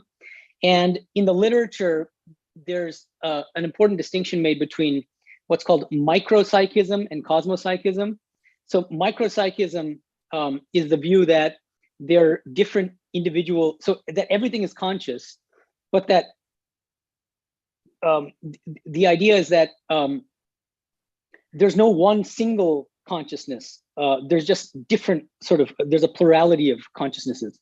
And then the problem with it philosophically is that it faces what's called the combination problem. There's a lot of literature on this, but the difficulty is that if, for instance, every atom is conscious, how is it that all the different conscious atoms add up to my consciousness as Swami Medananda, or your consciousness as Moon or Staneshwar? So that's the combination problem, and there seem to be logical difficulties in explaining how all these different sort of micro level consciousnesses add up to a macro level consciousness. This has been discussed really well, I think, by Sam Coleman and Iteshani. So now, pushing that philosophical dialectic forward, very recently, probably in the past decade and a half around, philosophers have started exploring what's called cosmopsychism, which is another form of panpsychism, but it's a view that there's a single, all-pervasive cosmic consciousness, or in theistic terms, divine consciousness. It depends on how you cash out the nature of that single consciousness. But there's a single cosmic consciousness which individuates into all the different consciousnesses that we see, the individual consciousnesses that we see around us, my consciousness and your consciousness. And the reason, or one of the reasons why philosophers are beginning to explore the possibility of cosmopsychism is because it seems to be in a arguably better position to avoid the combination problem facing micropsychism. So now, it's in this context that I think Swami Vivekananda's views on consciousness have a lot to offer to contemporary philosophy of mind in these debates about the hard problem of consciousness. So what I want to argue is that Swami Vivekananda defended a unique form of cosmopsychism that I think deserves our attention. So let me begin first by quoting a passage from one of Swami Vivekananda's lectures, where I think he explicitly raises the hard problem of consciousness. This is back in the 1890s. He says the following: "The mind cannot be analyzed by any external machine. Supposing you could look into my brain while I'm thinking, you would only see certain molecules interchanged. You could not see thought, consciousness, ideas, images. You would simply see the mass of vibrations, chemical and physical changes. From this example, we see that this sort of analysis would not do. Is there any other method by which the mind can be analyzed as mind? If there is, then the real science of religion is possible. The science of Raja Yoga claims there is such a possibility. We can all attempt it and succeed to a certain degree. There is this great difficulty. In external sciences, the object is comparatively easy to observe. The instruments of analysis are rigid, and both are external. But in the analysis of the mind, the object and the instruments of analysis are the same thing. The subject and the object become one. External analysis will go to the brain and find physical and chemical changes. It would never succeed in answering the questions, what is the consciousness? What is your imagination? Where does this vast mass of ideas you have come from? And where do they go? We cannot deny them. They are facts. I never saw my own brain. I have to take for granted I have one. But man can never deny his own conscious imagination. So it's a long passage, but I think it's quite pregnant with a lot of important philosophical ideas. So I just want to bring your attention to two aspects of this passage. So he's clearly raising the hard problem of consciousness. He's saying that even if we kind of map out the neural states that correspond to consciousness, that still leaves an explanatory gap along the lines of what Joseph Levine has talked about more recently. He argues against two different, still somewhat popular positions in philosophy of mind. One is eliminativism, the idea that there is no first-person conscious experience. Arguably, Daniel Dennett, in some phases of his thinking, defended some form of eliminativism. The way that Vivekananda responds to it, to eliminativism, is to say that the conscious experience is a fact that cannot be denied. And he also explicitly argues against another popular position, which is called materialist reductionism. And again, he says the main problem is exactly what Joseph Levine and Thomas Nagel and others have pointed out, which is that it leaves this kind of explanatory gap between third-personal brain states and first-person conscious experience. So this is his kind of criticism of some of the prevailing approaches to consciousness in the late 19th century. And then he says, it takes a positive turn, and he brings up this idea of what he calls the internal science of Raja Yoga, as opposed to the external sciences of physics and chemistry and all that, neuroscience. And what he's saying is, and I think this is a really important possibility that is just beginning to be explored by a few Western philosophers of mind, like Jonathan Shear and Miri al-Bahari, but the idea that meditative practice and spiritual experience can be valuable modes of exploring the nature of consciousness and its origins. That's exactly what Swami Vivekananda means by Raja Yoga. We can meditate on our own internal state and try to arrive at a kind of bedrock of consciousness, and thereby gain insight into consciousness that we may not obtain through external sciences. Now, for the remainder of the lecture, I wanted to discuss his positive account of consciousness, what I'm calling pan-entheistic cosmopsychism. But in order to explain it, I have to give a little bit of philosophical background in terms of his Advaita philosophy. So anybody who studied even a little bit of Swami Vivekananda's work, the complete works of Swami Vivekananda, will know that he was a great preacher of Advaita Vedanta. But there's tremendous controversy among scholars about exactly what kind of Advaita Vedanta he taught. And even within our order, there are some monks who think that he was a kind of follower of Shankaracharya.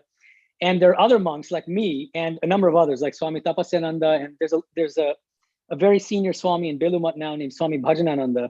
We all think that the kind of Advaita Vedanta taught by Swami Vivekananda is more in line with Sri Ramakrishna's world-affirming, Shakti-affirming Advaitic philosophy than Shankara's world-denying and Shakti-denying Advaita philosophy.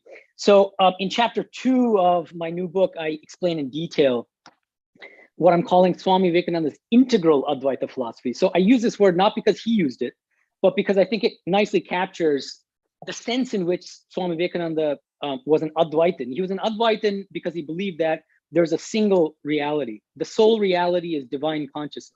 So this is actually very akin to what David was talking about with regard to Kashmiri Shaivism. I think there are deep similarities here. There's one reality. That reality is divine consciousness. But unlike Shankara, who claims that Brahman is only nirguna, that the ultimate reality is only without attributes or impersonal or transpersonal, however, there's some controversy about the best way to translate nirguna. But in any case, let me use a Sanskrit word. Whereas Shankara says that Brahman is only nirguna, Sri Ramakrishna and Swami Vivekananda hold that the divine reality is both nirguna and saguna, equally so. And the way that Sri Ramakrishna was fond of putting it is that in Bangla, he would say, Brahma or Shakti Abhed. Brahman, by which he means the nirguna, the static aspect of the divine reality, and Shakti, which is the dynamic aspect of the same divine reality, are inseparable, abheda. And Swami Vivekananda, I discussed this in detail. I can't discuss it now, but he says exactly the same thing in many, many places, where he says that we Hindus teach a personal, impersonal God. And he says this in many places. And in other places, he explicitly affirms the reality of Shakti. So that's the first point on which Swami Vivekananda's Advaita, integral Advaita philosophy, deviates from Shankara's Advaita philosophy. The second point is with regard to the ontological status of Jagat, of this universe. According to Shankaracharya, from the ultimate standpoint, this world is non-existent. Some people have argued otherwise, but I don't find it convincing. And especially when they start bringing in texts like Bhaja Govindam and other things, which are very likely not Shankara's. So if you want to prove that Shankara takes the world to be real, you should prove it on the basis of the Prasthanatraya Bhashyas, the commentaries on the Brahma Sutra and the Upanishads and the Bhagavad Gita. And I think you'd be hard pressed to find any passages that support that kind of idea. I mean, he says clearly over and over again that this world of names and forms is ultimately non-existent. By contrast, both Sri Ramakrishna and Swami Vivekananda claim that this world is a real manifestation of divine consciousness. Now, again, sort of traditional Shankarites will say, yeah, we agree with that. We agree that this world is a real manifestation of divine consciousness. But I think there's an important difference. They mean it in different senses. The Shankarite will say this world is nothing but divine consciousness in the sense that you have to subtract all names and forms from this world. And what's left is a substratum, which is Nirguna Brahman, impersonal, attributeless consciousness. Ramakrishna and Vivekananda hold that the names and forms themselves are divine consciousness, are real manifestations of divine consciousness. Not that you subtract names and forms and what's left is Brahman. The names and forms themselves are Brahman. Ramakrishna says this in many places. He describes what he calls the spiritual experience of Vijnana. That's why in my previous book, Infinite Paths to Infinite Reality, I call his philosophy Vijnana Vedanta, because I think he develops a really new and very broad and harmonizing Advaitic philosophy on the basis of his spiritual experience of Vijnana. And what Sri Ramakrishna says is that the Vijnani is the person who, after attaining Brahma Jnana, the knowledge of non-dual Brahman and Nirvikalpa Samadhi, comes back down to this world and sees that Brahman has become the 24 cosmic principles. This is an exact quote from the Gospel of Sri Ramakrishna. Brahman has become the 24 cosmic. This entire world is nothing but Brahman. And he says that the Vijnani sees, he realizes directly in his own spiritual experience that the divine reality is both Nirguna and Saguna. And Swami Vivekananda, although he doesn't use the term Vijnana very frequently, the concept of Vijnana is pervasive in the complete works. Just to give you a few examples, or one example, there's a lecture he gave in London in 1896 called God in Everything. And the entire lecture is a kind of elaborate discussion of Sri Ramakrishna's Vijnana standpoint, that he's teaching Advaita and he's claiming that the Upanishads and Bhagavad Gita teach nothing but Advaita, but it's a world affirming Advaita. It's what Sri Aurobindo called the real Advaita because it's not making a distinction between unreal world, unreal Maya, and the real, divine. Everything is divine, including the world. Now, so that's a little background. Now that we have a brief, sort of a summary understanding of Swami Vivekananda's integral Advaita philosophy, it's on this basis that he defends what I'm calling a panentheistic cosmopsychism. All I mean by that is this is what I take to be his panentheistic cosmopsychism. The sole reality is divine consciousness, which manifests as everything and everyone in the universe. So I'll just repeat that again, because it's just a one-sentence definition, which I think is useful. According to Vivekananda's panentheistic cosmopsychism, the sole reality is divine consciousness, which really manifests as everything and everyone in the universe. So in one sentence, that's what I take his position to be. I'm going to try to unpack that a little bit. But I want to begin by focusing on his lecture called The Cosmos, the Macrocosm, delivered in 1896. This is where he presents a really interesting argument for panentheistic cosmopsychism. And I'm not going to, read all the kind of textual details. You can find all that in chapters 9 and 10 of my book. But what I want to do is reconstruct the main premises of this argument briefly. So on my reconstruction, his argument for panentheistic cosmopsychism has 6 premises. First premise, it's what I call the doctrine of the pre-existent effect. It's not what I call it. This is the Sankhyan doctrine of the pre-existing effect. Vivekananda uses it in the context of consciousness. So here's the doctrine of pre-existent effect. If C is the material cause of E, then E must already be present in some form in C. The way that Vivekananda puts it in this lecture is every evolution presupposes an involution. So in Sanskrit, it's the Sankhyan doctrine of Satkaryavada. So this is the first premise of Vivekananda's argument for panentheistic cosmopsychism, the doctrine of the pre-existent effect. Every evolution presupposes an involution. So if consciousness has evolved, then it must mean that consciousness was present in the primordial matter itself. So that's the first premise. Second premise, denial of materialist reductionism. Consciousness is not identical to anything material, such as the brain state. I've already read the long passage where he argues against materialist reductionism, so I'm not going to go into that now. Third premise, denial of emergentism. This is the premise that consciousness could not have emerged from non-conscious matter at a certain point in the evolutionary process. And this third premise follows directly from premises 1 and 2. So if you accept the doctrine of the pre-existent effect, Tatkaryavada, and you deny materialist reductionism, then you also have to deny emergentism. Consciousness could not have emerged from non-conscious matter at a certain point in the evolutionary process. Why? Because as Vivekananda puts it again and again, nothing can come from nothing. And this resonates with an article by Galen Strawson. It's a very famous article written a couple decades ago, where he brings in the Latin version of it, which is ex nihilo nihil fit. So nothing can come from nothing. And he argues for panpsychism on that basis. So I think that, again, these premises are very relevant to contemporary debates about consciousness. Okay, so those are the first 3 premises. 4, he argues to the fourth premise. This is actually a kind of intermediate conclusion. He establishes on the basis of these first 3 premises the plausibility of panpsychism. So this is how I would put it. Therefore, we are rationally justified in believing that consciousness is involved, that is present in some form, even in primordial matter. So nothing is non-conscious. Consciousness is present all the way down in everything. But the argument continues because now this fourth intermediate conclusion has just established the plausibility of panpsychism, but he goes further to defend what I'm calling this panentheistic cosmopsychism. How he does it, I see him doing this as follows with 2 more premises. Premise 5, it's what I call the existence of mystical claims. There are credible mystics such as Sri Ramakrishna, his own guru, Vivekananda's guru, who claim to have directly perceived an impersonal, personal, divine consciousness that manifests as everything in the universe. Vivekananda didn't seem to have been aware of Kashmiri Shaivism, but if he had, I think he would have been happy to include Somananda and Abhinavagupta and many other people who claim exactly the same thing. So the existence of mystical claims, that's premise 5. Premise 6 is what I call the argument for the epistemic value of mystical experience. And I have 2 chapters of my new book dedicated just to elaborating this argument, chapters 5 and 6 of my book. So if you're interested in the details, please look at that, at those chapters in the book. But I'm just going to just state the premise here.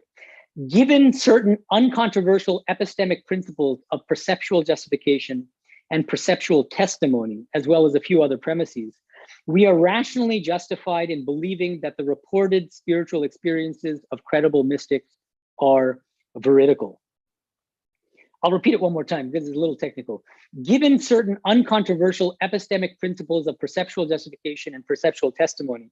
And what I mean by this is where it gets into, it gets complicated and technical, but basically, if any of you are familiar with Richard Swinburne's book, The Existence of God, he has a chapter on the argument from religious experience where he talks about 2 epistemic principles.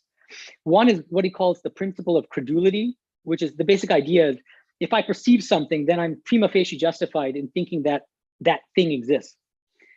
And what he calls the principle of testimony, which is that it's reasonable for us to accept the perceptual testimony of other people. And the main line of defense that Swinburne gives for both of these principles is that we couldn't function in this world without implicitly accepting these principles on a day-to-day basis. And I think Vivekananda is doing something very similar in Raja Yoga. The way he defends the epistemic value of spiritual experience is via arguing for these relatively uncontroversial epistemic principles of what I'm calling perceptual justification and perceptual testimony. So it's on the basis of these these epistemic principles that he argues to the conclusion that we're rationally justified in believing that the reported spiritual experiences of credible mystics are veridical. And finally, the grand conclusion, so 7, he arrives at the plausibility of panentheistic cosmopsychism. Therefore, we are rationally justified in believing that there exists an impersonal, personal divine consciousness that manifests as everything in the universe. And of course, a lot of these premises are controversial, and I discuss this in detail in my book, and you can ask questions after my lecture. Now, but I wanted to conclude my lecture by raising an important problem for any kind of cosmopsychist theory. So I already mentioned in the beginning of my lecture that the main philosophical problem with micropsychism, with micropsychist forms of panpsychism, is what's called the combination problem. How it doesn't seem logically coherent for multiple micro consciousnesses to kind of combine into a single macro level consciousness. And what a number of philosophers have argued, like Miri al-Bahari and Chalmers and a number of other people, is that cosmopsychist theories face exactly the obverse problem, which they call, Miri al-Bahari calls it the decombination problem. I prefer the term individuation problem, because decombination has a kind of mereological connotation that it's something that David was also talking about. We shouldn't think about Shiva Shakti as Ardhanarishwara, like it's like half and half, you know, like some kind of milk or creamer, you know.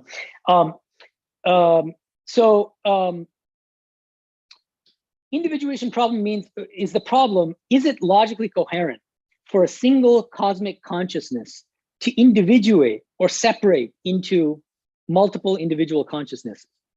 That's the individuation problem, which any cosmopsychist theory has to give a plausible answer to. Now, as I said, cosmopsychist theories are relatively new in the Western philosophical scene, but Philip Goff is one of the relatively early philosophers defending cosmopsychism, and he defends, he tries to answer or respond to this individuation problem by appealing to what he calls grounding by subsumption. So according to Philip Goff, cosmic consciousness subsumes individual conscious perspectives within it as what he calls partial aspects. Okay, and this has been, this theory of this doctrine of grounding by subsumption has been, I think, rightly criticized by a number of philosophers like Ite Shani and Miri al-Bahari, because it does seem to run into logical difficulties. It doesn't seem to make logical sense for a single consciousness to encompass sort of partial consciousnesses within it, because there's a kind of direct contradiction between the conscious perspective, the kind of micro conscious perspectives of each of those partial aspects, and the macro consciousness of the cosmic consciousness. And again, I can't go into the details here, but if you're interested, you should look at the recent work of Miri al-Bahari, especially, I think. Now, I think that in this regard, Vivekananda proposes a really interesting and novel solution to the individuation problem. He doesn't defend a kind of grounding by subsumption account a la Philip Goff. Instead, I discuss this in detail in chapter 10 of my book. He defends what I call the doctrine of grounding by self-limitation. And again, any scholars of Kashmiri Shaivism will recognize resonances with Kashmiri Shaivism. I think that there are very similar ideas going on in Kashmiri Shaivism and Shaiva non-dualism. This is how I would define Vivekananda's grounding by self-limitation. X grounds by self-limitation Y, if and only if X manifests as Y through a process of self-limitation. So X here is, in the case of Vivekananda's cosmopsychism, X is divine consciousness. So divine consciousness grounds by self-limitation different individual consciousnesses in the sense of manifesting as all of the different individual consciousnesses through a process of self-limitation. So one and the same divine consciousness limits itself in different ways in order to manifest as all the different individual consciousnesses that we see around us. And the key category here in this regard, when Vivekananda is trying to explain this process of self-limitation, the key concept is what he calls Maya. And again, the term Maya has a hoary history and it means different things in different traditions. And again, I think one thing he's doing very skillfully, but also very arguably confusingly, is he's using a term which is a mainstream concept in Shankara's Advaita Vedanta, but not interpreting it in the way that traditional Shankarites interpret it. I want to refer to a lecture called The Absolute and Manifestation, which he delivered in London in 1896. And he says there, his fundamental thesis in that lecture is that, quote, the absolute is manifesting itself as many through the veil of time, space, and causation, end quote. And just after that, he defines Maya as, quote, the sum total of time, space, and causation, end quote. So according to Vivekananda, the non-dual absolute, so the non-dual divine consciousness, manifests as everything in the universe through the individuating principle of Maya. So I take Maya in Vivekananda's thought to be a principle of individuation. And it's what he calls the veil of time, space, and causation. And here you might think, well, wait a minute, this is, it seems to be very close to what Shankara is talking about, but I think he deviates from Shankara in a crucial respect here. Because Vivekananda himself, in this lecture and other lectures, contrasts the classical Advaitic understanding of Maya, so Shankara and his followers, their understanding of Maya as a principle of illusion, with his own realist understanding of Maya. So Vivekananda claims that time, space, and causation are perfectly real, but, quote, have no independent existence, end quote, apart from the absolute. So time, space, causation are real. Maya is real, but Maya has no independent existence apart from Brahman, from the absolute, the divine consciousness.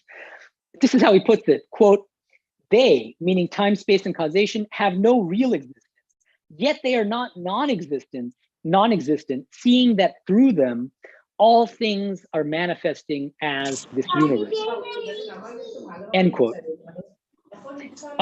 In the same lecture, can somebody turn off their speaker? I think it's somebody who's Bengali should please turn off their speaker. Okay. Okay. So he clarifies the ontological status of Maya by appealing to. Okay, there's a. Who is? Could you please turn it off, whoever that is, because okay.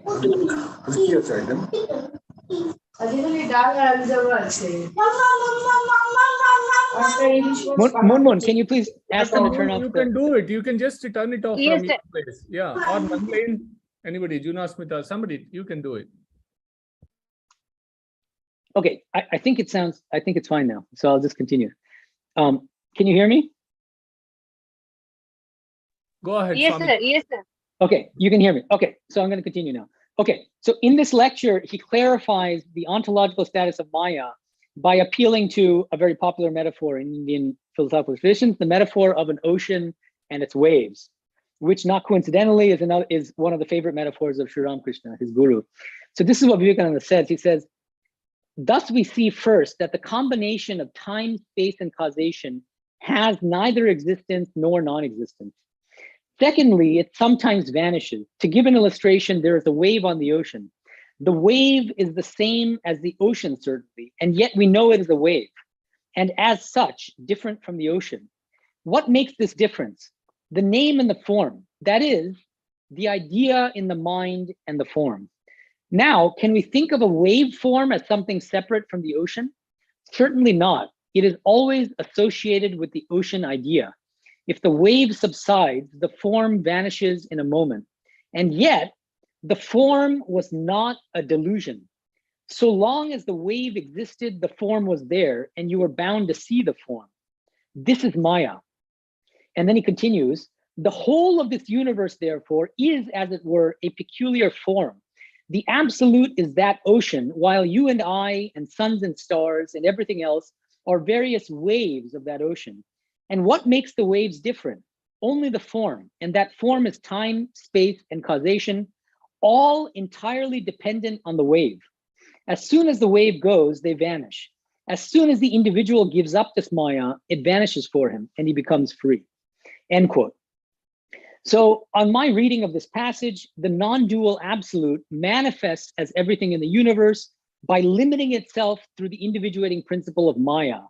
Just as the waves of an ocean are perfectly real, but nonetheless evanescent and entirely dependent for their existence on the ocean itself, all the names and forms in this universe are real, but impermanent manifestations of the eternal and omnipotent divine consciousness, who always remains beyond all of his limited manifestations.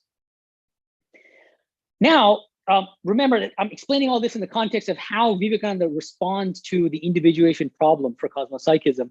And so one crucial piece of the puzzle in his solution is this understanding of Maya as a principle of individuation, this principle of Maya as the principle of time-space causation.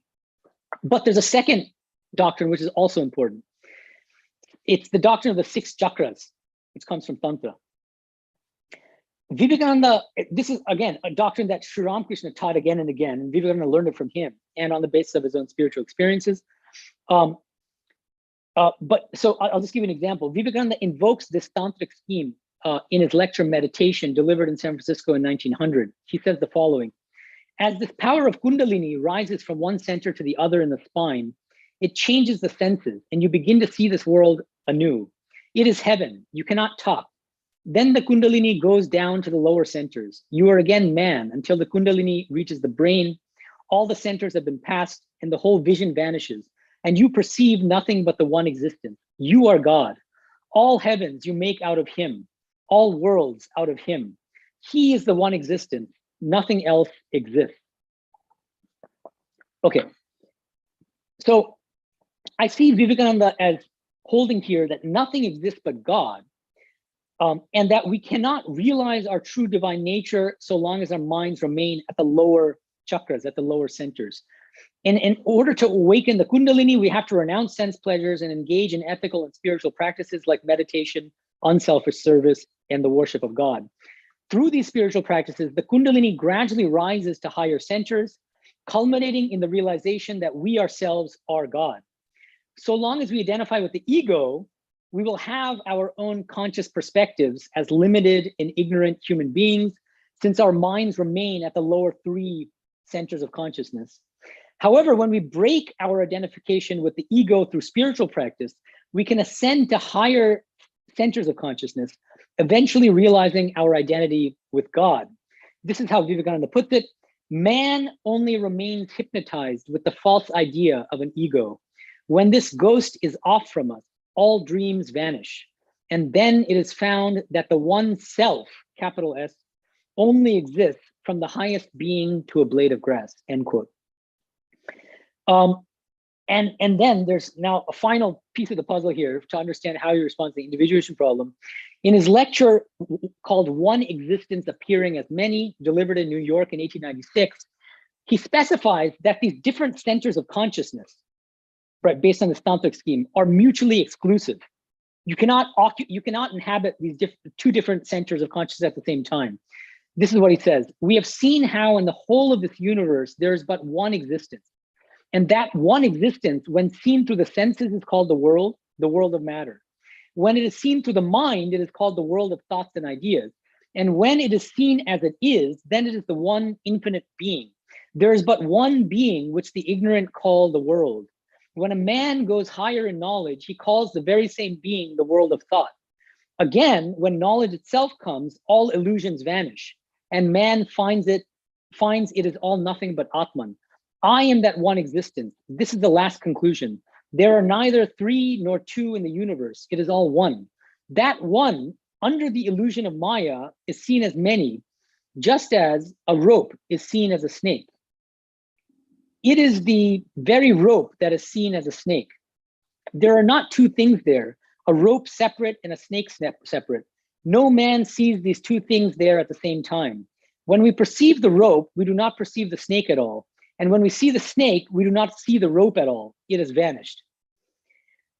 So first of all, you might think, well, wait a minute, now Vivekananda seems to be coming very close to Shankara's Advaita by calling Maya an illusion, when he says that one under the illusion of Maya is seen as many, just as a rope is seen as a snake. He's using the classic rope-snake metaphor of Shankara.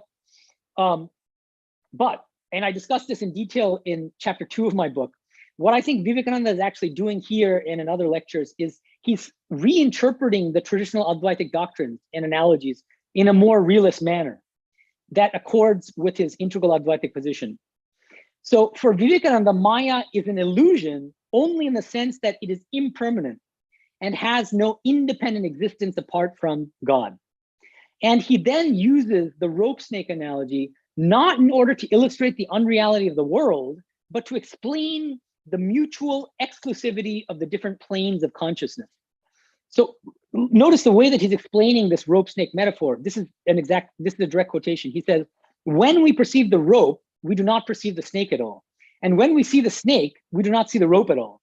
So I think what he's emphasizing, what he's deriving from this metaphor is the mutual exclusivity of the different planes of consciousness. So now, to summarize what I take to be, so kind of putting all these elements together, I think we can piece together Vivekananda's distinctive solution to the individuation problem. How is it logically possible for divine consciousness with his own divine perspective to manifest as various human beings, each with his or her own different conscious perspective? That's the problem. And so this is how I see him responding to it. According to Vivekananda's integral Advaitic metaphysics, divine consciousness is the sole reality. By means of the individuating principle of Maya, this non-dual divine consciousness, in its personal aspect as Shakti, or what Vivekananda calls the divine mother, manifests as everything in the universe through a process of playful self-limitation or self-veiling. This is another term which Kashmiri Shaivites use, self-veiling. To put this a little bit more concretely, for instance, my conscious experiences rooted in my own first-person perspective result from the association of my jivatma with my particular insentient antakarana, the mind, the mental complex in this life. Your conscious experiences rooted in your different first-person perspective result from the association of your conscious jivatma with your insentient antakarana in this life.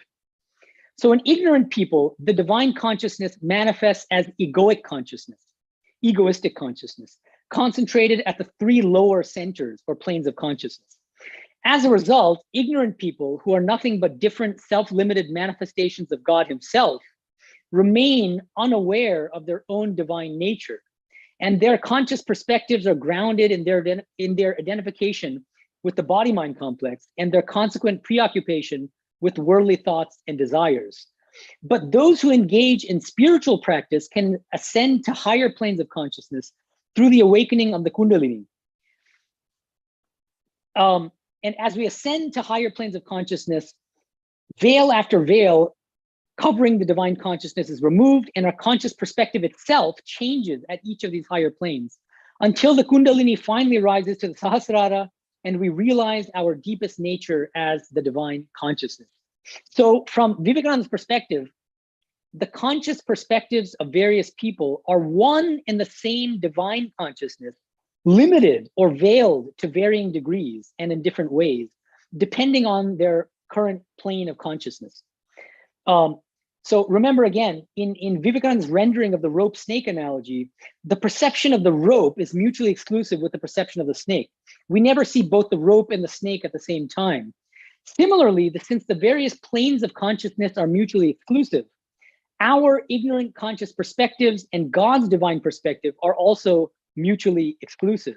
So long as we enjoy our ignorant conscious perspectives, we do not and cannot share the perspective of divine consciousness. And conversely, when we realize our true nature as divine consciousness, we no longer have our egocentric conscious perspectives. So that, in short, is, I think, Vivekananda's solution to the individuation problem and his account of panentheistic cosmopsychism. And I'd love to hear from you now. Thank you. So, I mean, so lucid and self-explanatory was the talk.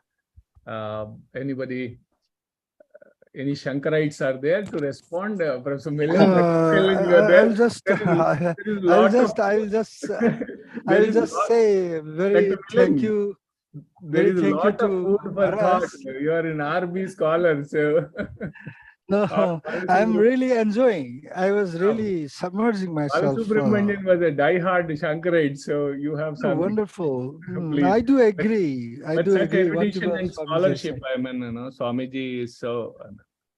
That's, this is really, I mean, lucid and very comprehensive. And it has all touched everything. So in that way, my thanks, my appreciation goes to Swamiji. The only thing, I'm not asking a question. It is very surprised that in my thesis, I was actually working on Chaitanya's philosophy, the Bhakti Rasa. So in my thesis, I had also raised this issue. I mean, how this individuation occurs. I found this in Jiva Goswami's works.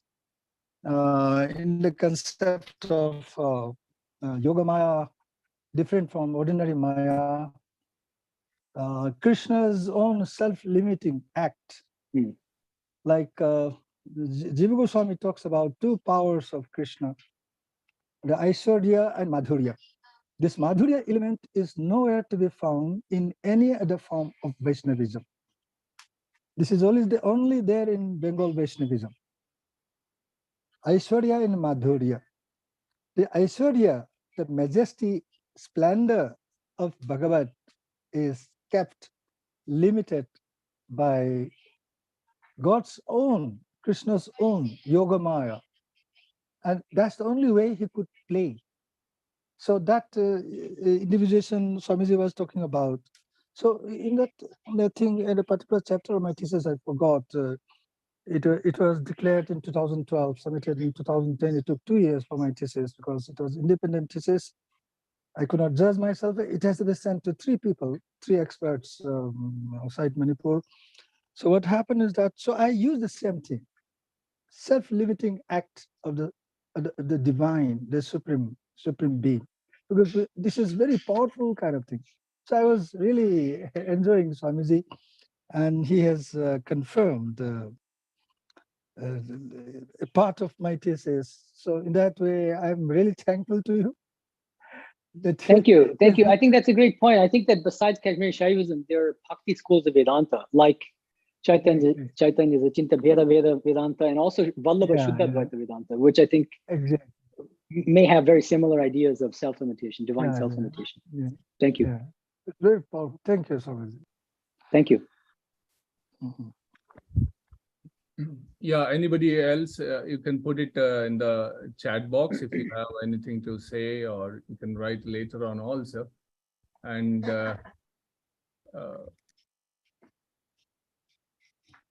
Swamiji, I mean, I just want to, I mean, you know, draw your attention, not a question again, but as is the case, I mean, you know, several critics of Shankara, starting from Ramanuja, have criticized Shankara on different aspects of his, you know, that has happened in the last 1,000 years, 1,200 years history. But if we see, like we were reading the other time, we were reading with Dr. Milan was there, we were all there. We were reading Sutra Bhashya, Brahma Sutra Bhashya of Shankara in the 2nd chapter, Tarkapada. Tarkapada, Sutras 29, 28, 29, 30, and 31. Vaidharmyacha. There is critique by Shankara of Vijnanavada, which is actually Swatantra Vijnanavada of Dinnaga, Dharmakirti, etc.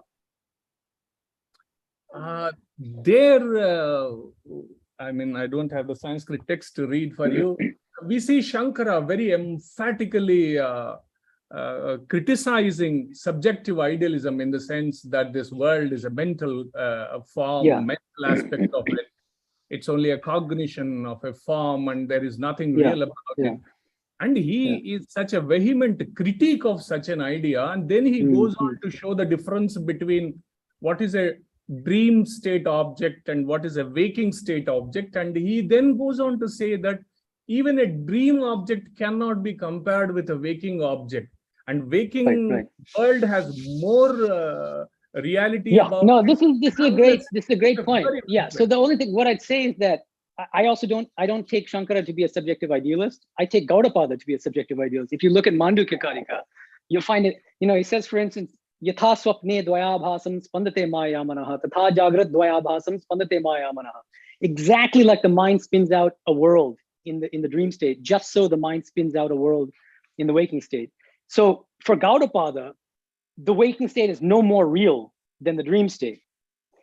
For Shankara, that's absolutely not the case. And I think this is again where traditional pundits in India may not be happy with what I'm saying, but I think there's a clear difference in Gaudapada's Advaita and Shankara's Advaita, because Shankara, in the passage that you mentioned, clearly rejects subjective idealism, but in favor of what? That's the question. And what I'm saying is in favor of this position, which is that there are three levels of reality. And these are terms that are used by later followers of Shankara, but not by Shankara himself. But he says that the dream state has what he calls pratibhasika reality, a lower grade of reality from this waking state. The waking state has vyavaharika reality, transactional or empirical reality, and the ultimate reality alone is like only truly exists, right? So there's a three-tier ontology in Shankara's framework. So yes, he does consistently and unambiguously hold that the waking state is in some sense more real than the pratibhasika state, than the dream state. However, he emphatically claims that both the reality of the dream state and the reality of the waking state are sublated upon knowledge of Brahman. You see, and once you attain the knowledge of Brahman, you realize that even the waking state was non-existent all along. So that's crucial. So he's not a realist. Even though, I mean, I don't know if you're aware of this, but Stephen Phillips recently is somehow claiming that Shankara was a theist and a realist, and Anantaran Rambachan sometimes moves in that direction. So I don't buy their arguments and I don't find them very convincing. But again, what you're saying, I don't think poses a problem for my understanding of Shankara, because I agree with you that Shankara was not a subjective idealistic Advaita Vedantin like Gaudapada or Prakashananda Saraswati, but he ultimately denied the reality of the world in Shankara. Thank you. Yeah, that's true. That's true. I mean, modification was an issue in Shankara Bhasha because Sat cannot be modified. So to retain that logical consistency, it seems, he goes towards Vivarta because once it is modified, it's no longer. Of course, I mean, that's something, I mean, but what's funny is if you look at the Upanishads, look at Chandogya. What are the analogies that Chandogya uses to explain how this world comes out of Brahman? Clay and pot, gold and ornaments. And Shankara has to bring in rope snake again, which is not at all a convincing way of understanding these analogies. It's clearly a real manifestation. Yeah, ornament and gold and clay and pot. Yeah, absolutely. Yeah, these are from the Upanishads. And Advaitans have to bend over backwards to somehow explain these analogies in an illusionistic manner, but it's very difficult. They end up text torturing, I think. Agreed. Well, excuse me, sir. Good evening. Good evening. Go ahead, Paul. Go ahead. Yeah, I had a question not to Swamiji, but to Hangamja, sir. If I could pronounce it clearly, Hangamja. No, Hangamja has not read his paper. When he reads his paper, you will do that, Paulami. If you have anything on Swamiji's paper, we'll take it.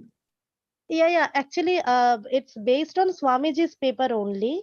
Okay, actually, go ahead. Sir, after Swamiji's paper, when Hangamja sir referred to Vaishnavism and the two qualities of this Vishnu, this Aishwarya and Madhurya, that is very typical to the Bengali, Bengali versions or Bengali philosophies, Vaishnavism or Bengali versions of Vaishnavism. So since I also belong to Chaitanya Deva's family actually, so I studied a bit on it, and I just want to know that as far as my knowledge goes, Vaishnavism is based on the rejection of, I mean, from the very beginning, from the Swami Ramanuja, we see that it is a philosophy which is based on the rejection of the cult of Maya. So how could he actually relate this, I mean, the appreciation of Maya or the cult of Maya with the Vaishnavic philosophy, be it a Bengali version, because even Chaitanya Dev also rejected Maya. Chaitanya Dev, the Bengali, I mean, the propounder of the Bengali version of Vaishnavism, he also rejected Maya. So if Khangamcha sir could please, I mean, elucidate, I will be very obliged. Thank you. I don't know. I should request Swamiji to handle this thing because this is a long story. Because no doubt, what you said is true. Professor Milan, But, Professor Milan, very brief, one comment, please. Because we have another speaker waiting to. No, I finished. I finished. Please. Chaitanya has, according to Jiva Goswami, it has a different concept of Maya, because Maya is Krishna's material potency. It is also known as Bahiranga Shakti. Bahiranga Shakti, or material potency, through which the world is created. The world is not Maya in the sense of Advaita's Maya. That is there. You're right. So in that context only, Jiva Goswami was explaining the world. There's Sarupa Shakti, then there is something called Bahiranga Shakti, there is Maya Shakti, then Jiva Shakti. There are three Shaktis. So in that way, the evolution of the world, creation of the world is undertaken in Bengal Vaishnavism. And that is one thing which I do not find in other forms of Vaishnavism. That's the only thing we can say, but otherwise the matter is a little complicated. There are other explanations also.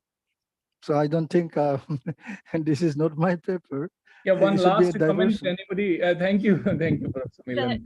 Chairperson sir, just one.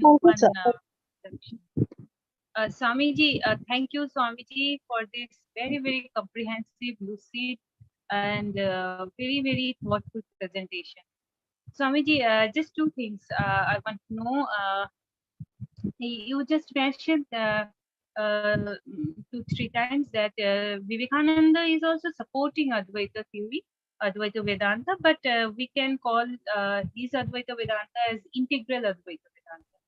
And if it is like integral Advaita Vedanta, then we also know Sri Aurobindo is also talking about integral Advaita theory. So is there any difference between Sri Aurobindo's understanding of integral Advaita and Swami Vivekananda's understanding of integral Advaita?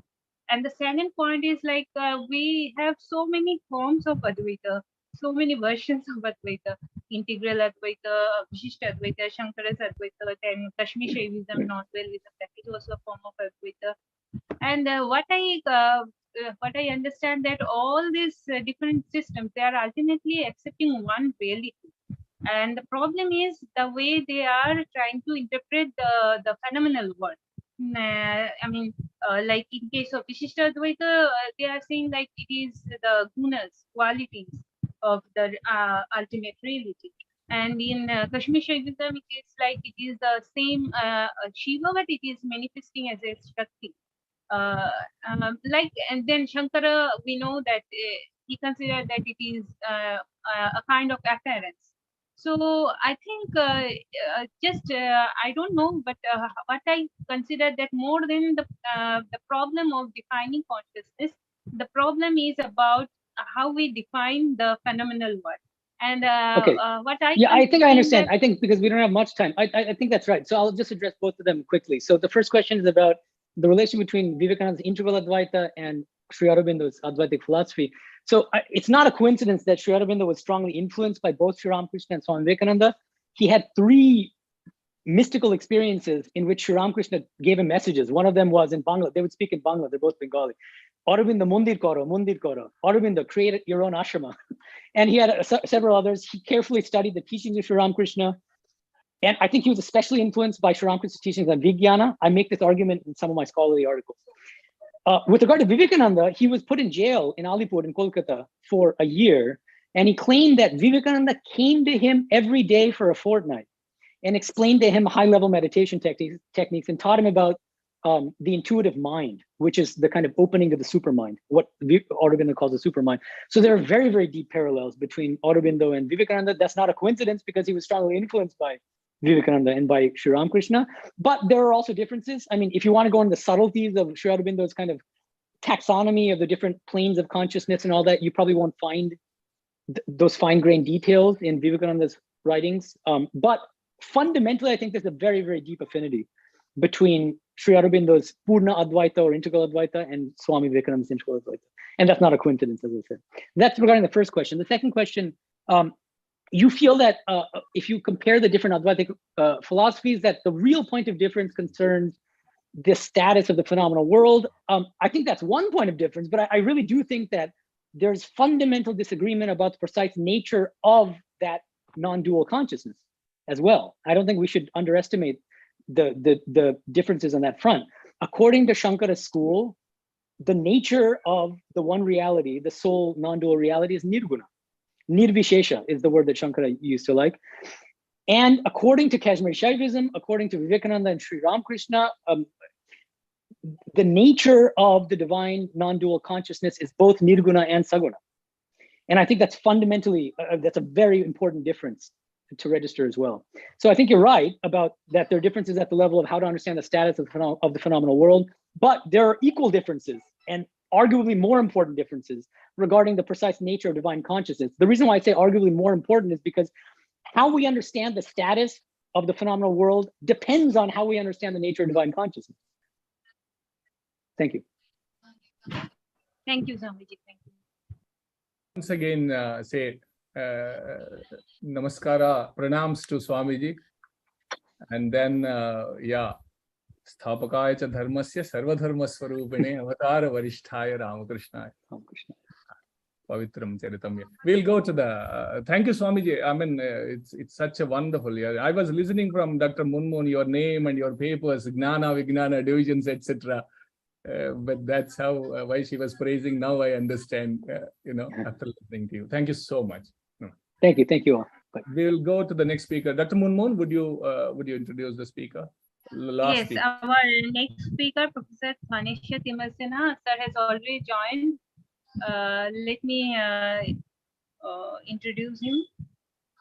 Professor Thanisha Timalsina, are you there? Can you hear me? Yes, Dr. Munmun, please go ahead. Go ahead. He's listening. Professor obtained his master's degree in 1991 from University in Varanasi and taught for several years at Nepal Sanskrit University, Kathmandu. He completed his PhD from Martin Luther University in Halle, Germany, with a focus on the history of the philosophy of Advaita. His dissertation is published under the title Seeing an Appearance. Before joining San Diego State University, Timalsina taught at the University of California, Santa Barbara, and Washington University in St. Louis. His areas of research include classical Hindu, Buddhist, and Jaina literature and philosophies with a specific focus on consciousness studies. His book, Consciousness in Indian Philosophy, is a comparative study of Advaita and Buddhist understanding of the self and consciousness. He has some very important works in the area of tantric studies, and his recent publication, Tantric Visual Culture, a Cognitive Approach, and Language of Images, Visualization, and Meaning in Tantras. Professor has published over 40 articles, book chapters, and review essays on religion, culture, literature, aesthetics, and philosophy. He teaches courses on Hindu, Buddhist, and Jaina religious, philosophical, and literary tradition, and his teaching interests include religion and science, as well as yoga, philosophy, and practice. His current areas of research include theories of mind, with a particular focus on the cognitive aspect of recognition, memory, imagination, and emotion. Welcome, Professor. Welcome. Thank you so much for accepting our invitation. Thank you, Munmun, and I'm sorry for the time conflict because I live in a very different time zone. And now I am almost regretting in speaking on this topic that I agreed to on consciousness in Pratyabhijna or Trika system, because I do not know what remains after Swami Medananda's talk, because that is what I thought is Trika or Pratyabhijna.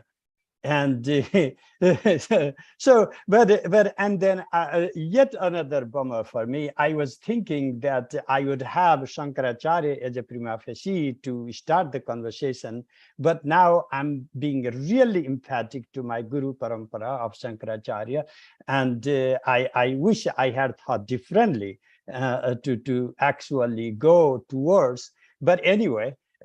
These are just the thoughts that came now, and many of the introductory remarks that have already come in the discourse by Swamiji. Thank you, Swamiji, for being here, enlightening us. That was a really wonderful presentation. So for my own introduction, I prepare more of an introductory conversation. For my own introduction, I would like to start from the concept of Swabhava. It's you can explain Sanskrit terms in many different ways. This is Swabhava, Swa-eva bhavanam, or Swasya bhava, the intrinsic nature, inherent nature, or something as it is. There is something as it is to define what exists. An entity has its own inherent, intrinsic characteristics of its being, and that does not depend on some external factors outside for it to be defined, for it to exist. So if Swabhava concepts were to be defended, whatever exists on its own accord and does not exist because of its external properties or how the outside views it to be.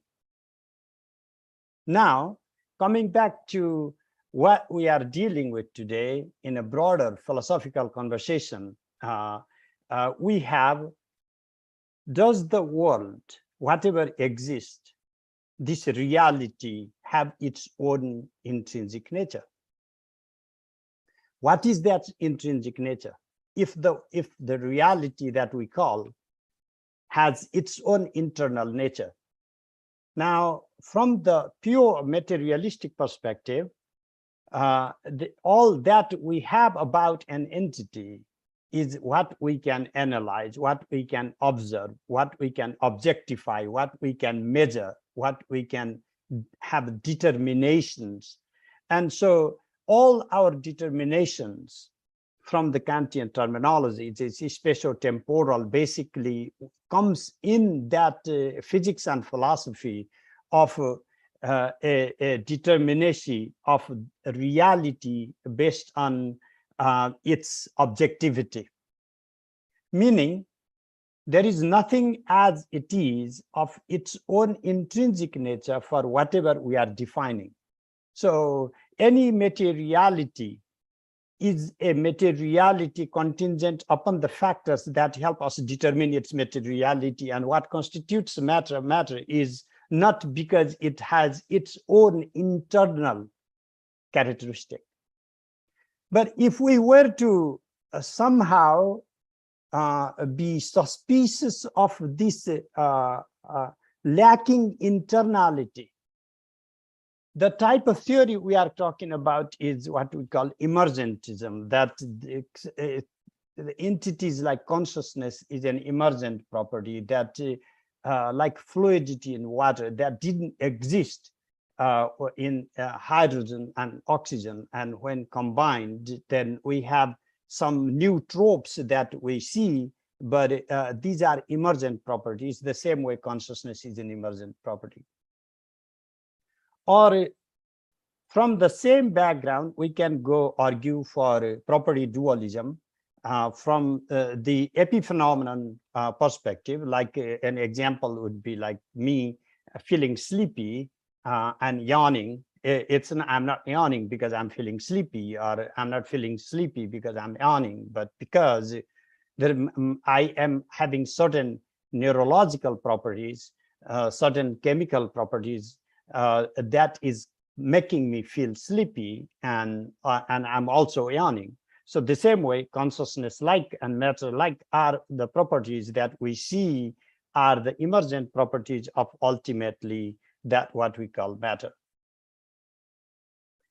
In contrast to some of these dominant theories in the world right now, we have actually almost all the theories, except for the Charvaka theory, which we could very much say a type of emergentism. All the theories coming from the Indian subcontinent are different in its flavor and content. And they try to address to the great extent, particularly from the Advaita of Shankara and all the manifestations of Advaita or the Trika philosophy. So what we find here in the other schools, so if we go Sankhya, for example, Sankhya philosophy is not the type of dualism of the Cartesian dualism of mind and matter, because Prakriti here is not explicitly matter, although some have tried to make that connection, Prakriti as the matter, but Trigunatmika Prakriti having 3 gunas, and whatever the physicality comes as a product of the fusion of Purusha and Prakriti, all the Mahabhutas is already a fusion of Purusha and Prakriti. And intellect, our own mind, Manas actually, is also a product of the fusion of Purusha and Prakriti. So this is not a type of Cartesian dualism. And if we go to alternative philosophy, would be Nyaya dualism. This has consciousness as a trope, a guna, and it is not intrinsic nature of Atman, Jivatman, for example, or Paramatman, the God. And even there, it's a different type of dualism, and I would not be able to address all those different philosophies. So from the perspective of non-dualism, what Swamiji Medananda himself brought Pan-psychism and Cosmopsychism, and then coming to the Advaita of Shankara. From the pan-psychistic perspective, what they have tried to explain, if they call from the at least micro-psychic perspective, that every atomic structure or the parts has some type of consciousness, intrinsic nature, swabhava of its own or conscious state, and the collective is like all the cellular structures within my body having consciousness in some form, also having subjectivity in some form, collectively gives rise to my ego, my subjectivity. And that I find not convincing, because I do not ever feel myself. When I feel myself, not as a collection or conglomeration of all the constituents of the cellular identities or cellular consciousness. And Cosmopsychism, Philip Goff and Miri and some people that Swamiji already introduced to have given some alternative perspectives. So we will not, again, spend more time there. So now more relevant for us, maybe at least to invoke the classical ethos of engaging the Yogacara, was mentioned also before, is the Yogacara philosophy has given a different model of consciousness than the Advaita of Shankara and the Trika philosophy. And from the Yogacara perspective, just 2 main concepts would be the Advaya Jnana, basically this non-dual realization. But what is this non-dual realization? There is a Sahopalamba Niyamad Abhedo Nila Tadhiyo, as Dharmakirti says, that Nila, blue, and the consciousness of blue, Tadhi, because they are cognized simultaneously. There never is the case of having a blue lacking blue consciousness. Therefore, there is no difference in blue and blue consciousness. But what Yogacara rejects, if I started with the concept of Svabhava, is the Yogacara, for the Yogacara or Madhyamaka, there is no intrinsic nature, even of consciousness itself, because it's again a interdependent property.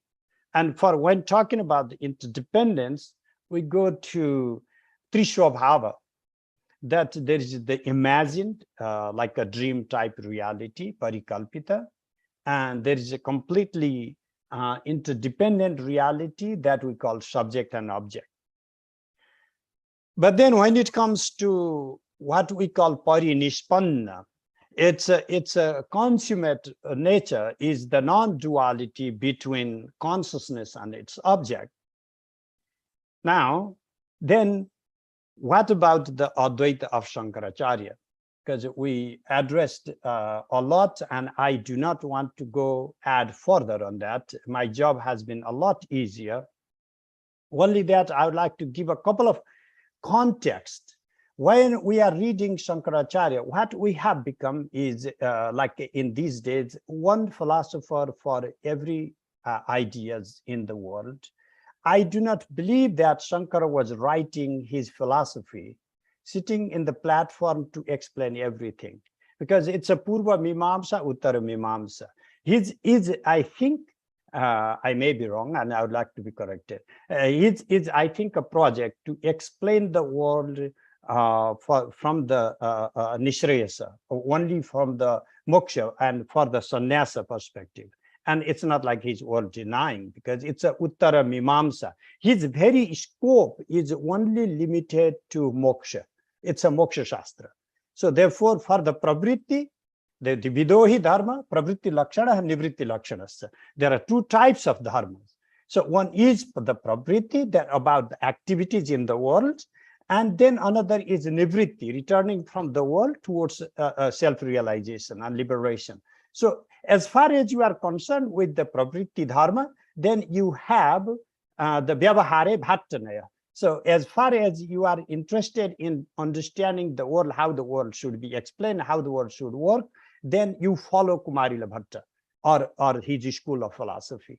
And once you are interested in Nivritti Dharma, then you come to address from the Shankara's perspective. But even then, one more example came before this Satyapi Bhedapagame. I recite many times, and of course Swamiji would say, I don't believe this was of original Shankaracharya. I don't believe it either. But the example is very good, poignant. Satyapi Bhedapagame Natha Tavaham Namamaki Nastum Samudrohi Tarangaha Vachana Samudro Nataranga. The example of the waves and the ocean. And why this simple metaphor is very crucial in Advaita of Shankara is, if all Shankara is saying is that they're just the ocean, no tides, is he rejecting tides when perceiving tides? But then, as we already shared, this example is maybe the verse I cited could have been composed by a much later Shankara. But to my knowledge, this first appears in the Ishtasiddhi of Vimuktatman, a disciple of Sureshwaracharya. So it's not that late, actually. In the very Advaita of Shankara, this type of conversation does appear. So maybe, although the topic I was thinking to talk was slightly different, but I'm just giving these counter examples, because we, as a philosopher, these ideas are for us to just think through, rather than just to be dogmatic about one particular view. And so I think that for Shankara, he grounds his central thesis on Ghata Bhashya. So why is he, for the body, when he's discussing, it's a Ghata Bhashya. The clay and the pot metaphor is never gone out, actually. And so, but what about this repeated utilization of mithya? Repeated utilization of mithya we are translating, including myself, now blame me, and you can even slap for translating mithya as false. You know, I think that when we borrowed these one word for another word, find one English word to translate one Sanskrit word, or otherwise you don't have a dissertation or you can't write in English. So these whatever 19th, 20th century Western philosophies were using some kind of ideas, terminologies, and the people doing Indian philosophy wholeheartedly borrowed those terms. And I think that we have made a grave mistake in these translations. So what I'm arguing is mithya bhavana mithyatvam. What is mithyatva? To co-arise. But that is so Buddhist. Okay, well, I mean, that is a different topic altogether. So it is quite possible that Shankaracharya is arguing for the co-arising of our materiality or our conventional reality. But then there is only conventional reality for what we are calling, no, I agree with that Shankara is still, even though the terminology you may not find, but this for all the Advaitins, late post-Shankara Advaitins do agree the Trisatya or Dvisatya, Vyavahara Paramartha. So this is the conventional reality. But the fact of the matter is, this is a conventional reality. Because if we go and talk to quantum physicists, if you go to talk to, so whatever we are dealing with in our everyday life, all the things that matter to us, this is conventional. Our social reality is conventional. Our constitutions and the laws are conventional. Whatever we are naming objects are conventional. So there is, I don't see the big problem there. But what about Satya and Mithya? I want to know more about it.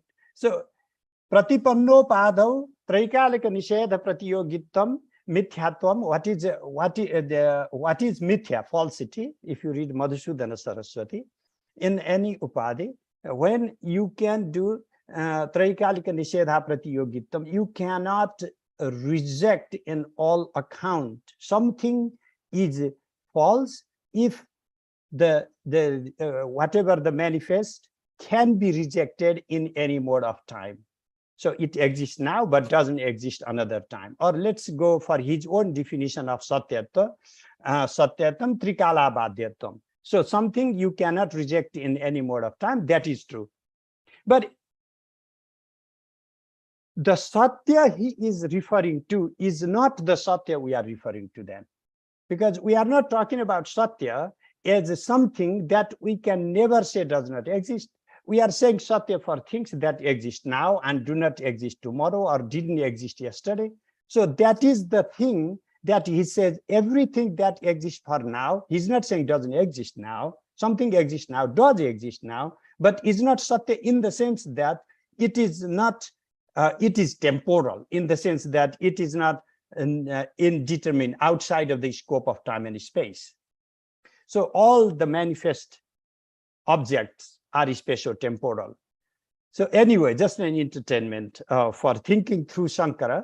And then on this ground, I think that we can go and we may still find a few concepts that have not already been explored in the previous conversation. So a couple of points I would bring from what the book more known as, publicly known, widely known as Shakti Sutra is the Pratyabhigya Hridaya of Kshemaraja. Very simple, very lucid. Chitihi Swatantra Vishwasiddhi Hetu, that consciousness is autonomous and is the cause for the establishment of the world or for the rise of the world. How does it manifest the world? Swechaya swabhitau vishwam unmilayati, with its own will, within itself, in its own canvas, swabhitti, in its own screen. Vishwam, the totality of the world, unmilayati, manifests. So every word here is so central to the Trika system that this chiti, that what collects, it has already this collective assemblage type nature in itself. And it has the most important term is swatantra. Because how does it make the externality possible? This autonomy, the freedom of consciousness is what makes it possible for the rise of externality. What makes it possible for individuation, like came in Swamiji's talk, that it is the autonomy of consciousness itself. Later, we will find actually already coming in the backdrop of Bhartrihari's philosophy, but later we'll find in Elaraja's commentary that Kala Khena Swatantrena, what is this Swatantra? We'll find that this Swatantra, this freedom, this autonomy is what we call time, temporality. So we have to rethink about time itself now in this light, that this autonomy is somehow interlinked with the temporality. And where does it manifest? This where is a location concept, like a content container type concept, and that is it itself becomes the container for what is contained within that the projected reality. It is not ejected out. It is not like the creation and creator are two different entities, like there is a separation between the creation and the creator. So because it's projected within itself. And Shiva Sutra, one more sutra, to go to the original text, Shiva Sutra also says, Chaitanyam Atma, the self itself is consciousness. Chaitanyam Atma. So the self is the consciousness. With these few sutras, now we have at least some guiding principles of what constitutes the type of Chaitanya and in what regard it's different from, let us say, Shankaracharya's Advaita or Yogacara type Vijnana. Number one, from the Yogacara type Vijnana, there is no Swatantra, there is no autonomy, there is no Svabhava. The Vijnana of the Yogacara lacks its own Svabhava, inherent nature, and it is not autonomous. It does not have freedom to constitute any materiality, because materiality has never been constituted as such. But now, and also it's not temporally finite. It is time constituting consciousness, and it is not constituted in time. It is not temporally determined, and therefore that is also where we find this consciousness model different. But where are the key factors that separate at least the Trika model of consciousness from Advaita model also, besides the Yogacara, is there is no prakasha lacking vimarsha. So there is always this reflexivity. I'm calling this reflexive, but we will discuss more on that topic. There is always this reflexivity that consciousness is self-aware. It's not just a prakasha matra. It's not just a soprakasha. There is this vimarsana. And vimarsana, like one of my friends, Kerish Kora, has some good papers on vimarsha, that there is a sort of sense of touching, that almost like a tactile embodied sensation in the notion of vimarsha that we do not find in other philosophies. There is also pratyavamarsa. Utpala himself uses the terminology pratyavamarsa. This is a reaffirmation, reflexive confirmation, in which we find the idea of pratyavijna, that consciousness does not just know itself, it reaffirms its own being in its manifestation, in its multitude. So it manifests itself into infinite possibilities, and then it reaffirms its own being in the manifold.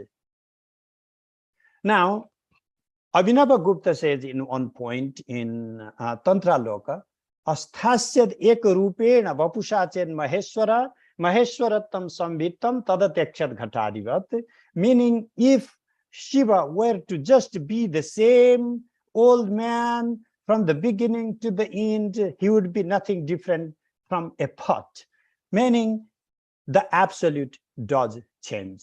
So there is this inherent dynamism.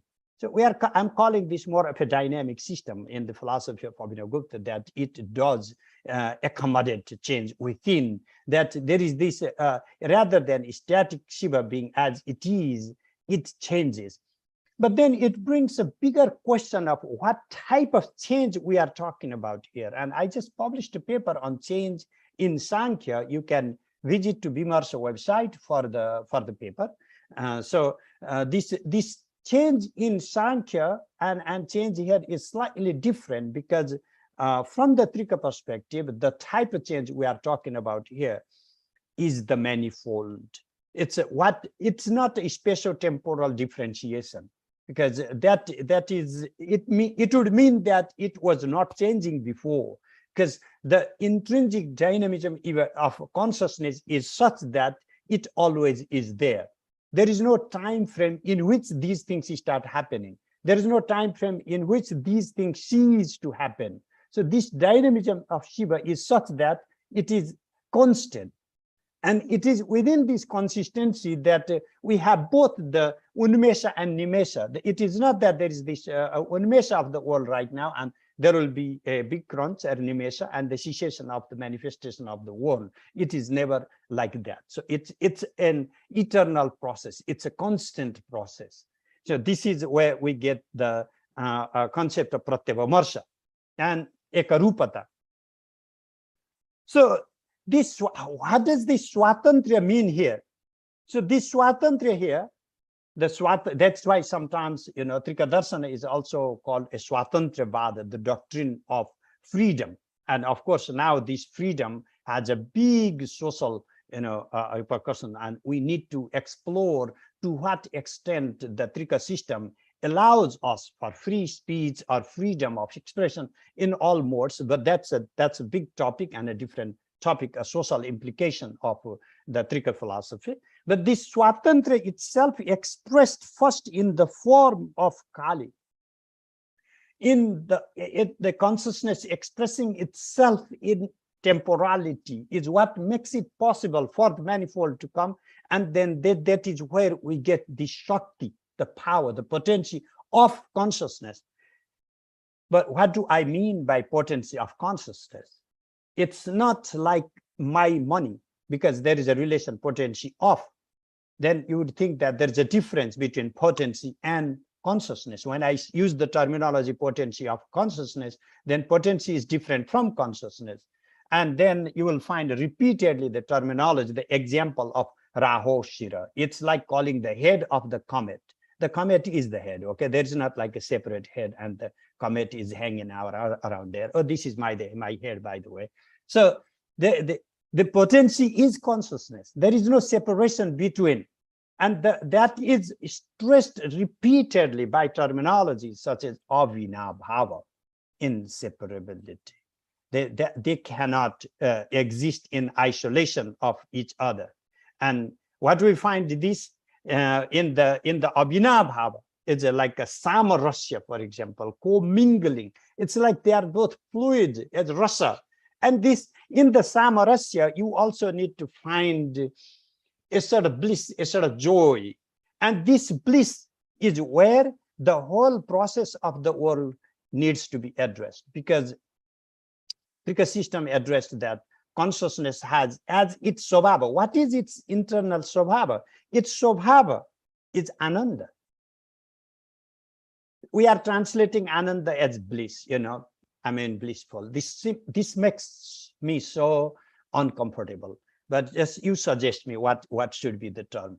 And don't say, I sometimes have even written joy, because I stopped thinking about what makes the best translation, because nothing does. From the root to Nadi Samriddha, the Abhinavagupta explains that Ananda is the manifold. Expression into the manifold is what Ananda applies to. It's not, aha, I'm so happy. That's not Ananda we are talking about. The Ananda we are talking about is being many. From if you read Paratrishika Vivarana of Abhinavagupta, you will see that there is this Anuttara, and then you have this Ananda. Immediately comes and multiplicity. Tadakshata, ekaki naivaremi. Oh, I'm not happy alone. Bahusyam prajayaya, let me be many. That's becoming many. It's intrinsic nature of the Brahman. And this intrinsic nature of the Brahman is what we are in the manifold, in the form of the world, and as me and as you and whatever we are. So that is already there. But at another point of what constitutes the Trika consciousness unique is Ichha Shakti. It's also intrinsic nature of consciousness to have volition. It never is bereft of volition, desire. So Shiva desires to be one with Shakti, with its own self-glory. Then that is this nimesha of the Bahi Prapancha external manifestation. But then Shiva has again the Ichha, volition of becoming many. And then there is infinite world manifestation. And Shiva itself has the volition to self-realize. And then I start reading Trika Shaivism, you know, when I want to self-realize. So this is that cosmic singular consciousness itself is also manifold. So the idea of one and many does not make sense here, because all our conceptualizations of one and many are rested on spatio-temporal objects, things that we can determine in space, things we can determine in according to time, and things that are outside of spatial. The consciousness that constitutes the laws of space and time cannot be conditioned by the laws that it creates externally. So the consciousness creates its external laws of space and time, and that is what makes us to determine singularity or plurality. And it does make sense when we are talking about consciousness. So also applies for Vishwatirnata, Vishwamayata, for example, whether it is transcendent or immanent, so or embodied, disembodied. These things are also constituted by that very consciousness of being inside, being outside, objective or subjective. Objective and subjective also do not make sense here, because this is also constituted by consciousness, because it's the consciousness that pulls itself apart and looks like as if from the sky, that is the object outside of me, then the objects manifest. So a subject, object, internal, external, spatio-temporal, one, many, all these are not the concepts that are applicable to explain this Paramadvaita. These are the concepts that come in the process of manifestation of what we call everyday reality. And then, yes, in the sense of if we are looking for a complete philosophy of one philosophy doing everything, because I know that for some who are trying hard to make Shankara explain everything, including my ritual life, my marital life, and everything, so that I already rejected. That's not Shankara's problem, you know. But for Abhinavagupta's philosophy, is a comprehensive philosophy, in my opinion. It also relates to Kriya. Because, yes, Shankara's consciousness is Nishkriya.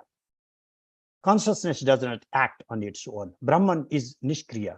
Brahman does not act on its own. But Shiva does act. Consciousness does act from the Trika perspective. And therefore, it helps us explain our embodied modes of manifestation, our Kriya, our everyday life, and our actions in particular, our real life actions, and of course, the modes of cognition. And it also comes back to jnana, not the pure consciousness, but our everyday modes of consciousness. Even for there, when consciousness from the Advaita of Shankara is explained as pure transcendent, then everyday modes of consciousness are vrittis. These vrittis are viewed as external, and therefore they don't bear any reality in the absolute sense. But from the Trika perspective, since these are the active expressions of Shaktis, of that very pure Chiti Shakti manifests herself in the form of Vyoma, Vameshwari. Vyoma means the sky, Vameshwari, one who who emits, who vomits, who throws out the space. And basically, there is this consciousness that gives for the specialization, that gives the sense of space-time. And then that is Kechari, that the energies that roam in pure consciousness of the sky, the void-like consciousness, and Gochari and Dikchari and Bhuchari. So all the energies that roam in my physicality and my internal sensory faculties of the mind and the ego. And so all these energies are, even in their expressed modes, so like Devis, the luminous bodies. So these, the Karana Chakreshwarya. So the tantric terminology for that would be Karana Chakreshwari, the goddesses in the form of the wheel of the sensory faculties. And so there is pure consciousness manifest in this body is a distilled consciousness itself, and its expression in my physicality explains my Kriya Shakti. It's the Kriya Shakti likes to take some external form. It's just if consciousness in its pure and pristine form is undivided, but it manifests as jnana, like icha and jnana and kriya. But that, like Swamiji told before, a process of individuation. Explicitly, Abhinavagupta does talk about that. Not that these individuations didn't exist. One beautiful example that appears repeatedly in the Trikatyakas comes actually from the works of Bhartrihari, Mayurandarasanyaya. It's a kind of maxim of the fluid in the peacock egg. It's like the all the multi-layered colors you can see in peacock. You know, when the chick comes out, you can't still see, like maybe take 6 months, a year, and you can see all the myriads of layers and layers of colors. But then you crack an egg, and don't do that, but I'm saying just an example, and try to see all with, you know, like use your microscope and then see the color. There is no color there. So does the color come out that didn't exist before? Now they go to the scientists, geneticists would say, no, there are, you know, salient genetic tropes that already exist. And I can ask the geneticist, but can you call that particular gene a blue gene? No, not the blue genes. Can you call that a red gene? You know, so these colors, you know, are not there as colors. So what do we call them? That is what Shakti means. The whole idea of Shakti is that there is the potency there. And then it manifests. When it manifests, we see, oh, it could be. When you see, yatha nagrodha bijastaha shakti rupo mahadruma tatha hridaya bijastham jagadeta charachara. Read Abhinavagupta's commentary in Paratrishika. This is a verse from Paratrishika. Yatha nagrodha bijastha, just as in banyan tree. Everybody in Bengal knows, I mean, most of us do know what a banyan tree is. It's like a ginormous tree. But very few of you may have actually opened the banyan fruit and you know, open like how just really, really small this fig seed is. And then there comes this huge tree. The same way in the heart, the hridaya. Within that aham, I pulsation, I am, there is already there the whole manifestation existing there. So I would like to sum up some of these ideas because I will keep on going otherwise. So what is it then? What is the manifestation? It's a krida, it's a play of consciousness, because what is fun in being monotonous? You know, there is no fun. So therefore, it's the whole world is a Swabhava, it's a manifestation of Shiva or consciousness. And then how do we understand Vimarsa then? Again, I have a paper just on Vimarsa, but it's more like Indological paper. You have to bear with me. You can see Vimarsa is the pre-conceptual and pre-reflexive act through which consciousness is always already grasping itself as having a specific form. So that's the key ideas from Trikakram in the concept of Vimarsa. And the next concept, I would say, there is vimarsa in different forms, in different modes of veridical consciousness. Like if vimarsa confirms what I see in my mode of perception, the same way I have a vimarsa. Oh, I know this is smoke, and I remember anytime there is smoke, I've seen fire. And then that type of vimarsana is a connection that helps us to make inference. In verbal cognition, suppose somebody says that there is water on Mars, and then every word has to be connected. And then that in that non-dual state of word and meaning being connected, I have this click, and there is also a vimarsana of the word and the revealing the meaning, the content. More importantly, vimarsa has a volitional domain, meaning that there is this vimarsana itself has icha. So the icha shakti Mahatripura Sundari, if you read Bhavana Upanishad, you will find that. So this, just like this Prakasha is considered Shiva and vimarsa is considered Shakti, and then that icha is never erased. So the desire in our ordinary form, it is, we call desire, but it's not desire in the same form when it's thinking through the collective. Okay, so this, but there is this thinking through the collective when you are the absolute or only person. Now people want to be rich. People want to be rich because they are poor people, but I do not know what people would want to do if he is the only person who has all the money in the world. So then the concept of richness would be abolished. Then you have to better distribute it so that you can still be rich. You know? So it's like a redistribution. From Shiva's consciousness, we are thinking of redistribution of volition, and the manifoldness comes, so then we have to be many with many desires. What about the conflict in our desires? Hantrecha haniyasecha, read, Rudram. Hantrecha haniyasecha. He is the killed and he is the killer. So this is a game. I don't enjoy the game. Okay, you get out of the game, but that doesn't mean that everybody is not having fun, because even someone just living in tubes, support system, if given some time, like doctors say yes or no, can I terminate your life? And then the last of the possible communication, please don't terminate my life. I want to live. So this desire to be, why is that desire to be? Because if this manifestation is so painful, if the world is so much dukkha, just be done with it and be gone. But most people just say it is all dukkha and just still, keep sucking the resources in the world. So therefore, I think what Trika says is the world is fun. Are you kidding? We enjoy the best. Yes, we don't have everything we want, but then that doesn't mean that we are still not having some fun.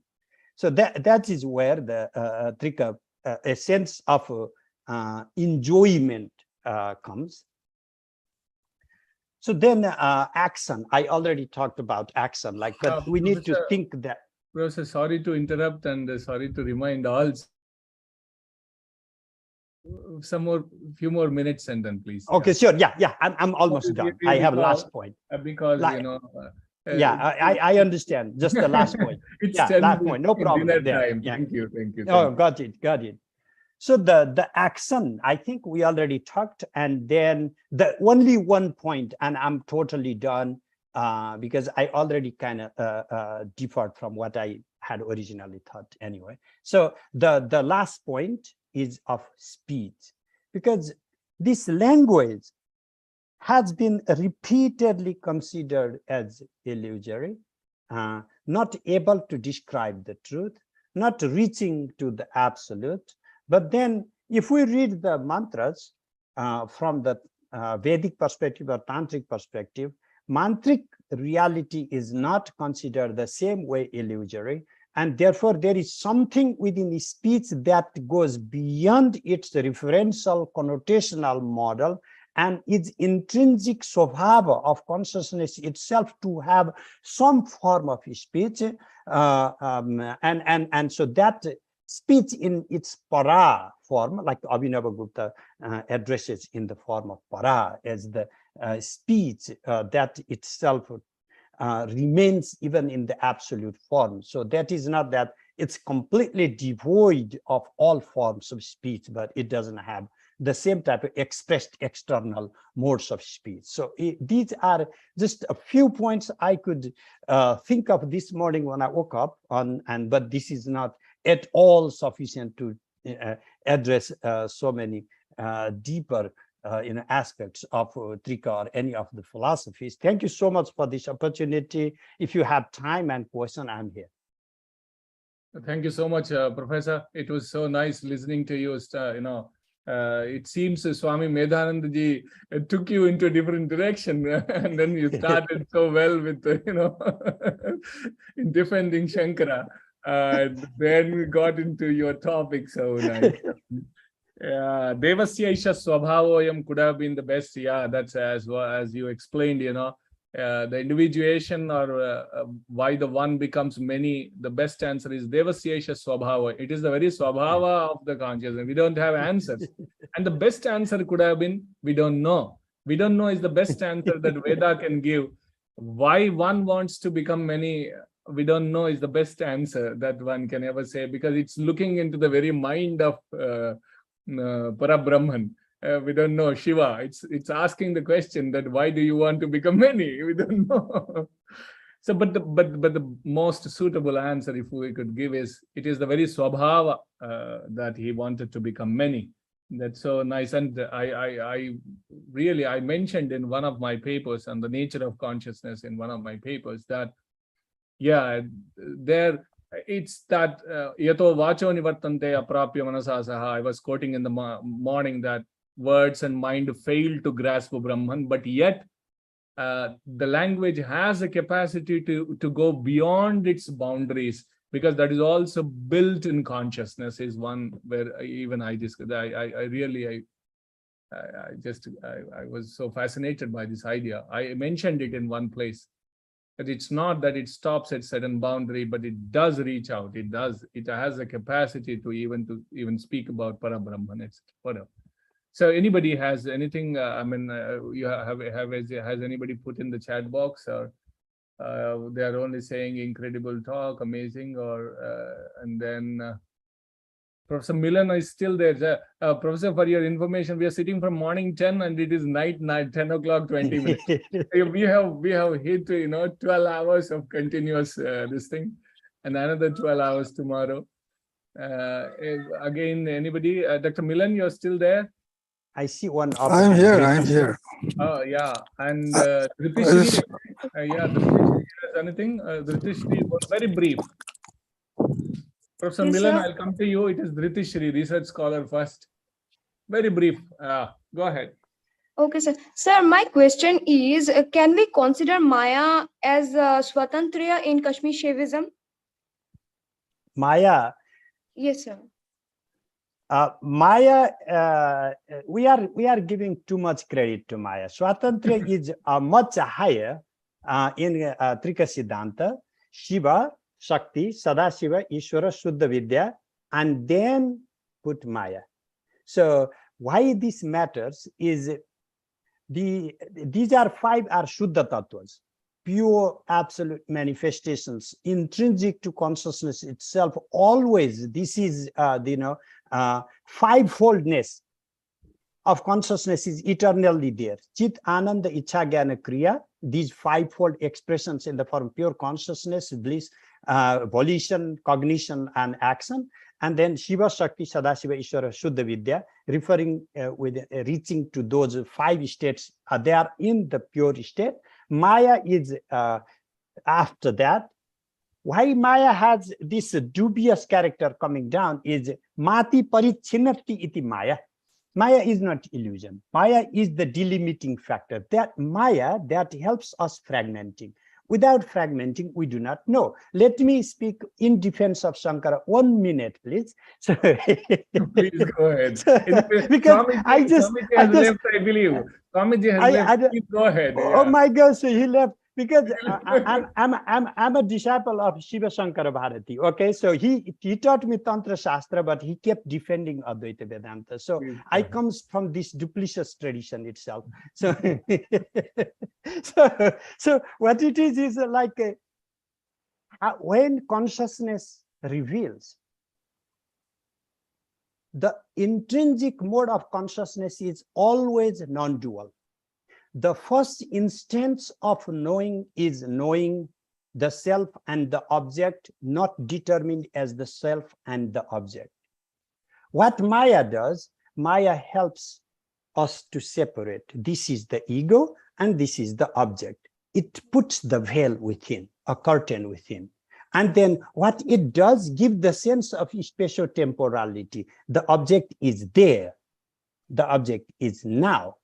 And it gives further sense of determining, adding more aspects, colors to speciality, like far, close, even more attributes to temporality, like now, before, after.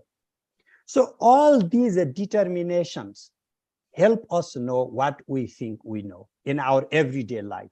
All the object consciousness requires Maya. So Maya does not mean that it is all what we see is illusion. Maya only means that pure consciousness requires determination. Otherwise, it has no directionality. There is no horizon to pure consciousness. I hope it helps. It's so nice. There is one question from Kanchan Gogte. She's from Pune. Can you please explain Swabhava from point of view of consciousness? What is the Swabhava of consciousness? Oh, okay. What is the Swabhava of consciousness from the Trika perspective? Like, again, if we are talking from the Advaita of Shankara, then the Swabhava of consciousness is explained differently. From the Trika perspective, the intrinsic inherent nature of consciousness is to be self-aware. And how does it become self-aware? In its manifoldness, it becomes self-aware. It's not just oh, I know I am. It's a self-awareness of recognition of all the potencies. Because when you say, the good example, although it comes in the Advaita of Shankara, Sureshwara extensively, and Shankara himself gives this example of Vyadha Rajaputra, a prince raised by a huntsman, like a hunter, a tribesman. So the prince was so young when he was adopted by a tribesman and is clueless that he's a prince, and then he always believes that he's a huntsman, and then ultimately when he faces this reality, it's shocking. And he doesn't even like to accept it. But does that characteristically change him? Does that mean that he's no longer a prince? He always is a prince. And there is forgetfulness. So this forgetfulness also helps us to be many, to assume otherliness, to become other.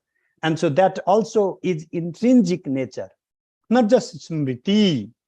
Even my forgetfulness becomes a boon in the sense it allows me to, pretend. So this is Deva Sesha, this verse cited, but in the dance, like a dancer playing a role of a pauper, another day is playing a role of a king. It doesn't matter. For a little bit, he's drunken in the idea of being a prince or being a king, or forgets the idea of being a prince. But these are different modes in which consciousness is challenged. So consciousness has this manifoldness as its intrinsic nature. So the Chit Ananda Ichhagyana Kriya, what I addressed before, they are the core constituents of the consciousness, and these are the Swabhavas from the Trika perspective. Thank you, Professor. There is Mary Hicks who is saying, thank you, Professor Lawrence, for your contribution and continued presence on the panel. It would be nice to hear from you further comments. There is Professor Lawrence is still there. Professor Lawrence, further comments. Professor David, you want to have some final comments? We can't hear you. Unmute, Professor. You have to unmute, Professor David. Unmute. Yeah, please. Oh, well, thank you, Saneshwar, for that talk. And I think that we agree on a number of things. I appreciate the discussions of the tattvas and the different levels in which Maya occurs, and you emphasize certain points about Kriya, which are very helpful. I don't think, I mean, would you agree? I don't think that these traditions, they may explain connections, but I don't think they really solve the hard problem of consciousness. I don't think they do, even if they're dual aspects of the same reality or whatever. How can you explain the relation of this world, this experience world, and universal consciousness? You can say the experience world is the intrinsic nature or play of this consciousness, but how can we explain the relationship? I don't think that's, I mean, do you think there's any answer to that?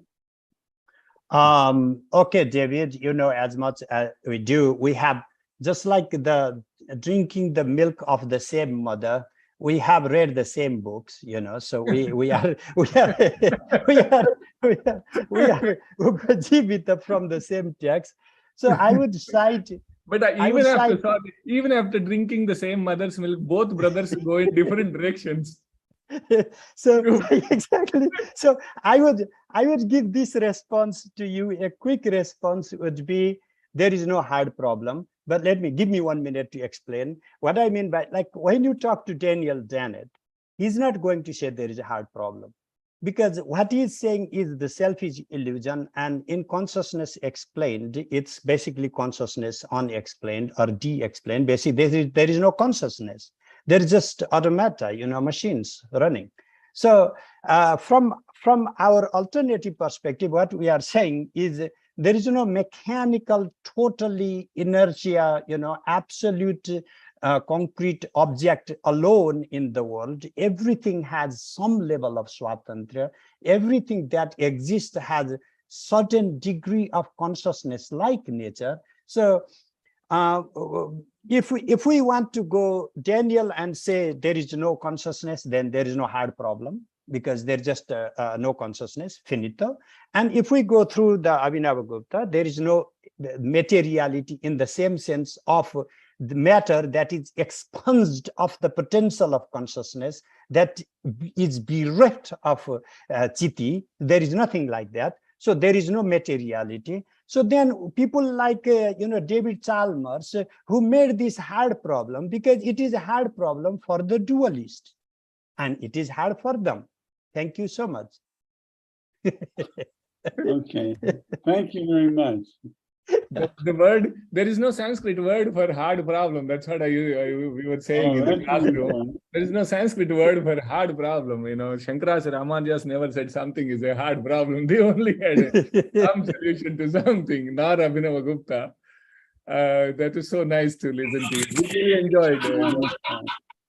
Professor Milan, you want to have some observation? One last observation. No, I can only say I thank to our colleague Munmun Chakrabarti for bringing new faces this time, except Professor Raghunath Ghosh, myself, and yourself, Professor Natarazu and Munmun. The rest of the professors are new to this group. So in that way, we are getting different perspective of the same old problem, and it has given us a lot of enlightenment. And especially, during the last 1.5 years, I started taking a lot of interest in Cosmopsychism of Abhinavagupta and even before him. Because when I was doing my thesis in Bengal Vaishnavism, I was not, of course, Veerashaivism, Cosmopsychism, and South Indian, Shaivism I studied in MA, but the thing is that was not sufficient. So new highlights, deeper aspect of Cosmopsychism today, for the, few times, but in a new, perspective, Professor David and Professor Staneswar has beautifully explained, and it's a kind of informative. And I found Bengal Vaishnavism was too pictorial, theologically too pictorial, and I was put off in the beginning. Now, after revisiting Cosmopsychism, I found out that Bengal Vaishnavism can be understood better if we understand Kashmir Shaivism. And that's how I have re-understood Bengal Vaishnavism in a new way, in a more rich manner after going back to Kashmir Shaivism. So in that way, I really thank Professor Staneswar for my personal kind of project on which I've been working. So that's the only thing I want to say.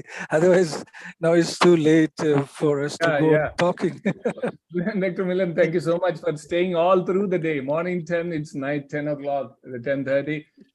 No, I can continue till tomorrow morning. No, we have no problem. We will end it here, and thank you so much. Shubham Bhuyat Punaha Milishamaha. Namaste, everybody. Dr. Munmoon, we will Professor Stanishwarji will stay connected through our Indian knowledge systems programs, and then hope you would find some time for us. Professor David as well. Of course.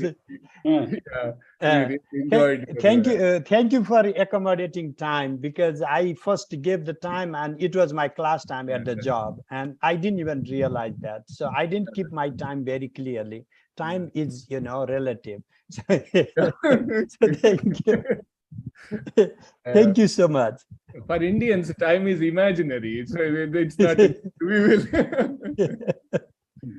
Munmoon, we are calling it a day. Thank you. Yes, sir. Yes, sir. Thank you, sir. Thank you, Chairperson, sir. And I thank all the speakers, Professor Thanishar Timalsina, Professor David, Swami Nidhananji, and also Professor Shukallan Gupta.